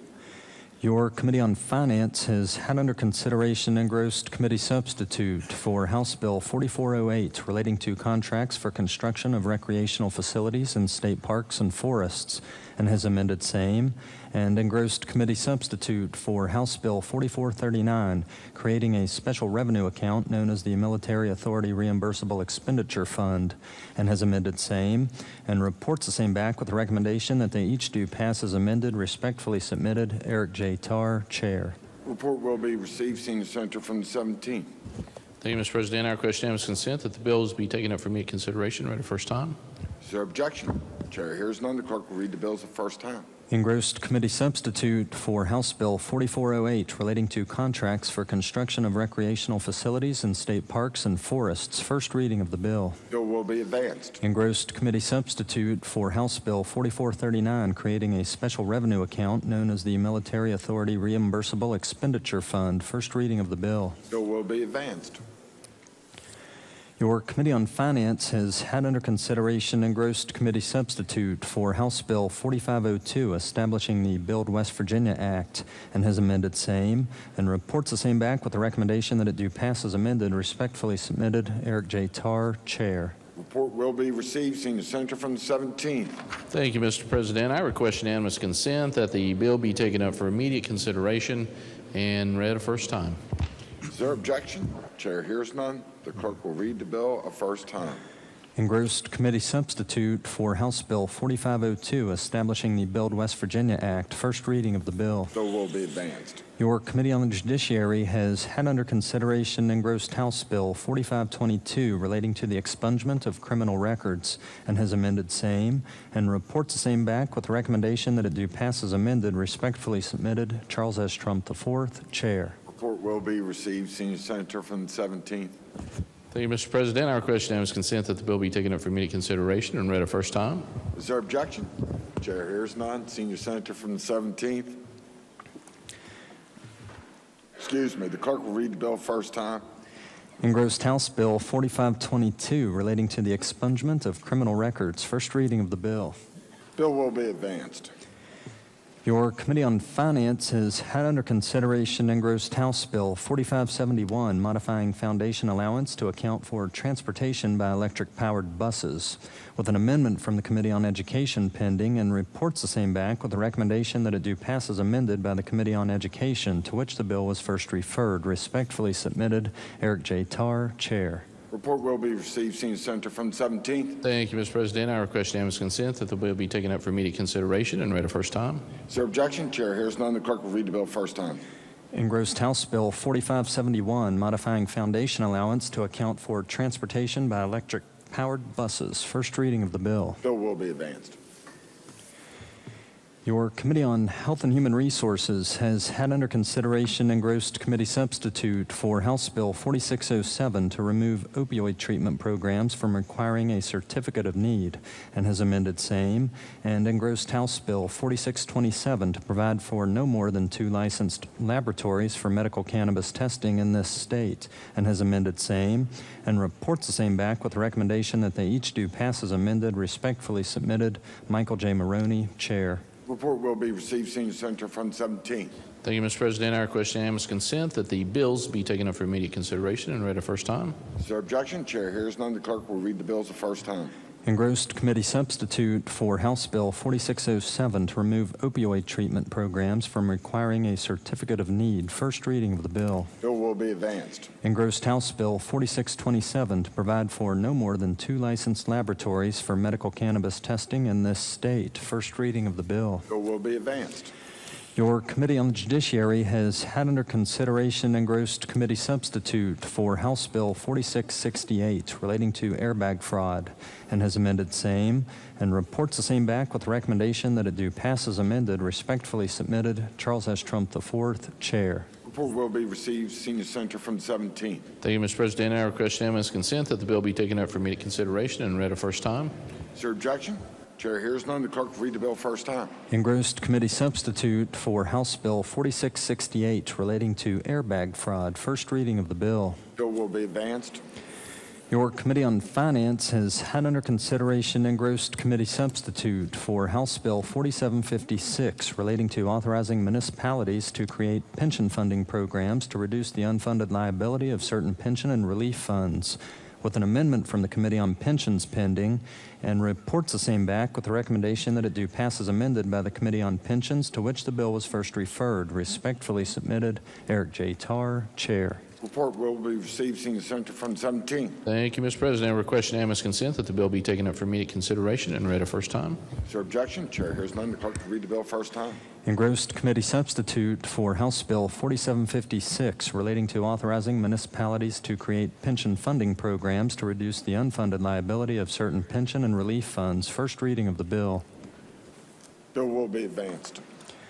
Your Committee on Finance has had under consideration engrossed House Bill 4845 establishing the Katherine Johnson Academy, with an amendment from the Committee on Education pending, and has also amended same and reports the same back with the recommendation that it do pass as last amended by the Committee on Finance. Respectfully submitted, Eric J. Tarr, Chair. Report will be received. Senior Senator from the 17th.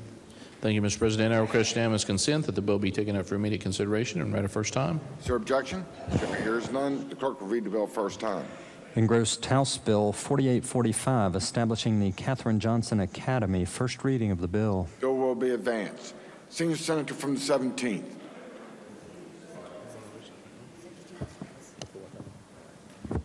Thank you, Mr. President. Subject to announcements, I move the Senate stand in recess until 4 p.m. Are there announcements? Senator from Brooke. Thank you, Mr. Chairman. Your Committee on Government Organization will be meeting 15 minutes following the completion of the floor session in room 208 West. Your Committee on Education will be meeting 15 minutes following the floor session in 451M. Your Committee on Judiciary will be meeting following the later of those two committee meetings in room 208 West. Are there further announcements? Senior Senator from the 17th. Thank you, Mr. President. Your conference committee regarding House Bill 4333 will meet today at 2 p.m. in the Senate President's Conference Room. That is myself, the Senator from Summers, and the Senior Senator from the 5th. Senator from Marion. Thank you, Mr. President. The AFL-CIO Labor Caucus will be held immediately upon recess in room 330 West, New York Strip today, Mr. President. Are there further announcements? If not, the question for the Senate is the Senate stand in recess till 4 p.m. today. All those in favor say aye. Those opposed, no. The ayes appear to have it. The ayes do have it. The Senate's in recess till 4 p.m. today.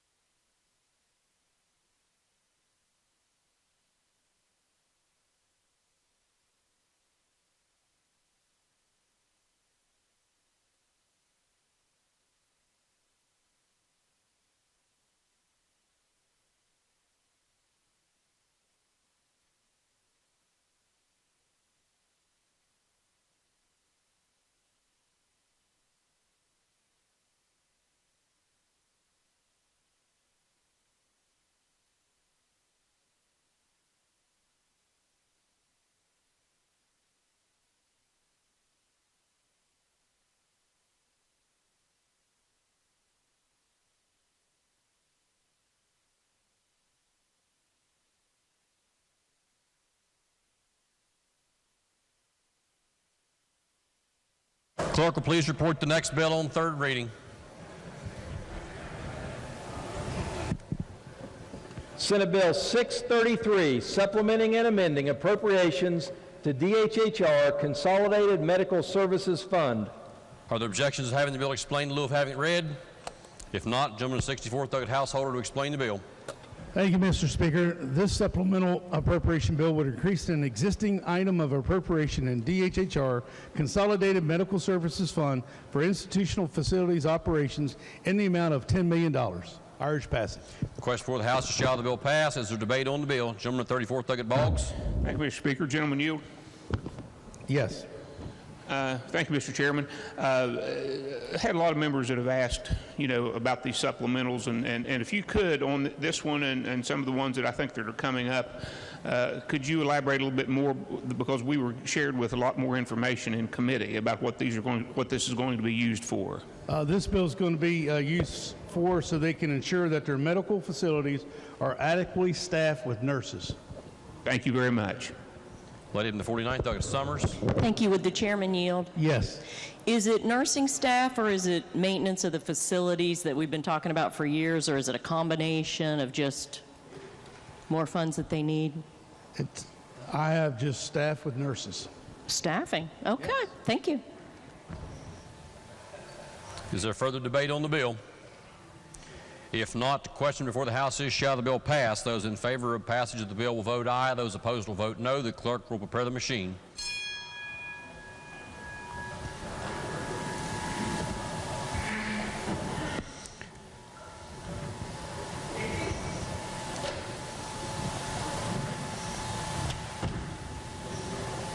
Has every member voted? If so, the clerk will close the machine and ascertain the result. On that question, there are 74 ayes, 0 nays, and 26 members absent. Majority of members voting in the affirmative. The chair declares that bill passed. The clerk will please report the title. Senate Bill 633, supplementing and amending appropriations to DHHR Consolidated Medical Services Fund. Are there amendments to the title? If not, the title as read by the clerk will be and remain the title of the bill. Lady from the 49th. I move the bill become effective from passage. Question is on the motion that the bill take effect from passage. Those in favor of the motion will vote aye. Those opposed will vote no. The clerk will prepare the machine.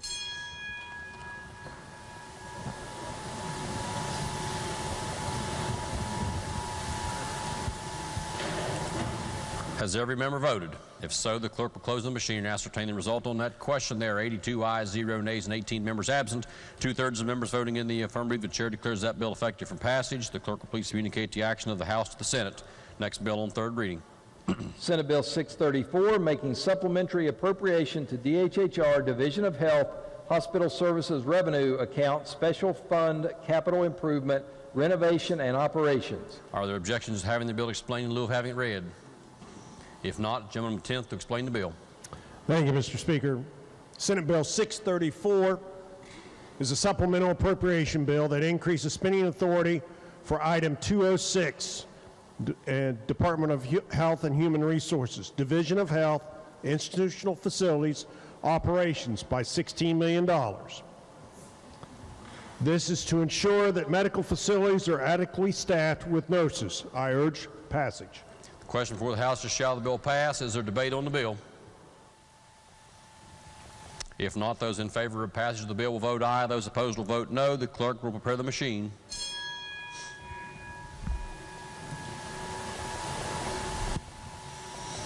Has every member voted?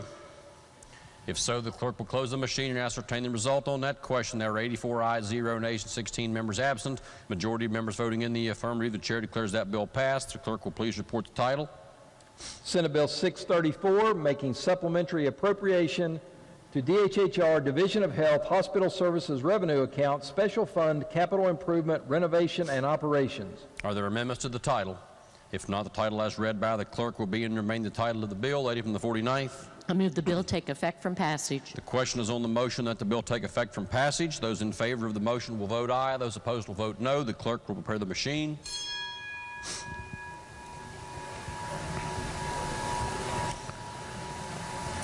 Has every member voted? If so, the clerk will close the machine and ascertain the result on that question. There are 87 ayes, 0 nays, and 13 members absent. 2/3 of members voting in the affirmative. The chair declares that bill effective from passage. The clerk will please communicate the action of the House to the Senate. Next bill on third reading.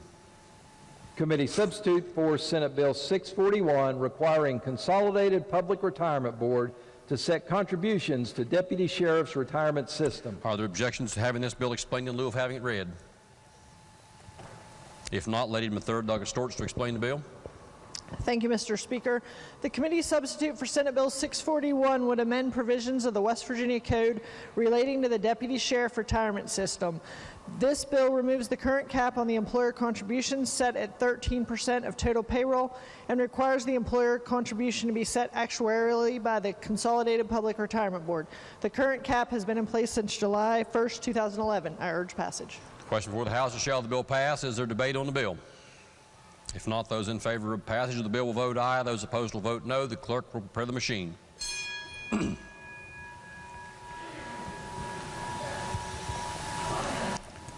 Has every member voted? If so, the clerk will close the machine and ascertain the result. On that question, there were 91 ayes, 0 nays, and 9 members absent. Majority of members voting in the affirmative. The chair declares that bill passed. The clerk will please report the title. Committee substitute for Senate Bill 641, requiring Consolidated Public Retirement Board to set contributions to Deputy Sheriff's Retirement System. Are there amendments to the title? The Committee on Finance moves to amend the title. Question before the House is the adoption of the title amendment. Those in favor of the title amendment will please say aye. Those opposed will please say no. The ayes have it. The chair declares the title amendment adopted. The title as amended by the House will be and remain the title of the bill. The clerk will please communicate the action of the House to the Senate. Next bill on third reading. Committee substitute for Senate Bill 643, removing residency requirement of members appointed to County Airport Authority. Are there objections to having the bill explained in lieu of having it read? If not, gentleman to 29th, Delegate Steele, to explain the bill. Thank you, Mr. Speaker. The purpose of this bill is to remove the requirement that all members of a county airport authority be a resident of the county in which the airport is situated. Instead, the bill would require that at least a majority of members be a resident of the county in which the airport is situated. That is the bill, Mr. Speaker, and I urge passage. Question before the House is, shall the bill pass? Is there debate on the bill? If not, those in favor of passage of the bill will vote aye. Those opposed will vote no. The clerk will prepare the machine.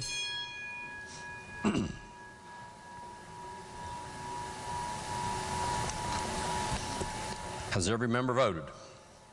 If so, the clerk will close the machine and ascertain the result on that question. There are 87 ayes, 5 nays, and 8 members absent. Majority of members voting in the affirmative. The chair declares that bill passed. The clerk will please report the title.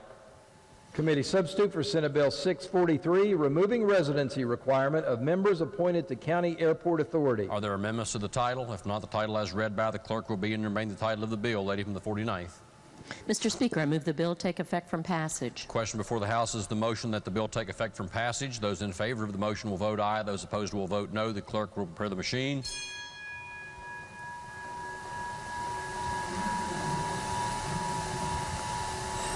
Has every member voted? If so, the clerk will close the machine and ascertain the result. On that question, there are 87 ayes, 5 nays, and 8 members absent. Majority of members voting, two-thirds of members voting in the affirmative. The chair declares the bill effective from passage. The clerk will please communicate the action of the House to the Senate. Next bill on third reading. Committee substitute for Senate Bill 698, relating to number and selection of members for Governor's Veterans Council. Are there objections to having the bill explained in lieu of having it read?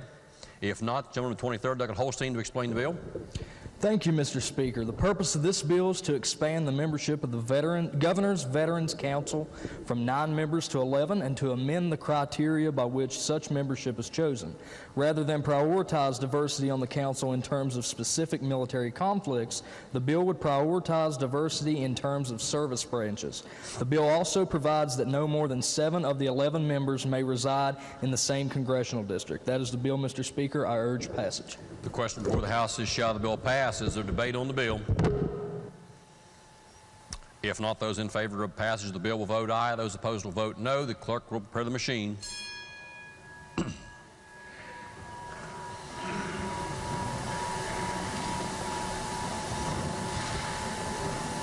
Has every member voted? The gentleman of the 10th, Delegate Conley, your vote's not registered. Has every member voted? If so, the clerk will close the machine and ascertain the result. On that question, there are 93 ayes, 0 nays, and 7 members absent. A majority of members voting in the affirmative. The chair declares that bill passed. The clerk will please report the title. Committee substitute for Senate Bill 698 relating to number and selection of members for Governor's Veterans Council. Are there amendments to the title? If not, the title as read by the clerk will be and remain the title of the bill. Lady from the 49th. Thank you, Mr. Speaker. I move the bill take effect from passage. Question before the House is the motion that the bill take effect from passage. Those in favor of the lady's motion will vote aye. Those opposed will vote no. The clerk will prepare the machine.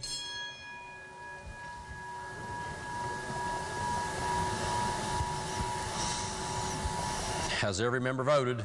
If so, the clerk will close the machine and ascertain the result on that question. There are 93 ayes, 0 nays, and 7 members absent, 2/3 of members voting in the affirmative. The chair declares that bill effective from passage. The clerk will please communicate the action of the House to the Senate.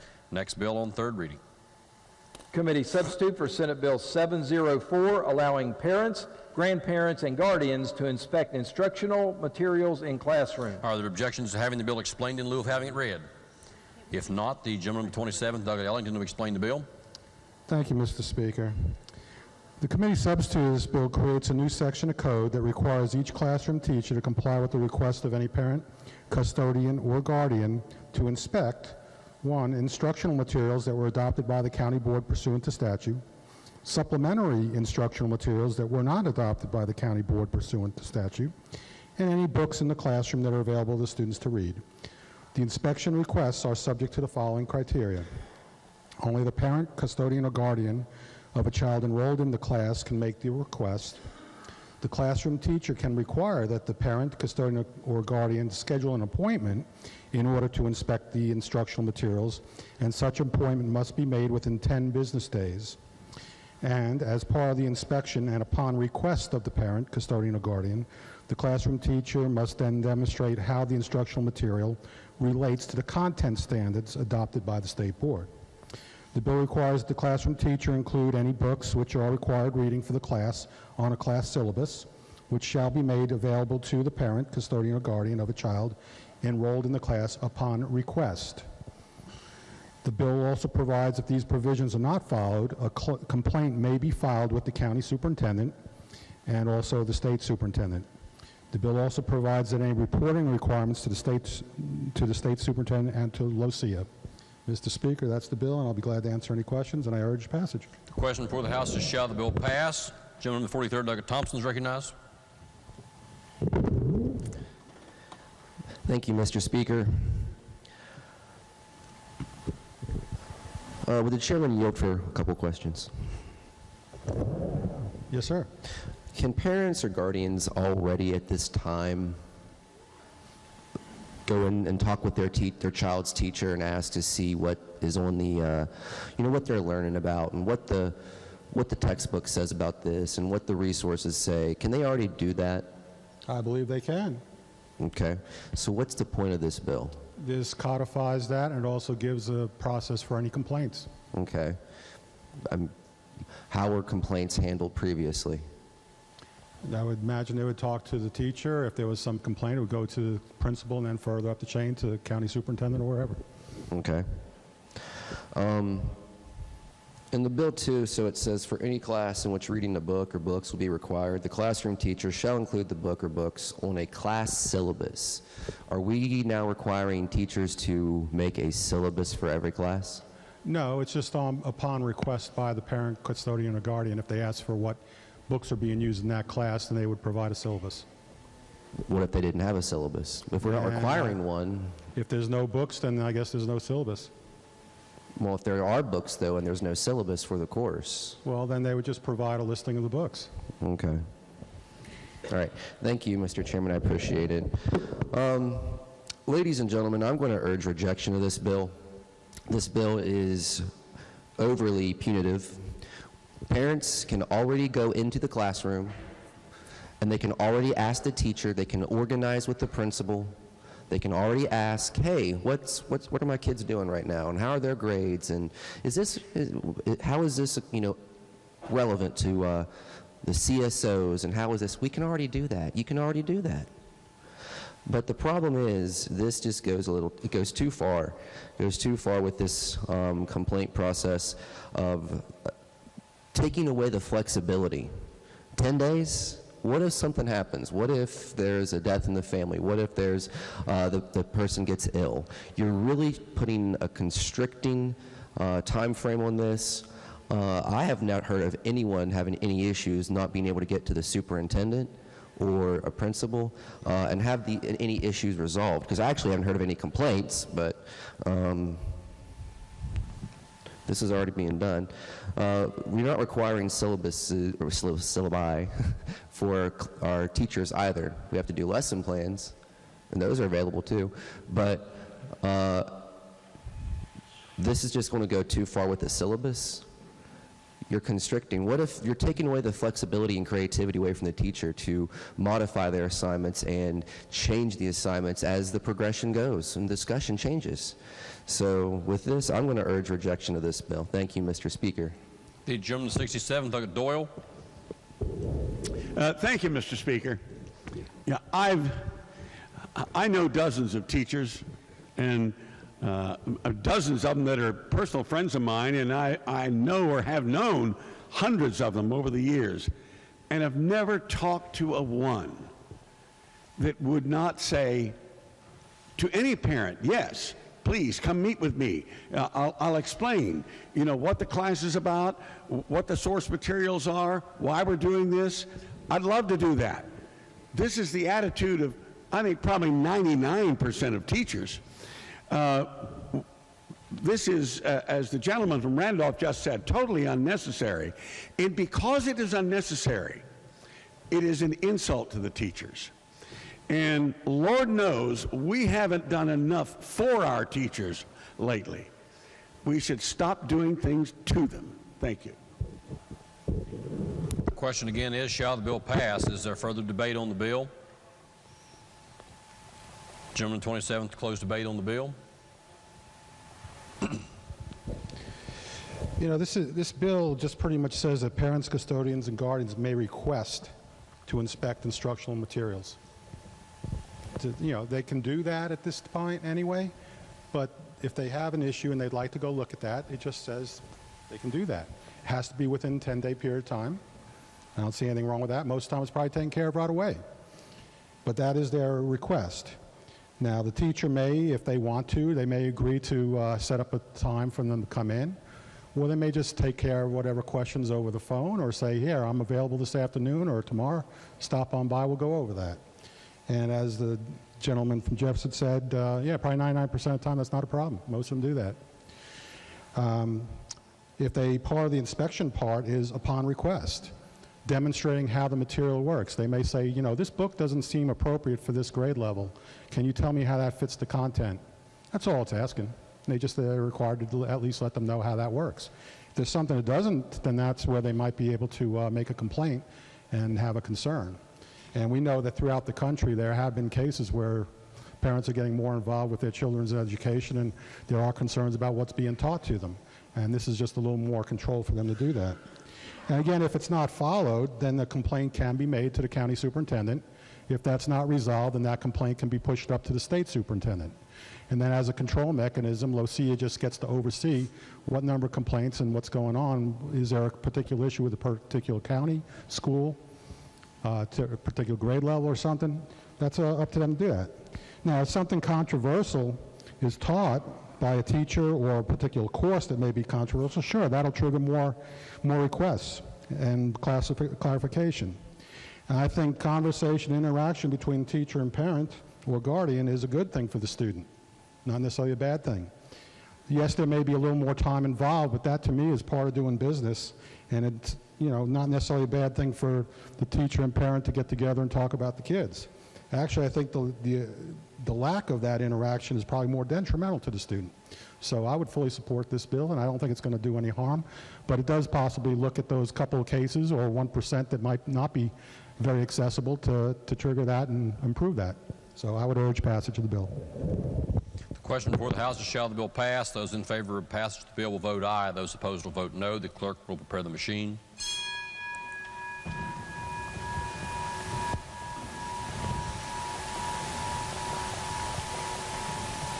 Has every member voted? The clerk will please close the machine and ascertain the result on this question. There are 74 ayes, 26 nays, and 0 members absent. Majority of members voting in the affirmative. The chair declares the bill passed. The clerk will please report the title. Committee substitute for Senate Bill 704, allowing parents, grandparents, and guardians to inspect instructional materials in classrooms. Are there amendments to the title? Delegate Ellington moves to amend the title. Question is on the adoption of the title amendment. Those in favor of adoption of the title amendment will say aye. Those opposed will say no. The ayes have it. Chair declares the title amendment adopted. The title as amended by the House will be and remain the title of the bill. The clerk will please communicate the action of the House to the Senate. Next bill on third reading. Senate Bill 715, decreasing and increasing existing items of appropriation from state fund general revenue. Are there objections to having the bill explained in lieu of having it read? If not, the gentleman from 64th, Douglas Householder, to explain the bill. Thank you, Mr. Speaker. This supplemental appropriation bill increases existing items of appropriation in the Department of Economic Development, Office of the Secretary, totaling $807,850, and then increases existing items of appropriation in the Department of Commerce, Office of the Secretary, for the same amount. The agencies requested this supplemental to allow the administrative staff transfers between the two departments to occur during the fiscal year 2022. That is the bill, Mr. Speaker. I urge passage. The question before the House is, shall the bill pass? Is there debate on the bill? If not, those in favor of passage of the bill will vote aye. Those opposed will vote no. The clerk will prepare the machine.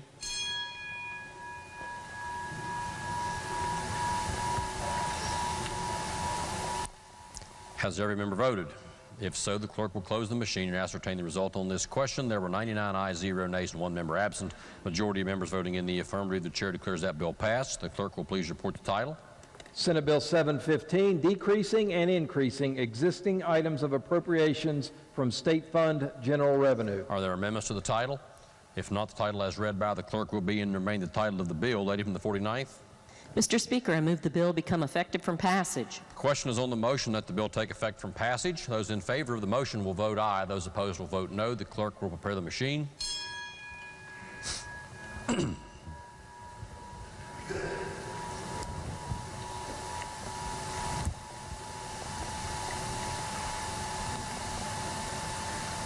Has every member voted? If so, the clerk will close the machine and ascertain the result. On that question, there were 100 ayes, 0 nays, and 0 absent, with 2/3 of members voting in the affirmative. The chair declares the bill effective from passage. The clerk will please communicate the action of the House to the Senate. Next bill on third reading. Senate Bill 716, supplemental appropriation to DOE, West Virginia Board of Education, Strategic Staff Development. Are there objections to having the bill explained in lieu of having it read? If not, the gentleman from the 10th, Douglas Chris, to explain the bill. Thank you, Mr. Speaker. The supplemental appropriation bill increases special revenue spending authority for the State Board of Education Strategic Staff Development for Line 2, unclassified, in the amount of $17,000, and for Line 3, current expenses in the amount of $1,683,000. The money is used for staff development in schools and counties where the State Board deems there would be additional needs. The money is in the fund. The agency is only asking for spending authority. That's the bill, Mr. Speaker. I urge passage. The question before the House is, shall the bill pass? Is there debate on the bill? If not, those in favor of passage of the bill will vote aye. Those opposed will vote no. The clerk will prepare the machine.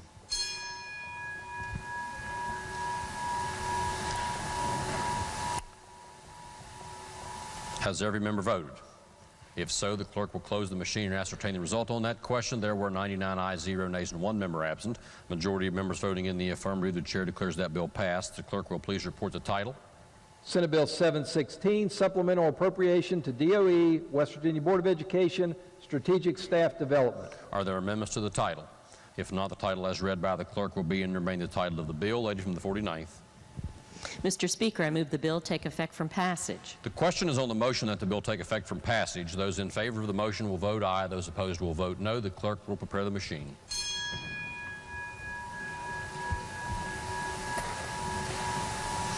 Has every member voted? If so, the clerk will close the machine and ascertain the result. On that question, there were 99 ayes, 0 nays, and 1 member absent. 2/3 of members voting in the affirmative. The chair declares that bill effective from passage. The clerk will please communicate the action of the House to the Senate. Next bill on third reading. Senate Bill 717, Supplemental appropriation to miscellaneous boards and commissions, Board of Medicine, Medical Licensing Board. Are there objections to having the bill explained in lieu of having it read? If not, the gentleman from 64th will explain the bill. Thank you, Mr. Speaker. This supplemental appropriation bill increases special revenue spending authority for the Board of Medicine, Medical Licensing Board Fund for Line 1, Personal Services and Employee Benefits in the amount of $75,000. The board intends to create one full-time position for a licensure analyst and one part-time position to assist with the growing needs in the licensure department. That is the bill, Mr. Speaker. I urge passage. Question before the House is, shall the bill pass? Is there debate on the bill? If not, those in favor of passage of the bill will vote aye. Those opposed will vote no. The clerk will prepare the machine.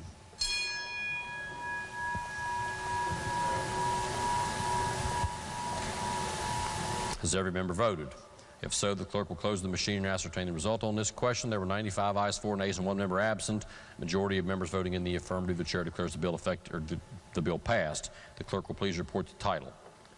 Senate Bill 717, supplemental appropriation to miscellaneous boards and commissions, Board of Medicine, Medical Licensing Board. Are there amendments to the title? If not, the title as read by the clerk will be and remain the title of the bill. Lady from the 49th. I move the bill is effective for passage. Okay. Question before the House is the motion that the bill take effect from passage. Those in favor will vote aye. Those opposed will vote no. The clerk will prepare the machine.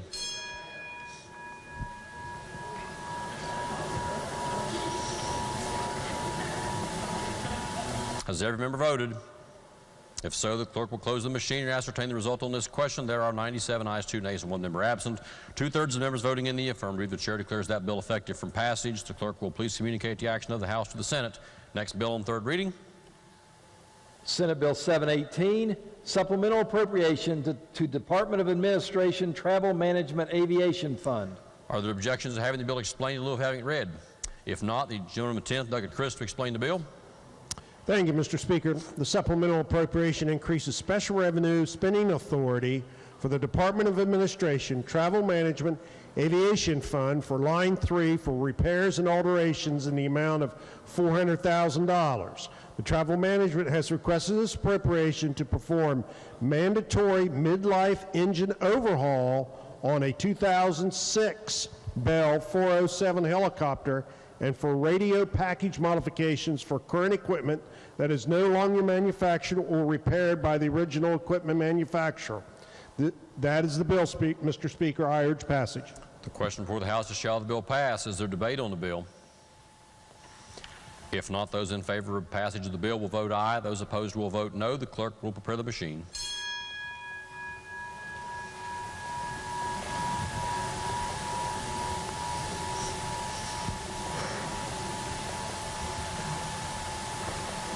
Has every member voted? If so, the clerk will close the machine and ascertain the result. On this question, there were 91 ayes, 8 nays, and 1 member absent. Majority of members voting in the affirmative. The chair declares that bill passed. The clerk will please report the title.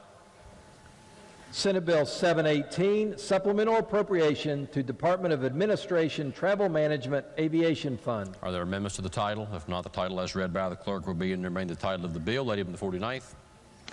I move the bill is effective from passage. The question is on the motion that the bill be made effective from passage. Those in favor of the motion will vote aye. Those opposed will vote no. The clerk will prepare the machine.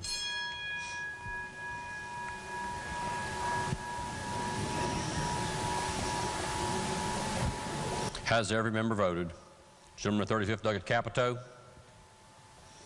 The clerk will close the machine and ascertain the result on this question. There were 95 ayes, 4 nays, and 1 member absent. 2/3 of members voting in the affirmative. The chair declares the bill effective from passage. The clerk will please communicate the action of the House to the Senate. Next bill on third reading. Senate Bill 719, supplemental appropriation to DHS, Fire Commission, Fire Marshal fees. Are there objections to having the bill explained in lieu of having it read? If not, the gentleman from the 10th, Doug Chris, to explain the bill. Thank you, Mr. Speaker. This supplemental appropriation bill increases special revenue spending authority for the Department of Homeland Security Fire Commission, Fire Marshal fees for Line 3 current expenses in the amount of $400,000. Per the State Fire Marshal, the increased spending authority will fund a software solution system for licensing program and field inspection activities. I urge passage. The question before the House is, shall the bill pass? Is there debate on the bill? If not, those in favor of passage of the bill will vote aye. Those opposed will vote no. The clerk will prepare the machine.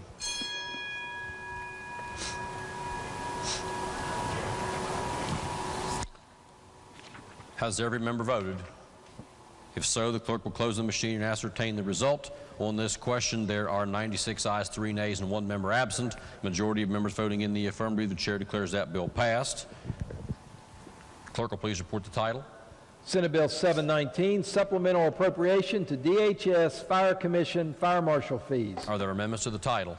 If not, the title as read by the clerk will be and remain the title of the bill. Lady from the 49th. Mr. Speaker, I move the bill take effect from passage. The question is on the motion that the bill take effect from passage. Those in favor of the motion will vote aye. Those opposed will vote no. The clerk will prepare the machine.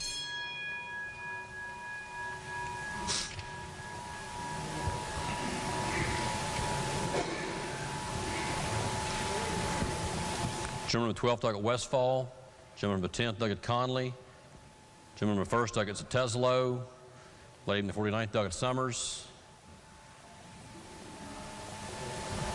Clerk will close the machine and ascertain the result on that question. There were 98 ayes, 1 nay, and 1 member absent. Majority of members voting in, 2/3 of members voting in the affirmative. The chair declares that bill effective from passage. The clerk will please communicate the action of the House to the Senate. Next bill on third reading. Senate Bill 720, Supplementing and Amending Appropriations to Executive Governor's Office Civil Contingent Fund. Are there objections to having the bill explained in lieu of having it read?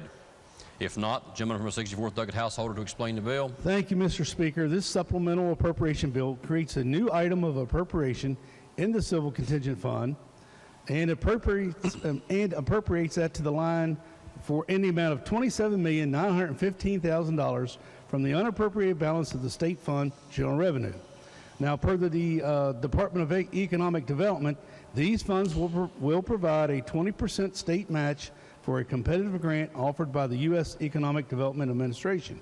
Also, $2 million will be used to get appropriate consultation for construction of a new state laboratory for agencies such as the Chief Medical Examiner, State Police, DHHR, and the Department of Agriculture. The remaining $5,915,000 will facilitate the completion of water and sewer projects through the Infrastructure and Jobs Development Council. That is the bill, Mr. Speaker. I urge passage. The question before the House is shall the bill pass. Is there debate on the bill? Lady from the 49th, Douglas Summers. Thank you, Mr. Speaker. I just want to say I'm excited to see that we are starting the process to rebuild the state labs. So through this fund, we will be able to get architectural drawings, and then we'll be able to appropriate the right federal funds, ARPA, whatever that may be, once we have the drawings in hand. So excited to finally be moving on that. I urge adoption. The gentleman of 15th, Douglas Foster. Thank you. This is the chairman of Finance Yield. Yes. Is this the same account that was expended to sponsor a race car from? This is in the Civil Contingent Fund. Which is the account that the $1.3 million was spent to sponsor a race car out of? I believe the gentleman's correct. The Civil Contingency Fund has broad authority to spend money. So with the, what is it, $28 million basically? $27,915,000, I believe. How many race cars could we sponsor with that? I have no idea, sir. All right. Thank you. The gentleman of 51st, Douglas Hanson. Mr. Speaker, I also had a question for the chair. Yes. You had mentioned that part of these funds would go toward a state match for a federal EDA grant. Could you tell us what grant or grants that would be? Let me see your paper, because it's not on the back of this. It will go to, the plan is called Resilient West Virginia. Sorry, can you just say that once more? Resilient West Virginia. Resembling West Virginia? Resilient. Resilient. Resilient West Virginia. Okay. Thank you, sir. Yeah. Lady from the 35th, Doug Young's recognized. Thank you, Mr. Speaker. Will the chairman continue to yield? Sorry. Yes. Does it say that that's what that money is being used for here, or it's just, where is it? It just says Civil Contingent Fund, I see. They told us testimony in finance. That's what they plan to use, up to a 20% match. So of this $27 million, they're hoping to use up to $20 million of that. Okay. Okay, thank you so much. And to the gentleman for the 15th, it's 20 race cars worth. 20 race cars worth. Thank you. The gentleman first, Doug McGee, is recognized.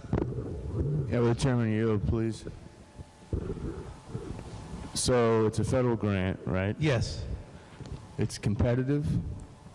That means just because they apply, they don't automatically get the grant, right? I believe the gentleman's correct. Okay. I'm not for certain. So then what happens if they don't get the grant? Then they're not going to spend the money. But it still goes to the governor's contingency fund, $20 million. Yes. And we See have. where I'm going with this? At any time, we can sweep the governor's civil contingency fund. At any time. Sure, and I'm sure we'll do that too. We have done it before in the past.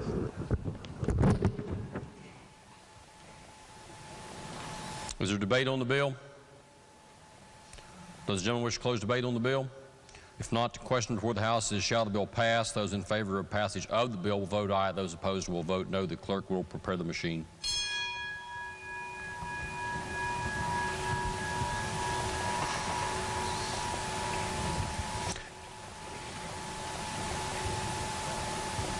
Gentleman the 50th, Doug Mallow.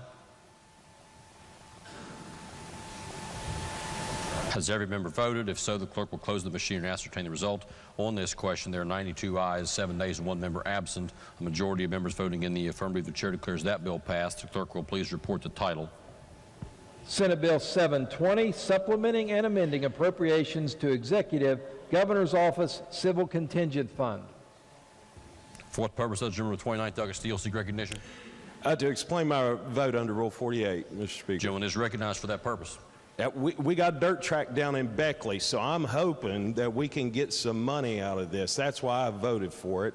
It's a good sport. It's fine, and I think we got about 20, 25 drivers down there that I think the gentlelady from the 35th pointed out that we should have enough money to sponsor those cars, and I really hope we can do that with this. Thank you, Mr. Speaker. Are there title amendments on Senate Bill 720? If not, the title as read by the clerk will be and remain the title of the bill. Lady from the 49th. Mr. Speaker, I move the bill take effect from passage. The question is on the motion by the lady from the 49th that the bill take effect from passage. Those in favor of the motion will vote aye. Those opposed will vote no. The clerk will prepare the machine.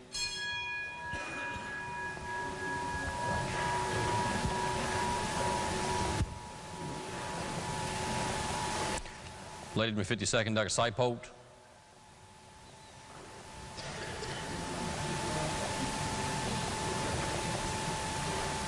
Has every member voted? If so, the clerk will close the machine and ascertain the result on this question. There are 94 ayes, 5 nays, and 1 member absent. Majority of members voting in the affirmative. The chair declares the bill effective from passage. The clerk will please communicate the action of the House to the Senate.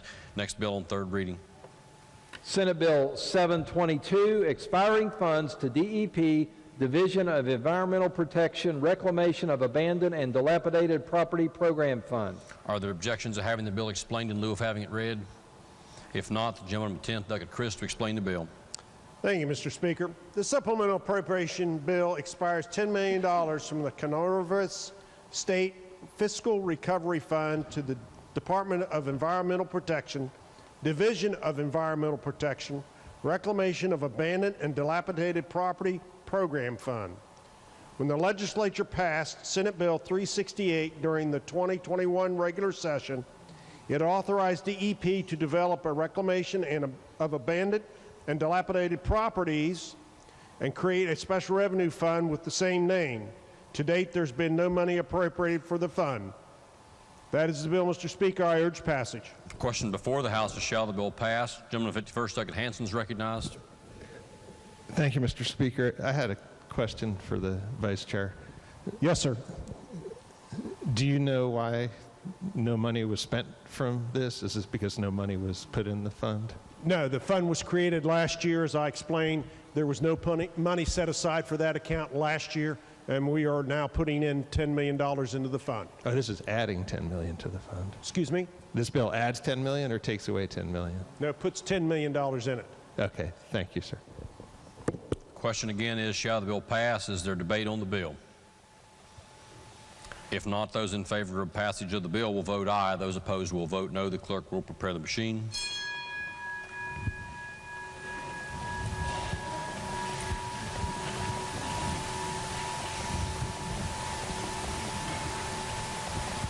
Gentleman of the 19th, Doug Griffith, your vote's not registered.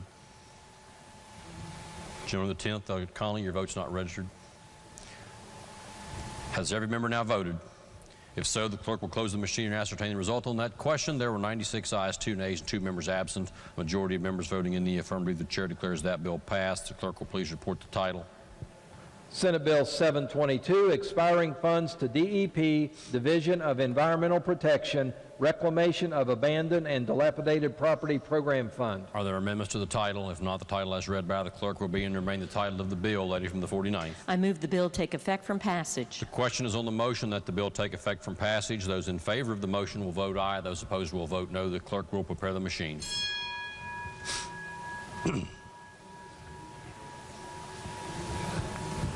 Has every member voted? If so, the clerk will close the machine and ascertain the result on that question. There were 98 ayes, 0 nays, and 2 members absent. 2/3 of members voting in the affirmative. The chair declares that bill effective from passage. The clerk will please communicate the action of the House to the Senate. Next bill on third reading. Senate Bill 723, making supplementary appropriation to Department of Agriculture, West Virginia Spay-Neuter Assistance Fund. Are there objections to having the bill explained in lieu of having it read? If not, the gentleman with the 10th, Douglas Christ, to explain the bill. Thank you, Mr. Speaker. This supplemental appropriation bill grants additional special revenue spending authority to the Department of Agriculture, West Virginia Spay Neutering Assistance Fund in the amount of $100,000. That is the bill, Mr. Speaker. I urge passage. The question before the House is, shall the bill pass? Is there debate on the bill? If not, those in favor of passage of the bill will vote aye. Those opposed will vote no. The clerk will prepare the machine.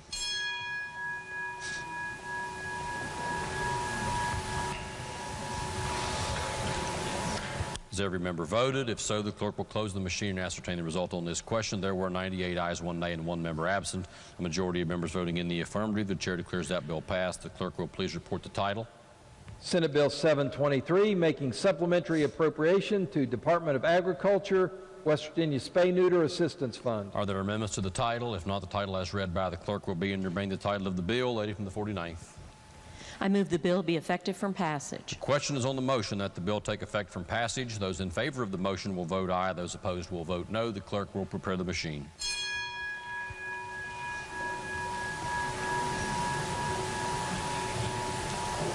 Has every member voted? Gentleman with 29th, Douglas Steele. Clerk will close the machine and ascertain the result on that question. There were 98 ayes, 2 nays, and 0 members absent. 2/3 of members voting in the affirmative. The chair declares that bill effective from passage. The clerk will please communicate the action of the House to the Senate. Next bill on third reading. Senate Bill 724, making supplementary appropriation to DHS, Division of Corrections and Rehabilitation, Regional Jail and Correctional Facility Authority. Are there objections to having this bill explained in lieu of having it read? If not, the gentleman with 64th, Douglas Householder, to explain the bill. Thank you, Mr. Speaker. This supplemental appropriation bill grants additional special revenue spending authority to the Department of Homeland Security, Division of Corrections and Rehabilitation, Regional Jail and Correctional Facility Authority for Line 1 Personal Services and Employee Benefits in the amount of $1,370,735. That is the bill, Mr. Speaker. I urge passage. The question before the House is, shall the bill pass? Is there debate on the bill? If not, those in favor of passage of the bill will, yes, lady number 4, Douglas Zukoff is recognized. Thank you. Mr. Chair, would you please yield? Yes.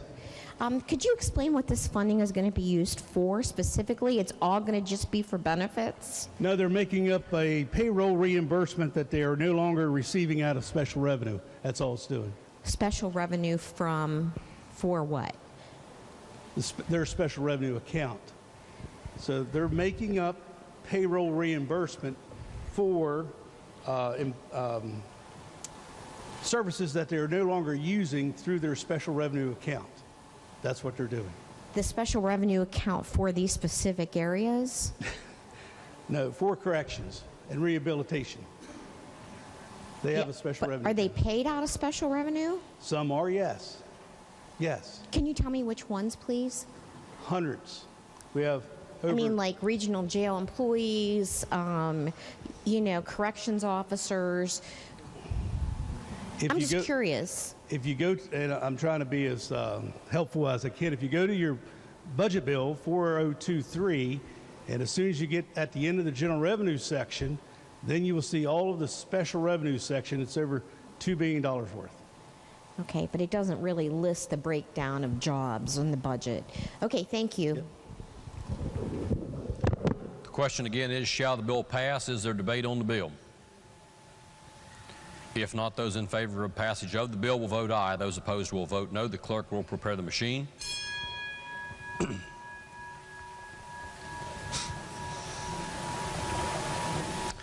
Has every member voted? If so, the clerk will close the machine and ascertain the result on that question. There were 99 ayes, 0 nays, and 1 member absent. A majority of members voting in the affirmative. The chair declares that bill passed. The clerk will please report the title. Senate Bill 724, making supplementary appropriation to DHS Division of Corrections and Rehabilitation, Regional Jail and Correctional Facility Authority. Are there amendments to the title? If not, the title as read by the clerk will be and remain the title of the bill. Lady from the 49th. I move the bill take effect from passage. The lady from the 49th moves that the bill take effect from passage. Those in favor of the motion will vote aye. Those opposed will vote no. The clerk will prepare the machine.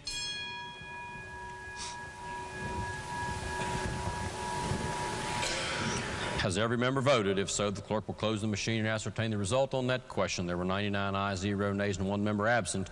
2/3 of members voting in the affirmative. The chair declares that bill effective from passage. The clerk will please communicate the action of the House to the Senate. Next bill on third reading. Senate Bill 725, supplementing and amending appropriations to DHS, West Virginia State Police. Are there objections to having the bill explained in lieu of having it read? If not, the gentleman from 64th Douglas Householder to explain the bill. Thank you, Mr. Speaker. This supplemental appropriation bill adds directive language to item 68 of the fiscal year 2022 Budget Act, giving the state police the authority to transfer up to $2.6 million to the appropriation for capital outlay and maintenance from any other appropriation in this item. The state police has requested this appropriation to fund several significant renovations. That's the bill. I urge passage. The question before the House is, shall the bill pass? Is there debate on the bill? If not, those in favor of passage will vote aye. Those opposed will vote no. The clerk will prepare the machine.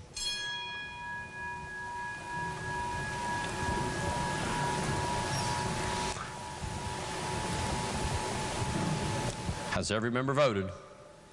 If so, the clerk will close the machine and ascertain the result on that question. There were 98 ayes, 0 nays, and 2 members absent. Majority of members voting in the affirmative. The chair declares that bill passed. The clerk will please report the title. Senate Bill 725, supplementing and amending appropriations to DHS, West Virginia State Police. Are there amendments to the title? If not, the title as read by the clerk will be and remain the title of the bill. Lady from the 49th. Mr. Speaker, I move the bill take effect from passage. The question is on the motion that the bill take effect from passage. Those in favor of the motion will vote aye. Those opposed will vote no. The clerk will prepare the machine.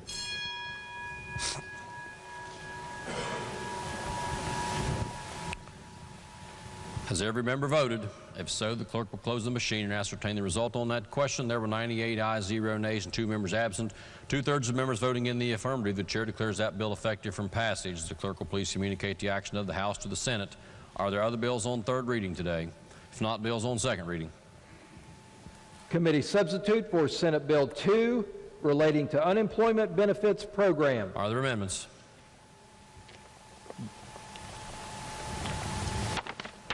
The Committee on Finance moves to amend the bill. The 64th Douglas Householder to explain the amendment. Thank you, Mr. Speaker. Ladies and gentlemen, Senate Bill 2 amends the provisions of the West Virginia Code relating to unemployment insurance. As the bill came from the Senate, the bill changed the maximum weeks of benefits from 26 to an index number of weeks, beginning at 12 weeks when the unemployment rate is below 5.5%, up to 20 weeks when the unemployment rate is above 9%. The House Finance Amendment increases the maximum number of weeks to a range from 14 up to 22 weeks. The House Finance Amendment also includes the provisions of SB 3. Current code provides certain eligibility requirements in order for a person to receive unemployment compensation benefits. One such eligibility requirement is that the unemployed person shall be doing that which is a reasonable, prudent person in his or her circumstances would do in seeking work. The provisions of Senate Bill 3 would change that to require an unemployed person to be actively seeking work. Senate Bill 3 provides that actively seeking work means that the unemployed person does at least 4 work search activities weekly. The bill provides 9 such work search activities and authorizes other work search activities prescribed or allowed by rules promulgated by Workforce West Virginia. Senate Bill 3 also requires the Commissioner of Workforce West Virginia to require an unemployed person to report weekly on his or her work search activities, verify such work search activities, and determine if an unemployed person fails to perform the requisite activities and is thus ineligible for benefits unless the unemployed person can reasonably explain his or her failure to do such activities or timely remedy the failure. The Commissioner of Workforce West Virginia would be authorized to establish a process to share open positions submitted or posted by the Division of Personnel or other state-administered job boards directly with the unemployed persons receiving benefits, and to establish a process whereby Workforce West Virginia can refer unemployed persons receiving benefits to such open positions. If an unemployed person receiving benefits receives a referral, such person shall apply for such job within 1 week of receiving this referral and accept employment if suitable work is offered. Employers would be required to report the refusal of an unemployed person receiving benefits who received a job referral from the Workforce West Virginia to accept an offer of employment to the Commissioner.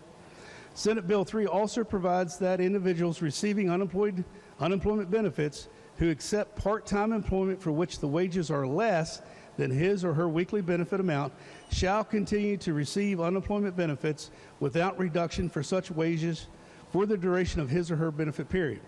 Lastly, the House Finance Amendment adds to the provisions of Senate Bill 576, which creates an exception to the general eligibility criteria for unemployment benefits when an employee leaves employment because his or her employer declines to honor a pro-offered religious or medical exemption to the COVID-19 vaccination. That's the amendment. I urge adoption. The question is on adoption of the amendment just explained by the gentleman of 64th. Gentleman of 66, Delegate Espinosa. Thank you, Mr. Chairman. Thank you, Mr. Speaker. Would the Chairman yield? Yes. Just want to make sure I heard that last part there. So essentially, we have Senate Bill 2 has incorporated the provisions of Senate Bill 2 and 3, but there's now protections for those individuals who may have lost their job because their request for a medical or religious exemption has been denied? The gentleman's correct. So this would address that issue for those folks that have been penalized by that. Thank you, Mr. Chairman. Thank you, Mr. Speaker. Gentleman the second, Delegate DeSario is recognized. Thank you, Mr. Speaker. Would Chairman yield? Yes. Thanks, Mr. Chairman. The numbers that you gave in the beginning, you went through kind of quick. Was that indexing that across the state you would figure out what the unemployment was and that rate of weeks would go by that? Is that correct? Just like it is today. The gentleman's correct. So, and it would also limit the maximum duration of unemployment weeks? Yeah. If I get laid, if this goes through and I get laid off, how many weeks am I going to have? Well, it depends on what the unemployment rate is, but if it is at 9%, the highest, you could get up to 22 weeks. Okay, so 5.5 months. Across the state. That's across the state. So if my biggest employer in my district has a layoff and it affects a large portion of my district, that's not going to be affected unless the whole state is above 9%, correct? You're right. It's a statewide average. Okay. Also, they're reducing the amount of benefits across the board, maximum benefits. Yeah, just the weeks, not the maximum benefit. It doesn't say in there that it reduces the maximum benefits? No, because that's all based off of salaries. Well, I'm reading it here, establishing internal effective dates, reducing maximum benefits for each wage class. Yes, the wage class and the amount per week stayed the same. Okay, so as far as a work search goes, would I be directed by Workforce West Virginia as to where I have to look for work? No. You can look for work wherever you want. Do I have to take anything that's offered to me?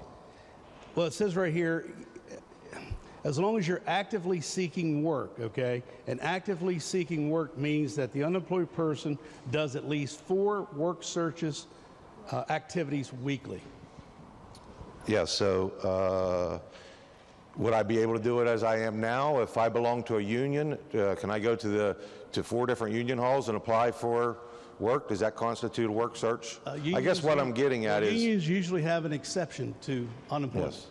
Okay, I just want to make they sure do, that... yes. I just want to make sure that somebody that, maybe if you're not even in a union, say you're laid off from a coal mine for some reason, and you're... If it's a union coal mine... Well, no, union or non-union. The question would be, do I have to apply at McDonald's or someplace that pays substantially less wages than where I work?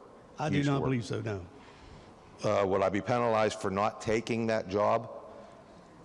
No, the only refusal, it says here, yeah, it has to be suitable work, okay? Who determines compared suitable? to what you're doing now. You wouldn't want to take a job at a lower rate than what you're making now.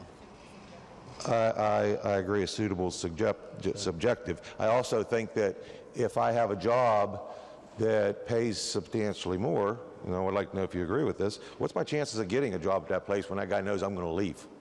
Okay. If I get called back. They're not going to hire me. Okay, thank you. So one more. Who is exempt from work search?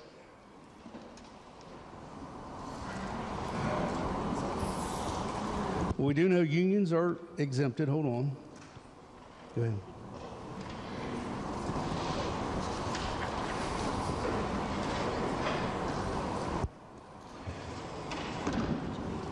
Okay, so the bill provides exceptions for those with jury duty or receiving vocational training or who are members of a union. All right, That's thank the you. exceptions.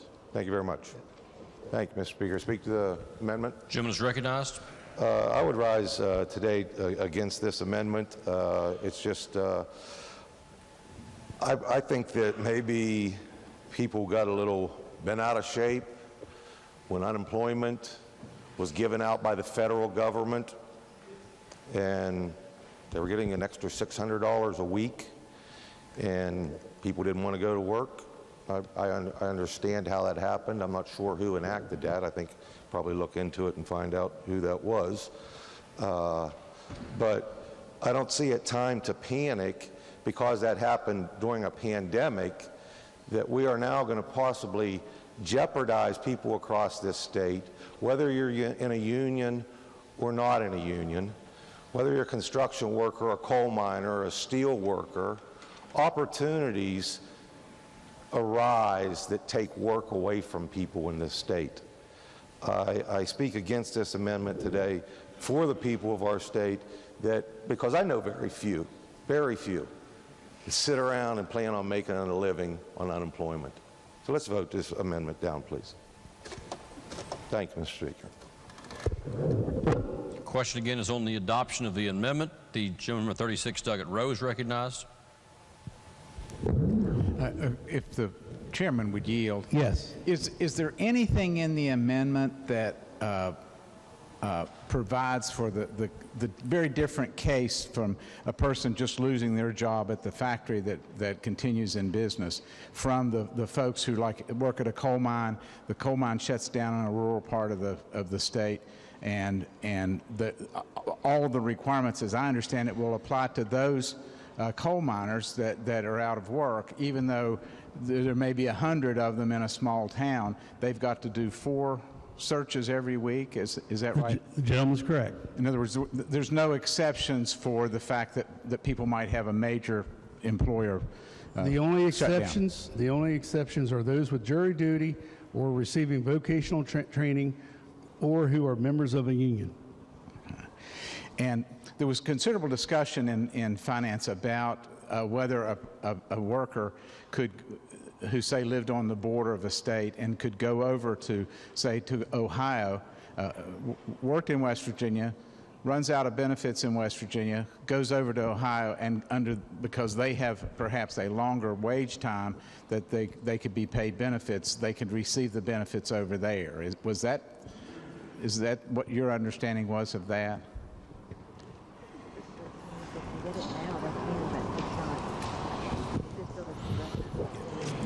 This bill does not address that scenario that you just laid out. So. Okay, in other words, it would be other parts of the code as to whether you could go to a different state and receive more benefits than this short period of 12 weeks. Nothing precludes you from working in a different state. I mean, a lot of Eastern Panhandle people work in Virginia and Maryland.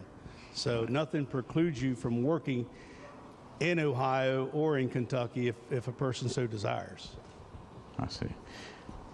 Thank you, sir. Gentleman 56, Douglas Howell, is recognized. Thank you, Mr. Speaker. Gentleman, yield.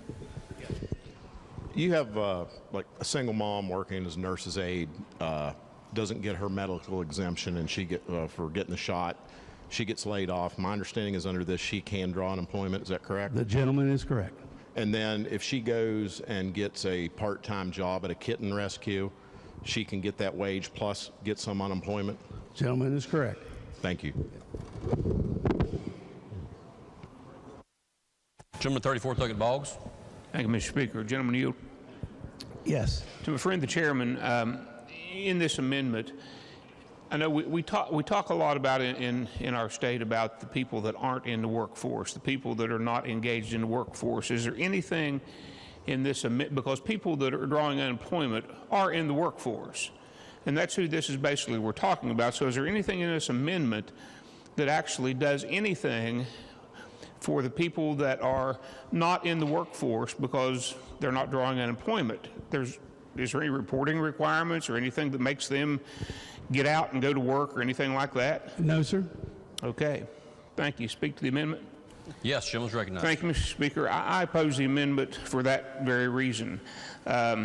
We do have a workforce problem in West Virginia, but the workforce problem is not with the people that are drawing unemployment benefits. The extended benefits have been extinguished quite a while ago, and this amendment really does nothing to address the problem that our state has in getting the people that need to get in the workforce to go to work.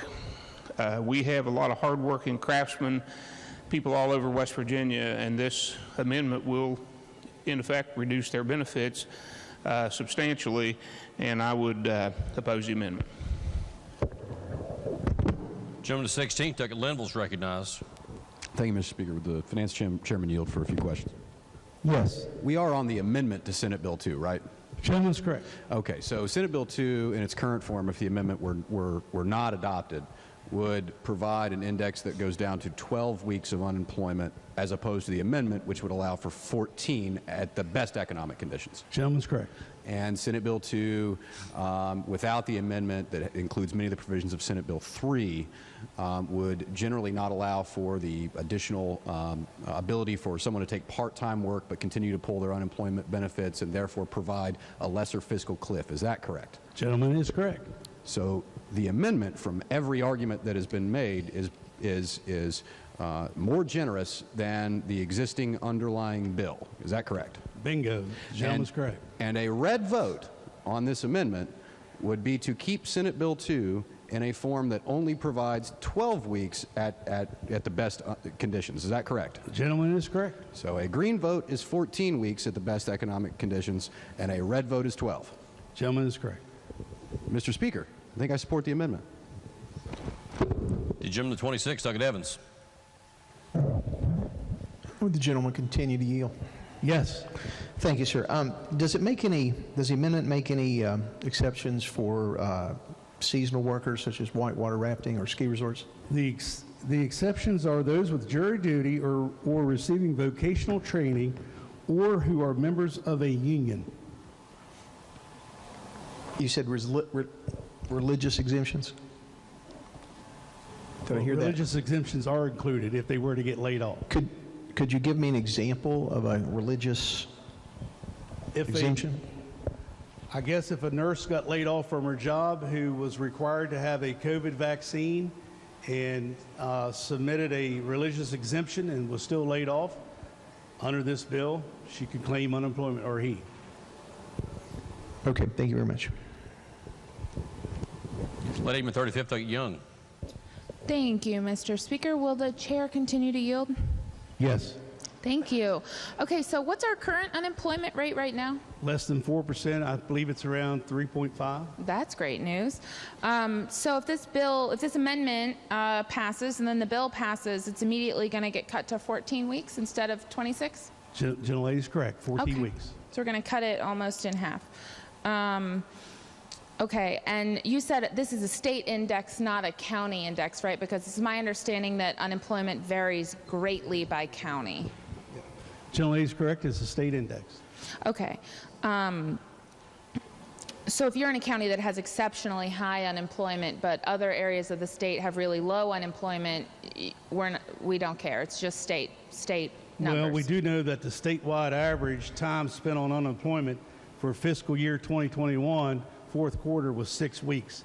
The statewide average for 2021 overall was 9.5 weeks. Okay, makes it sound like we don't have a problem at all. Okay, so then the Job Reployment Act, the part that's Senate Bill 3, there looks like there's some new ways to identify those work search activities. Where do you log those activities? You have to do 4. Where do you do that? You would log them with the unemployment office. On the RESA website, one would assume? Could be, or the Workforce West Virginia website. Okay, did they testify during your committee about that website? I apologize, I was not there. Okay. Okay, you weren't there, but are you aware that that website was down for 3 months last year with a data breach? I was not. Okay, I just wonder what happens if the website's down? How do you log the activities?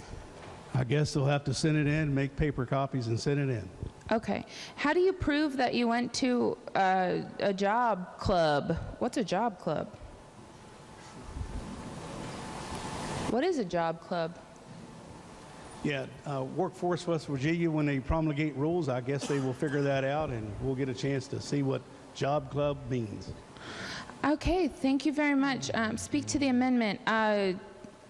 I think the amendment's bad. I think the bill's worse. I'm a no. If our unemployment is so low, I can't possibly imagine why we need this. I hope that none of this happens. Thank you.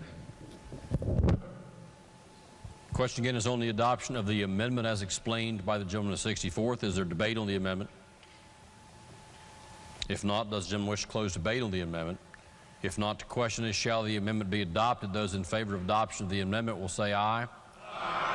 Those opposed will say no. No. Ayes appear to have it. Okay, the ayes have it. Chair declares that amendment adopted. Are there other amendments to the bill? If not, the bill will be advanced to third reading. Next bill on second reading. Senate Bill 10, relating to WVU Rifle Team Electronic Application Donation Program. Are there amendments? The Committee on Finance moves to amend the bill. On page 1, following the enacting clause by striking the remainder of the bill in its entirety and inserting in lieu thereof the following. Article 2. 64 to explain the amendment. Thank you, Mr. Speaker. The amendment is purely technical and clarifying, and for those reasons, I urge adoption. The question is on the adoption. Are there secondary amendments? Delegate Statler moves to amend the House Finance Committee amendment on page 1, section 20-2-33C, line 17, following the word university by striking the word foundation, and on page 2, section 20-2-33C, line 20, following the word university by striking the word foundation. The question is on the secondary amendment just read by the clerk. Is there debate on the secondary amendment? Gentleman of 51st, Douglas Statler. Yes, Mr. Speaker, it's quite simply all I'm trying to accomplish here is that when the DNR transfers the money, we don't want it going to the foundation. We want it going to university, and they will direct it to the rifle team. And that's all this amendment does, is just strike out foundation in 2 lines. I Would encourage everyone to support that. Thank you. Gentleman, 64th Thurgood Householder. Speaker, we support the gentleman's amendment. It creates no harm, actually enhances it. We urge your adoption. Is there further debate on the secondary amendment read by the clerk? If not, those in favor of adoption of the secondary amendment will please say aye. Those opposed will please say no. The ayes have it. The chair declares the secondary amendment adopted. The question now is on the primary amendment as amended. Is there debate on the primary amendment? If not, those in favor of adoption of the primary amendment will please say aye. Those opposed will please say no. The ayes have it. Chair declares the primary amendment adopted. Are there other amendments? If not, the bill will be advanced to third reading. Next bill on second reading. Committee substitute for Senate Bill 138 relating to Board of Medicine composition. Are there amendments? The Committee on Government Organization moves to amend the bill. Gentleman 29, Duckett Steele. Thank you, Mr. Speaker. The committee strike and insert amendment makes a technical correction to reflect a change in existing code that was not reflected in the Senate's com sub.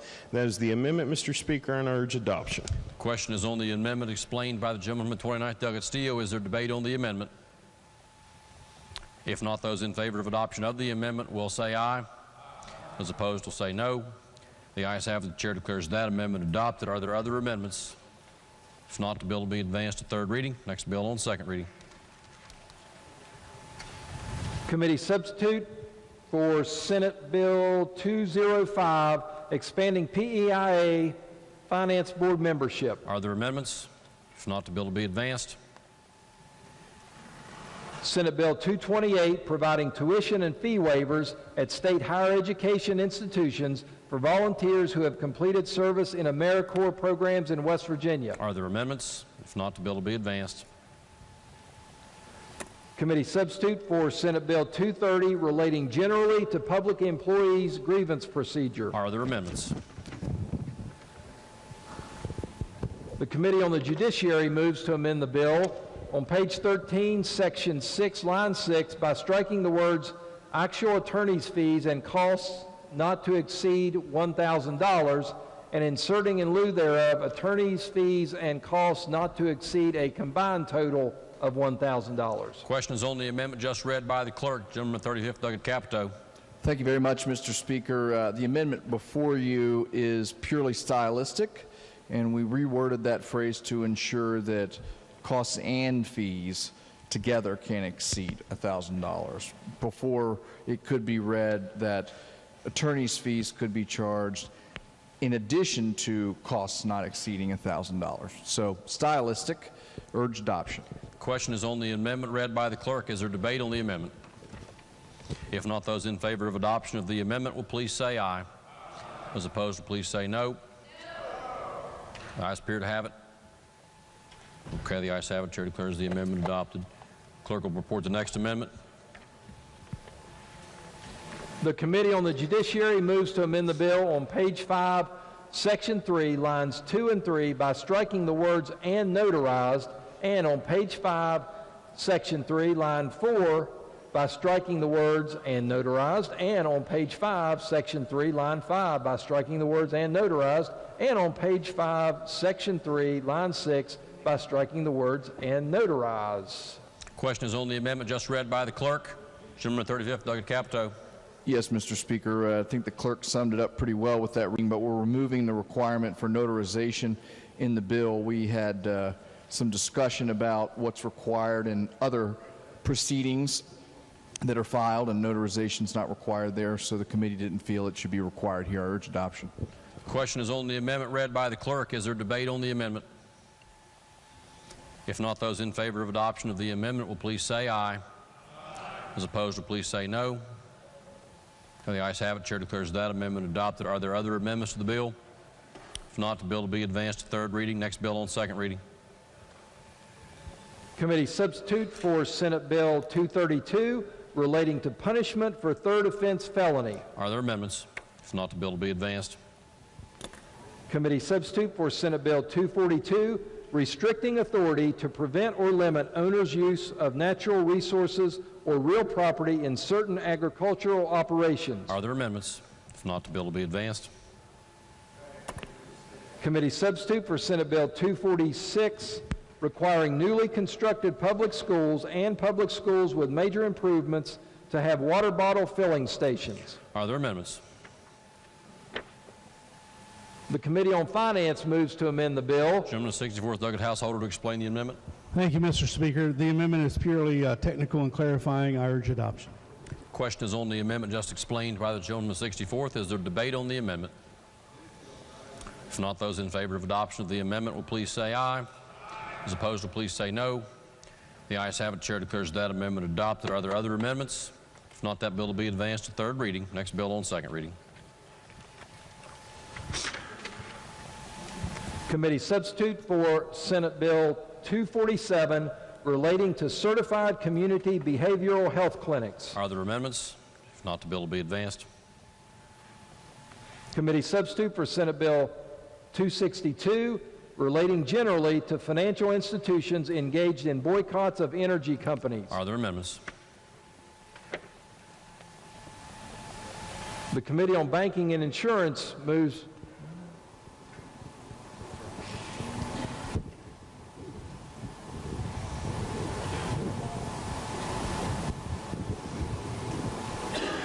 The Committee on Finance moves to amend the bill. Gentleman of the 64th Doggett Householder to explain the amendment. Thank you, Mr. Speaker. The Committee on Finance adopted the Committee on Banking and Insurance's amendment to the bill. The amendment makes the following changes to the bill as it came from the Senate. One, it replaces the ordinary business purpose with reasonable business purpose and defines reasonable business purpose to include complying with legal or regulatory requirements.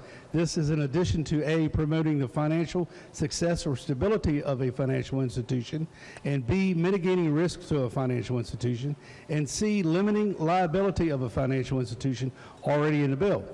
Two, it requires on the restricted financial institution list a citation to this new article and a brief summary of the purpose of the list, including a statement that inclusion on the list is not an indication of unsafe or unsound operating conditions of any financial institution, nor a risk to the consumer deposits. Three, it provides for time to respond to inclusion on list prior to the publication of the list. It requires the treasurer to notify a financial institution of its inclusion on a list 45 days prior to the publication. It gives institutions 30 days from the receipt of the notice to respond and demonstrate that it is not engaged in a boycott of energy companies. Four, it provides more guidance on what sources of information the treasurer must consider and may rely upon in making the determination of inclusion on the list. And finally, it provides that an institution may not be compelled to provide or disclose information deemed confidential, privileged, or otherwise protected from disclosure by state or federal law. That is the amendment. I urge adoption. The question is on the amendment just explained by the gentleman of the 64th. Is there debate on the amendment? If not, those in favor of adoption of the amendment will please say aye. Those opposed will please say no. The ayes appear to have it. Okay, the ayes have it. Chair declares the amendment adopted. Are there other amendments? Are there other amendments? If not, the bill will be advanced to third reading. Clerk will report the next bill on second reading. Committee substitute for Senate Bill 264 relating to Conservation Districts Law of West Virginia. Are there amendments? If not, the bill will be advanced to third reading. Committee substitute for Senate Bill 268 creating exemption from compulsory school attendance for child who participates in Learning Pod or micro school. Are there amendments? The Committee on Education moves to amend the bill. On page 7, section 1, line 159, after the word together, by striking out the words in a group of up to 100 students, and on page 7, section 1, line 163, after the word school, by striking out the words of up to 100 students, and on page 7, section 1, line 164, after the word school, by striking out the words of up to 100 students, and on page 10, section 1, line 232, after the words provisions of, by striking out the words section 11, article 20, chapter 18, and inserting in lieu thereof 18-20-11. The question is on the adoption of the amendment just read by the clerk. Are there amendments to the amendment?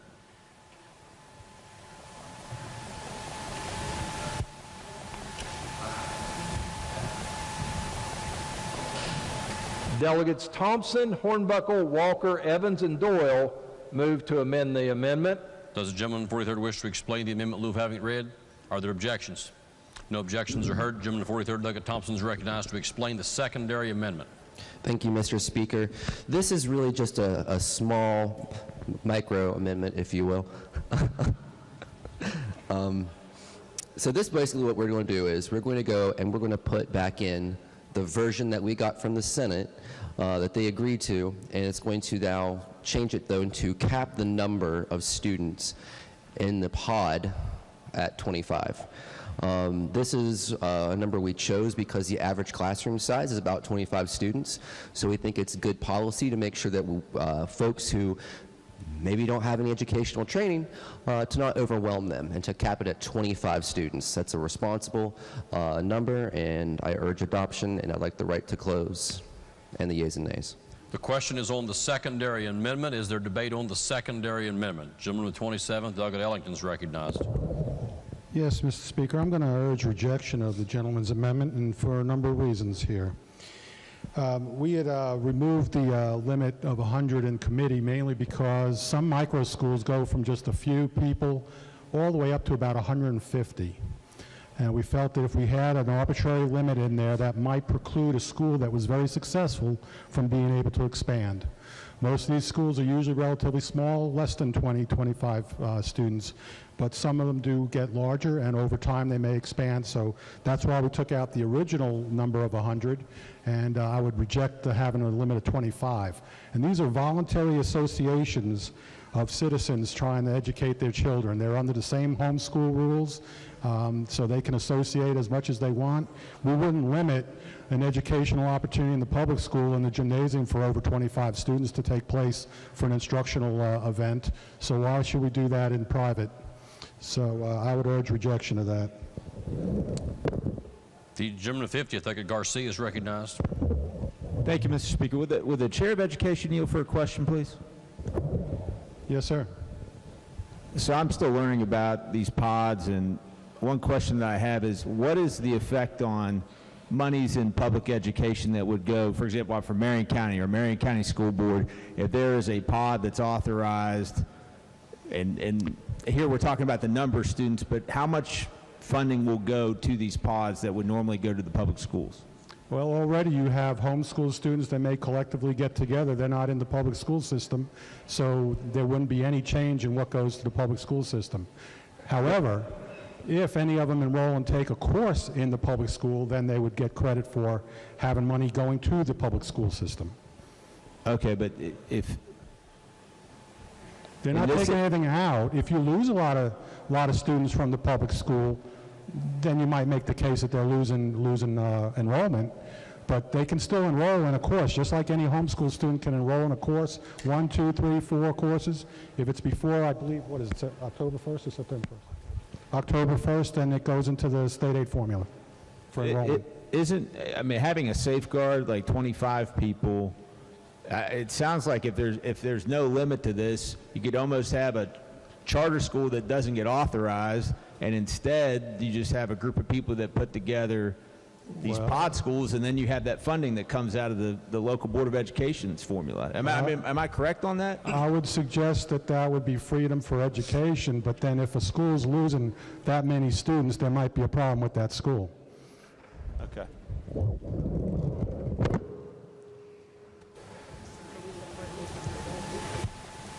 Okay, the question is still on the secondary amendment. Is there debate on the secondary amendment? The gentleman of 67, Douglas Doyle, is recognized. Thank you, Mr. Speaker. I would suggest this is a major philosophical point of departure before us here. I personally think that such a school shouldn't be any larger than, say, a classroom, but that's my personal opinion. Even if you think that the micro schools should be larger than 100, there it makes no sense to have no limit whatsoever. And that is what we will have if the gentleman's amendment before us at the moment is rejected. You could have 1,000, 3,000. This makes no sense whatsoever. We need to adopt the amendment. The gentleman from 43rd, Douglas Thompson, to close debate on the secondary amendment. Thank you, Mr. Speaker. I want to talk a little bit about, you know, we heard that, oh, if there's a lot of kids leaving the school, there must be a problem with that school. Well, if we don't adopt this amendment that caps it, a lot of us in here are going to have smaller schools that are going to get shut down, because whenever you're at the cusp of enrollment and you lose 10, 15, 20, 30, 40, 100, 200 students, that's going to shut your small community school down. And I've said it before, I didn't come to Charleston to shut schools down.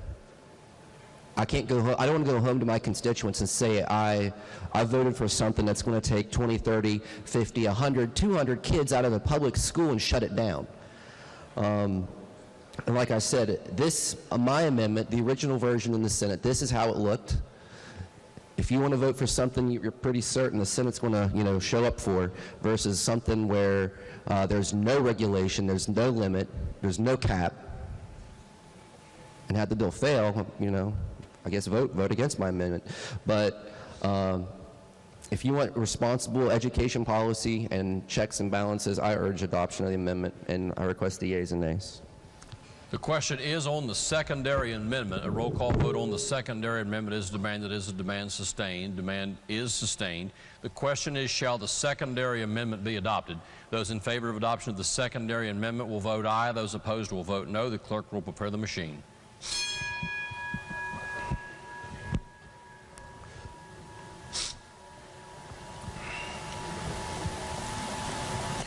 Has every member voted? If so, the clerk will close the machine and ascertain the result on this question. There are 27 ayes, 68 nays, 5 members absent, less than a majority in the affirmative. The chair declares the secondary amendment adopted. The question is, again, on the primary chair's in error, less than a majority voting in the affirmative. The chair declares the secondary amendment lost. The question is on the primary amendment. The question is back on the primary amendment. Is there debate on the primary amendment? If not, yes, Chairman 45th, Douglas Martin's recognized. Will the Chairman of Education yield for a question? Yes, sir. Thank you, Mr. Chairman. I was just wondering if you could tell me the rationale behind removing. I know that you explained. If you could just really quick explain again why we took it off from 100. I remember listening to this bill that was in the Senate, and I remember what they were talking about. So if you could just tell me why you guys changed the Senate's version. Yeah, the purpose of that was because there were reported that there are some of these schools up to about 150 students in some other states, and they felt that if we had an arbitrary limit, that might preclude a school that was very successful from expanding.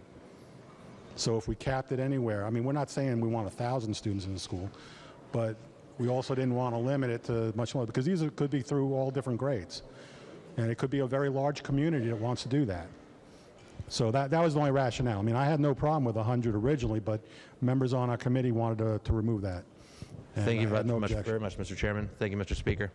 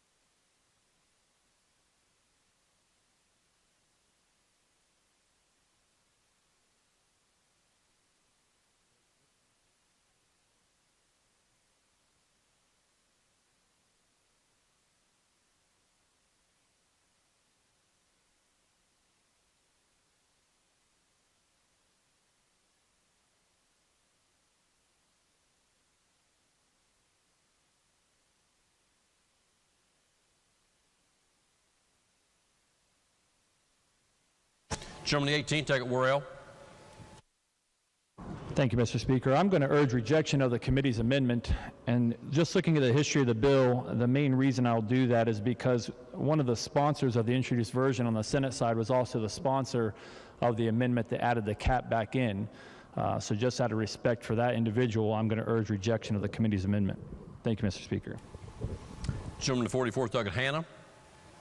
Thank you, Mr. Speaker. I'm going to urge adoption of the committee amendment. And just to expound a little bit on the point from the gentleman from 45th and the gentleman from the 18th, the introduced version, the lead sponsor of this bill was Senator Grady, and the introduced version had no limits at all. So I'm going to support the amendment to take it back to the way the initial sponsor wanted the bill. The gentleman to 16th, Doug Hornbuckle is recognized. Okay, the question again is still on the primary amendment. Are there other members who wish to speak on the primary amendment? If not, those in favor of adoption of the primary amendment will please say aye. Aye. Those opposed will please say no.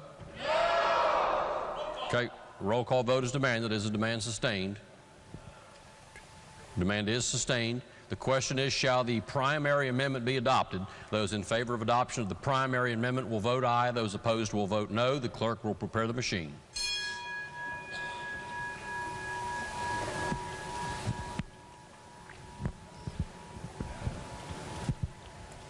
Okay, has every member voted?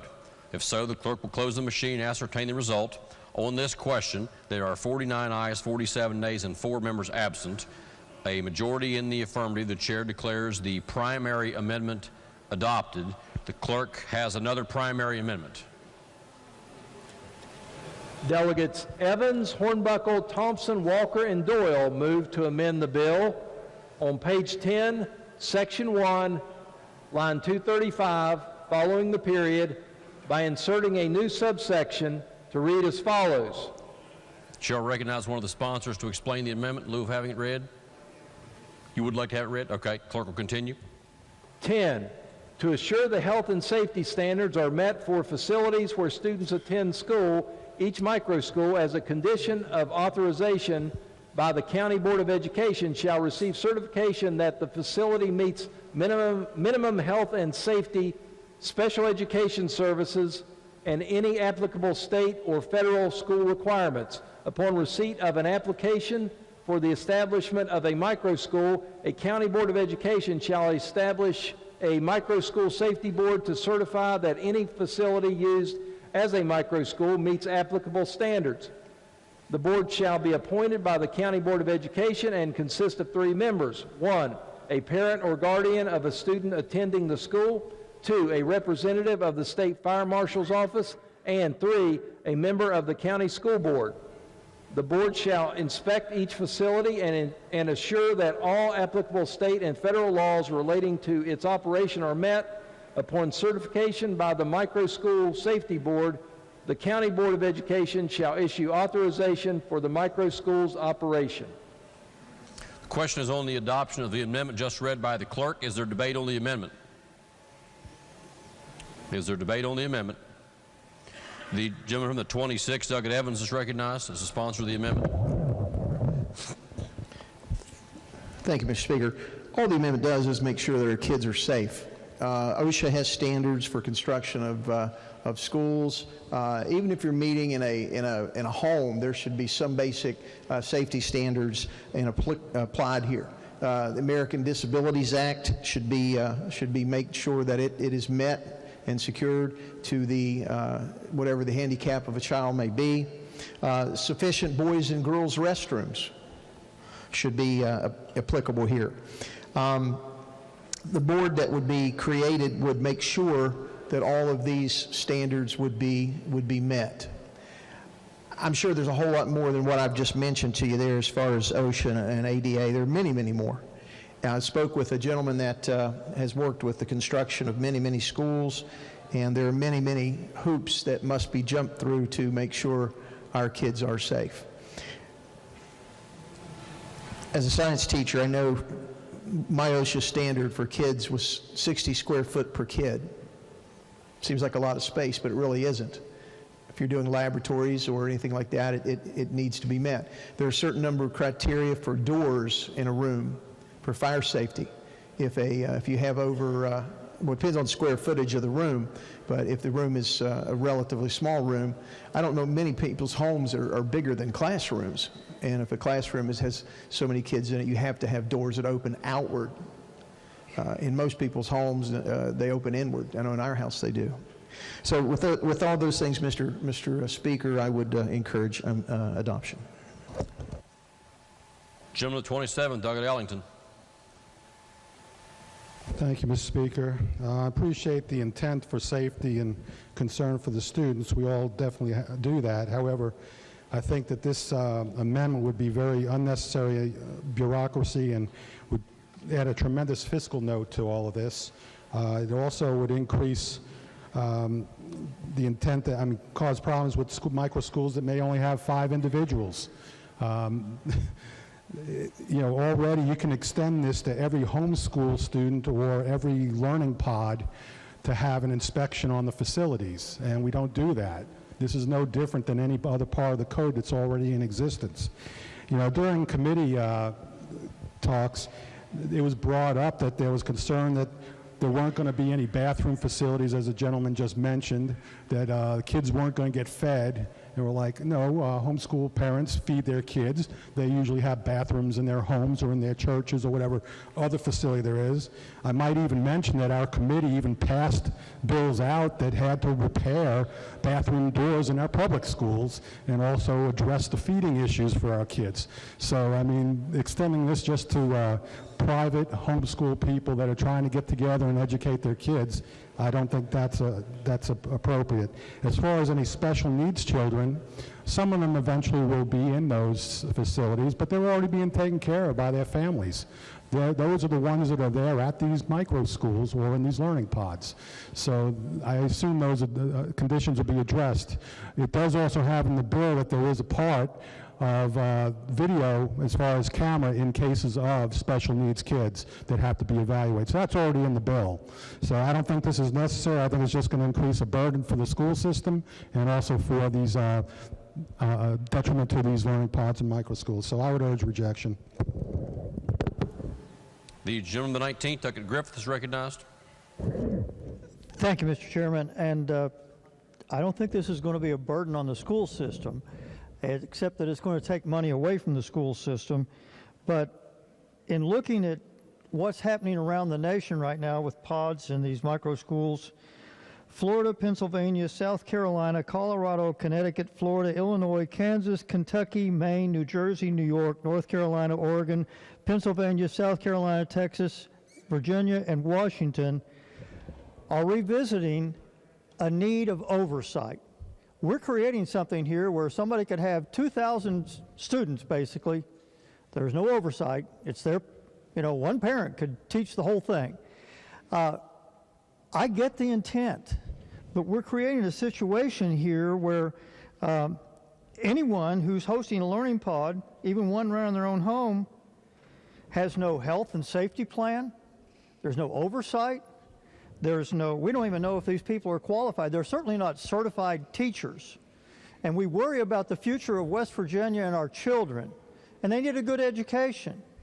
Well, in some cases, that won't happen in these pods. In many cases, I've gotten emails from parents who've been worried about the quality of education that we're going to create in our state, and therefore the ability to draw jobs. And there's nothing to say that a David Koresh could set up a Waco type school here and the state would basically pay him.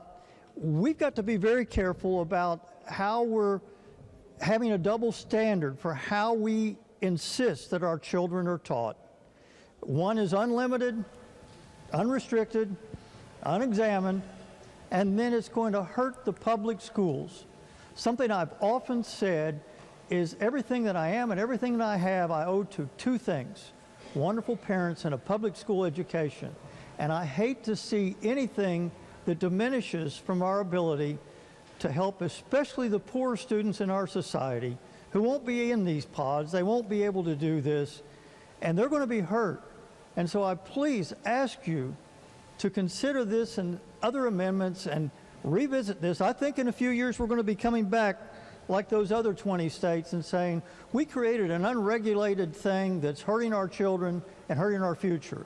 And now they're looking at ways to correct that, not with abolishing this, but to make sure that there's oversight, make sure that it's done right, make sure that the kids are safe, protected, fed, healthy, and educated. So I urge support of this amendment. Thank you. The gentleman to 16th, Douglas Hornbuckle is recognized. Thank you, Mr. Speaker. Would the chair yield, please? Yes, sir. Thank you. Looking at the language that's before us on this amendment, what part of it do you think requires a fiscal note?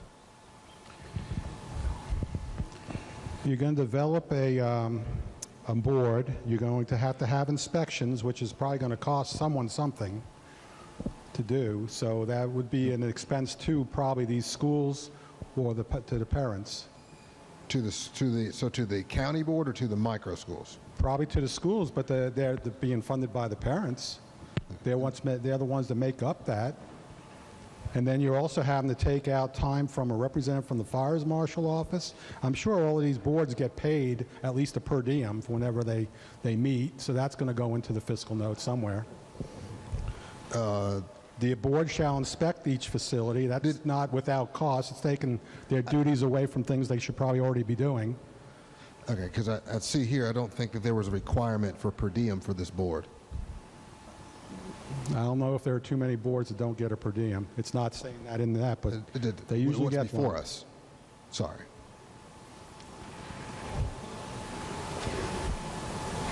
Well, if you could find the volunteers. Maybe. Permission to speak to the amendment? Yes, gentleman's recognized. Thank you, Mr. Speaker. I think that this is very simple, and I also think that it's good policy. The three main components of this are the people that are going to represent that board. Again, when we look at the language, one is going to be a member of the county school board. Very important, as the gentleman from McDowell talked about, making sure that these structures are ADA compliant. It's very, very important. Also, number two, fire marshal's office, making sure that these homes, these buildings, these structures are up to code. And number three, and most importantly, I want to highlight this, a parent or guardian of a student attending the school. And so I think that would quiet a lot of the fears of irrelevant parent coming into the system. It's going to be somebody who's attending those schools.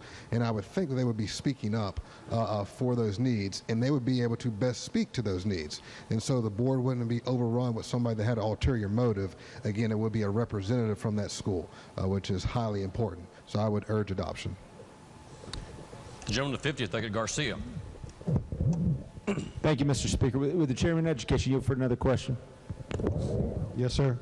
Thank you, sir. So when you argued against this amendment, you talked about people who are currently being homeschooled and their family could take care of them, or you're talking about coming to their house, but there's no limit on this, and it could be even more than 100 people. So in that type of situation, I mean, do you have other arguments besides where it's not taking place in a person's home? You can have 100 people being homeschooled. That's not going to do anything different to the school system as doing a learning pod or a micro school. But doesn't this envision, if you have 100 people in a learning pod, them being potentially in the same location? They could, or they could be at several locations, especially if they break up the grade levels. Okay, but we're still talking about more than 2 or 3, 4 people. I mean, again, if maybe there's a family that has 10 people that are homeschooling, but you're talking about more than that. I mean, would you acknowledge that there could be more difficult safety issues that this could help prevent? I would say there is, I guess, a potential depending on how large the facility gets, but it should not be any different than any other private organization or club or things that's already out there that don't have to meet all these standards. Well, again, would a public charter school, I mean, do they have requirements to make sure that their schools are safe? Public charter school receives public funds. That's a little different. But these individuals would also receive public funds? No, they're not. Where? I thought you told me when I asked the question earlier about learning pods and whether they would receive county funds that they would. No, they don't receive county funds. The county does not get funding for enrollment for those kids that they lose enrollment. But if the kid enrolls before October 1st into a course, that goes into the state aid formula, and the county school will receive funding for that. The pod doesn't. The pod doesn't receive any type of public funding? No, they do not receive anything. But they could get a Hope Scholarship? They could get a Hope Scholarship, and the parents could get the Hope Scholarship for their child. But if a school is to receive any Hope Scholarship funds, they have to be certified by the state to be able to receive Hope Scholarship funds. And it can't be a parent. They'd be certified as a micro school to receive, so that could happen though, where they could receive public funds. They'd have to apply through the Hope Scholarship Board and the Treasurer's Office for that. Okay. They have to be certified as a vendor then if they're going to receive any Hope Scholarship money. Okay. Thank you for answering my questions. Speak to the bill, or speak to the amendment very quickly. Yes, gentleman's recognized. This really seems like a slippery slope, and again, I understand the argument of the chair of education about, okay, it's just a family. We don't need somebody coming in from the fire marshal's office because it's just our family and we're educating somebody there. But when you start to get an increase in the number of students, and there is no limit here, and you talk about facilities, it's important that we protect kids that are going to these facilities, and this could be a back door for institutions that charter schools potentially that didn't make it, that didn't fit into the criteria, and this is another way where they get public funding through the Hope Scholarship. So I think this is an important safety measure. I think we should adopt it. Gentleman 29th, I got Steele. Thank you, Mr. Speaker. This amendment right here, if I summed it up, exemplifies the contempt that some have for homeschool parents. And listening to the debate today, Mr. Speaker, questioning the ability of parents to teach their own children, we're getting down to the fabric of what the parent-child relationship is. I homeschool 3 kids, Mr. Speaker. My wife does. I've got a doctorate. Am I not qualified to teach my kids? Do I not have freedom of association to get together with who I want to get together with that's like-minded, to teach my kids in the manner that I see fit? And then moving on to it, all the other requirements in state and federal law regarding our schools. There's a significant number of homeschool children in this state that the state has flatly told, we will not educate you because you don't meet our immunization requirements. There's a lot of parents out there like that. They don't get any money. They don't get any money to homeschool their children. We tell them they can't even go to private school. They can't go to private school. Do you know that you can't even send your kid to virtual school through the public school system if you won't go get those immunizations? So here we are today with this amendment attacking those very people, those very taxpayers that continue to live and reside in this state with no assistance, with no help.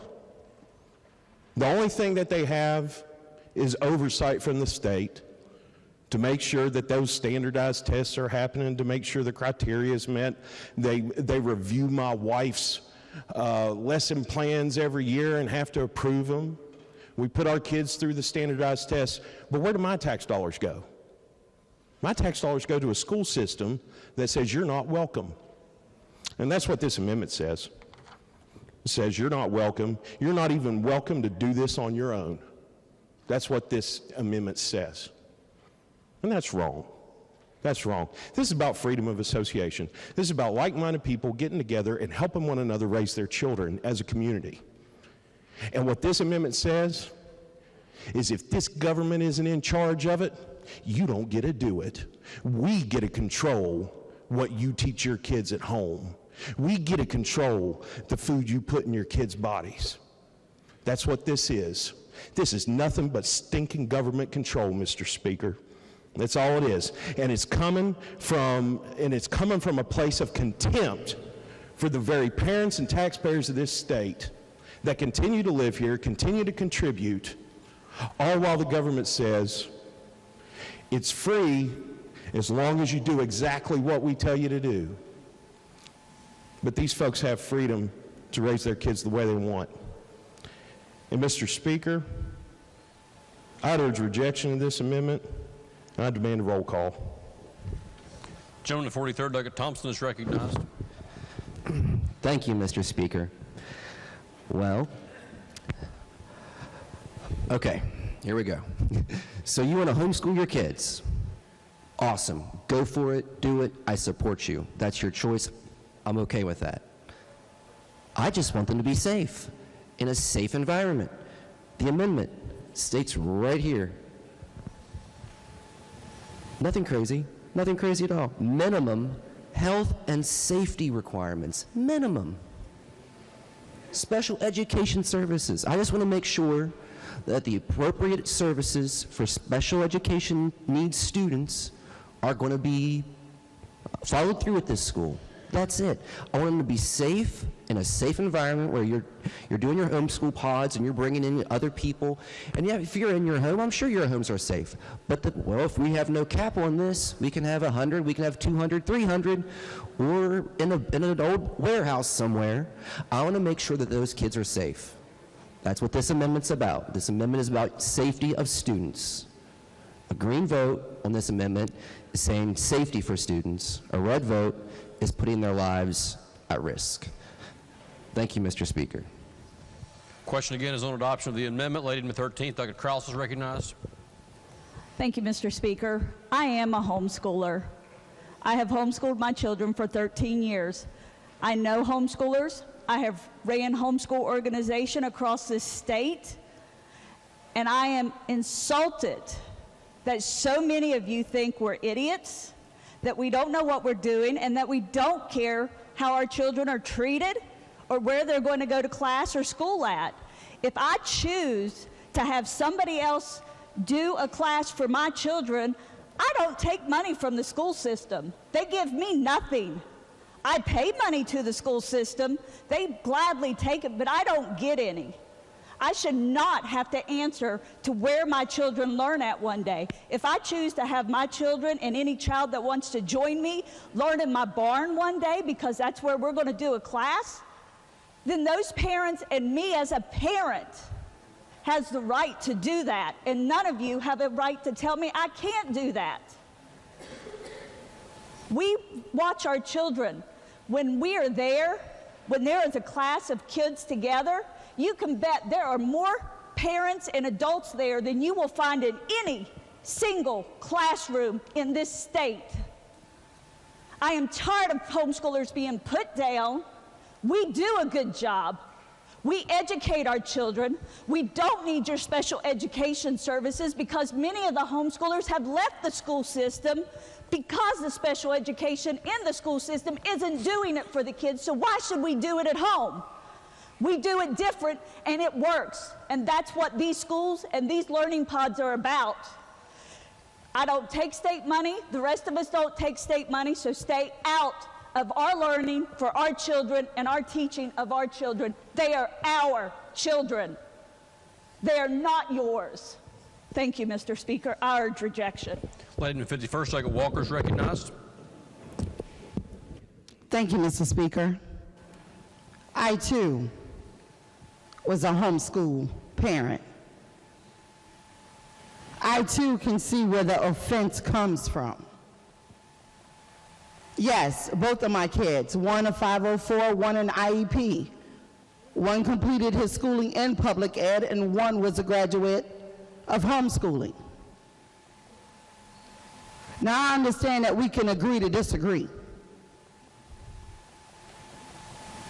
But there's some momentum in here of looking one way or another way, saying that you are dictating this and you are dictating that.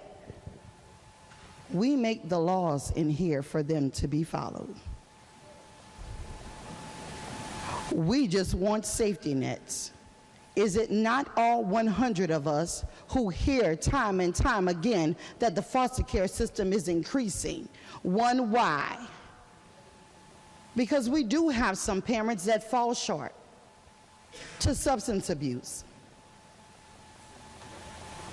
to physical abuse, to economic hardships. No, I am not a college graduate, but I did a doggone good job teaching my children. Because teaching starts at home. Home training starts at home. But yes, my taxpayers went to the public school system, and I'm not complaining about that. Because also as a homeschool parent, I could have asked, made a request to use the county textbooks so my son could have the same books as all of his other classmates. That was my choice. And I was thankful for that. If there was something that he wasn't getting quite right, I can go back to my county BOE and be linked with an educator who cared for him just as much as they cared for the kids in the classroom. But what we're not going to do in here is disrespect public educators. They were out there during the pandemic, making sure that our children were fed, making sure that they had broadband. But you're also not going to disrespect me as a parent. And you're not going to disrespect me as a community member, advocate, activist, because all children should be safe. Now, some of us homeschool parents, we do it the right way, but we must not ignore those who do not. All of you have received all of these emails. Whether you answer them, whether you read them, whether you ignore them, your choice. But I sit day and night trying to answer and come to a consensus. You throw in our face of public educators, third graders can't read. Who's helping them at home? We have grand families raising these children. We just want to make sure the kids are safe. Maybe grandma hasn't had a child in her house for over 20 years. She doesn't know anything about an IEP. We just want to make sure that we have equity in education. Public, homeschool, homebound, private, parochial, micropods. It goes from A to Z. All I'm saying is when you're discussing things, can we just be respectful for each other? Yes, my name is on this amendment. Not to disrespect the lady from the 13th or the gentleman who homeschools his children, because it is his choice not to give them immunizations. But what I also see in my community and when I travel to your community and their community is that we need these safeguards. Please support the amendment. It is not to disrespect you. It is to protect our most vulnerable. And it is our children. You say that they're our future. Correction, they are our present. Thank you, Mr. Speaker. Gentleman in 51st, Second Hansen is recognized.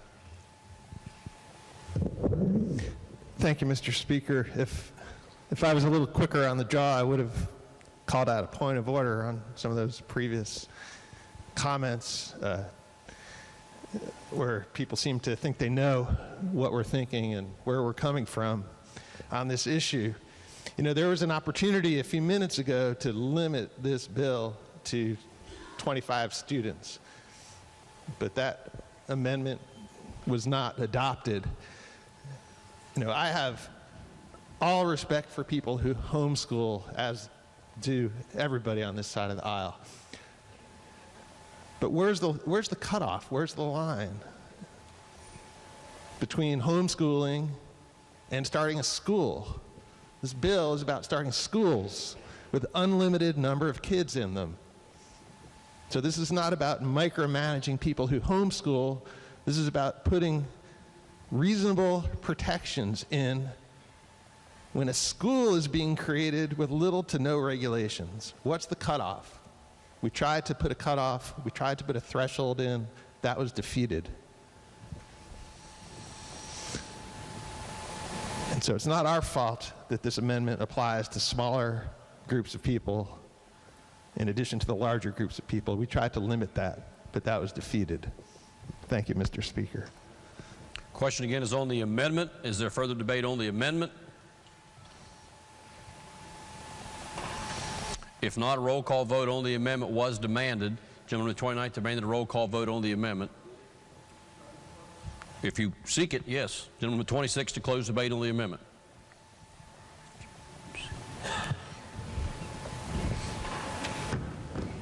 You're on.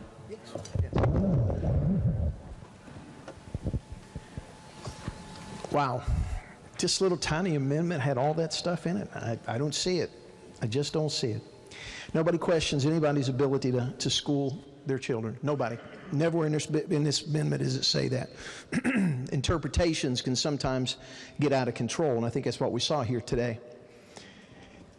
I work with the Red Cross, and we just did a program where we put smoke detectors in homes. Safety. You know, in West Virginia, believe it or not, over 50% of the homes don't have a smoke detector in it. And if you bring 100 kids together in any facility and something happens, leave it at that. What fiscal note is involved in this for the state? State's not paying for this. State's not paying for it. There's no fiscal note involved. There are kids that go hungry. Make no mistake about it. I'm no lawyer, but if something did happen in a large building with 100 and some kids in it and there was no safety devices, I think I'd be first in line wanting to represent the clients. Maybe lawyers know more about that than I do. I don't know. No one questions your ability to homeschool a student or your ability to send them to public school. That's not the amendment. The amendment is to make sure that the kids are safe. Simple as that. I urge adoption. Thank you, Mr. Speaker. The question is on the primary amendment. A roll call vote on the primary amendment was demanded. Is the demand sustained? The demand is sustained. The question is, shall the primary amendment be adopted? Those in favor of adoption of the primary amendment will vote aye. Those opposed will vote no. The clerk will prepare the machine.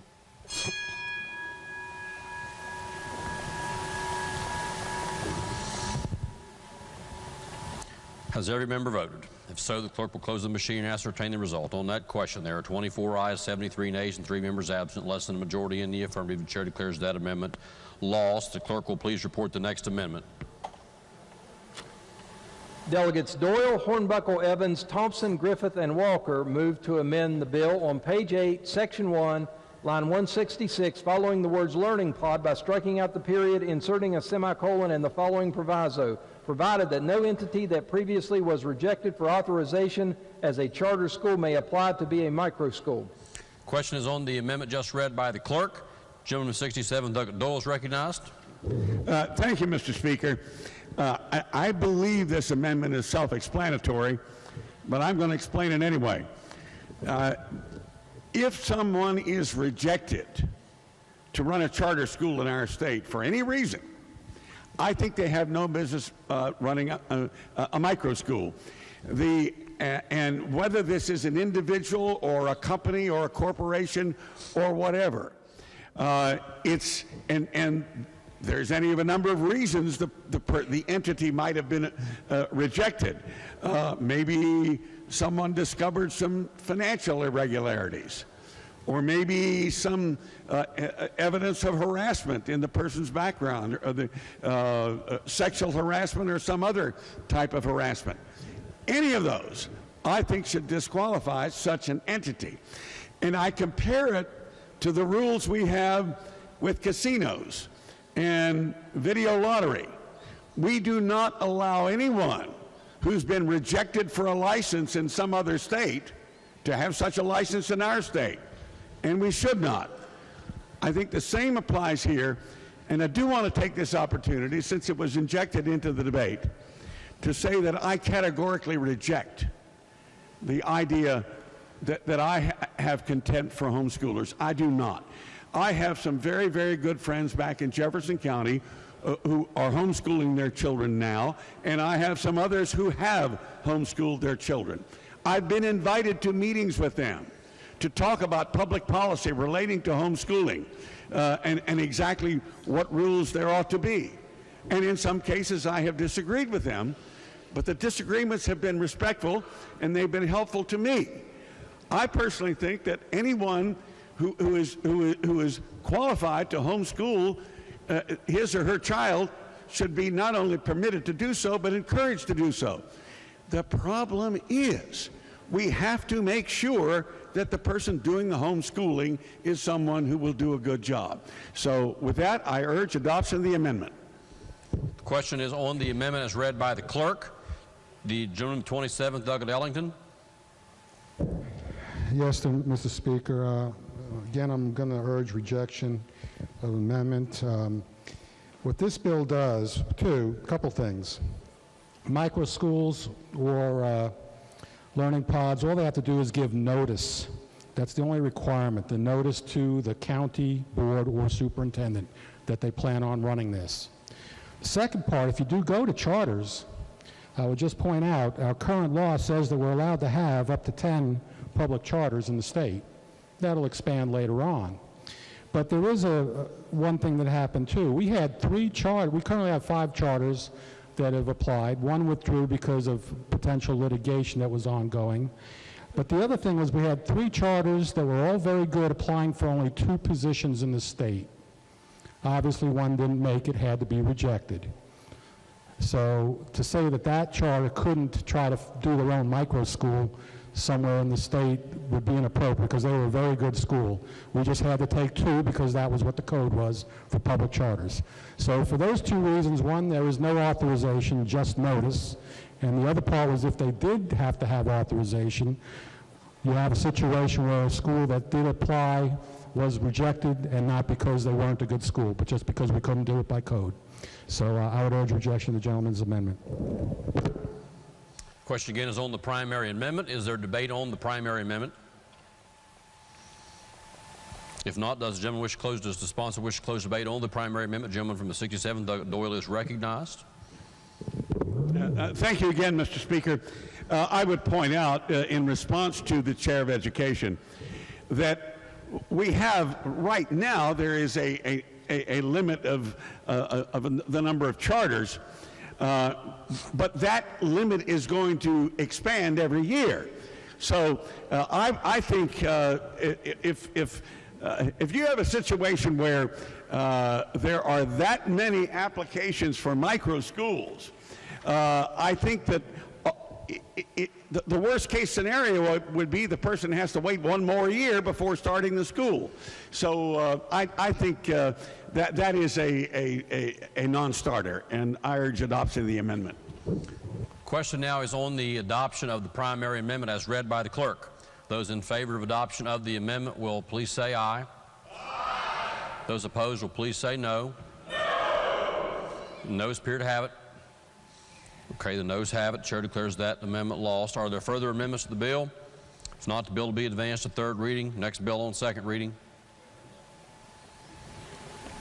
Committee substitute for Senate Bill 312, authorization for Department of Revenue to promulgate legislative rules. Are there amendments? The Committee on Government Organization moves to amend the bill. Gentleman 29th, Douglas Steele. Thank you, Mr. Speaker. This amendment is basically the committee strike and insert. The Alcohol Beverage Commission has promulgated 3 rules that have been amended. The rule has been amended relating to private club licensure and non-intoxicating beer licensure to remove references to suitable person and good moral character, and instead transition those to more concrete standards. This is pursuant to RWB of Riverview Inc. versus Stemple, where the court stated these are just the sort of boundless terms and manipulable, malleable concepts our Court of Appeals found constitutionally unacceptable because they clothe the decision maker with unfettered discretion. The rule was also amended to consolidate some of the rules to be more in line with the statute and reduce duplication. The ABC also had a rule amended into the bundle relating to bailment fees that were not approved by the legislature and were instead changed through technical amendment. The amended rule would require those fees to be approved by the Legislative Rulemaking Review Committee and then move through the General Legislature. The Insurance Commission also promulgated rules and none were amended. The Lottery Commission promulgated rules and none were amended. And the Tax Department requested one rule be amended relating to online bingo and raffle lotteries to clarify that raffle equipment may be borrowed, leased, or owned by the licensee to ensure compliance with the law. That is the amendment, Mr. Speaker, and I urge adoption. The question is on the primary amendment just explained by the gentleman at 29th. Is there debate on the primary amendment? If not, those in favor of adoption of the primary amendment will please say aye. Those opposed will please say no. The ayes have it. The chair declares that amendment adopted. Are there other amendments to the bill? If not, the bill will be advanced to third reading. Next bill on second reading. Committee substitute for Senate Bill 334, authorizing miscellaneous agencies and boards to promulgate rules. Are there amendments? The Committee on Government Organization moves to amend the bill. Gentleman 15th, Douglas Foster, to explain the amendment. Thank you, Mr. Speaker. The amendment called up 7 rules to reduce fees for licenses when boards are carrying a surplus of cash to ensure expenses are continually met. Generally, boards such as dentistry, dietitians, professional engineers, radiation therapy, psychologists, and social work fees were reduced proportionally in the cash surplus. Each board has a 5% net cash flow to ensure expenses may be continued to be met. Other boards, including the bundle or funeral service examiners, agreed to modifications in the rule during Legislative Rulemaking Review Committee meetings, and were not subject to amendment. Finally, fees for auctioneers were amended to increase from $50 to $60. Other amendments resulted from modifications during the proceedings and subsequent stakeholder meetings that resulted in changes or technical cleanup. That is the amendment, Mr. Speaker. I urge adoption. Are there secondary amendments? Delegate Foster moves to amend the amendment. Gentleman 15th, Douglas Foster, for the secondary amendment. Thank you, Mr. Speaker. The secondary amendment is inadvertently there was an amendment adopted in the Senate that was a compromise on the telehealth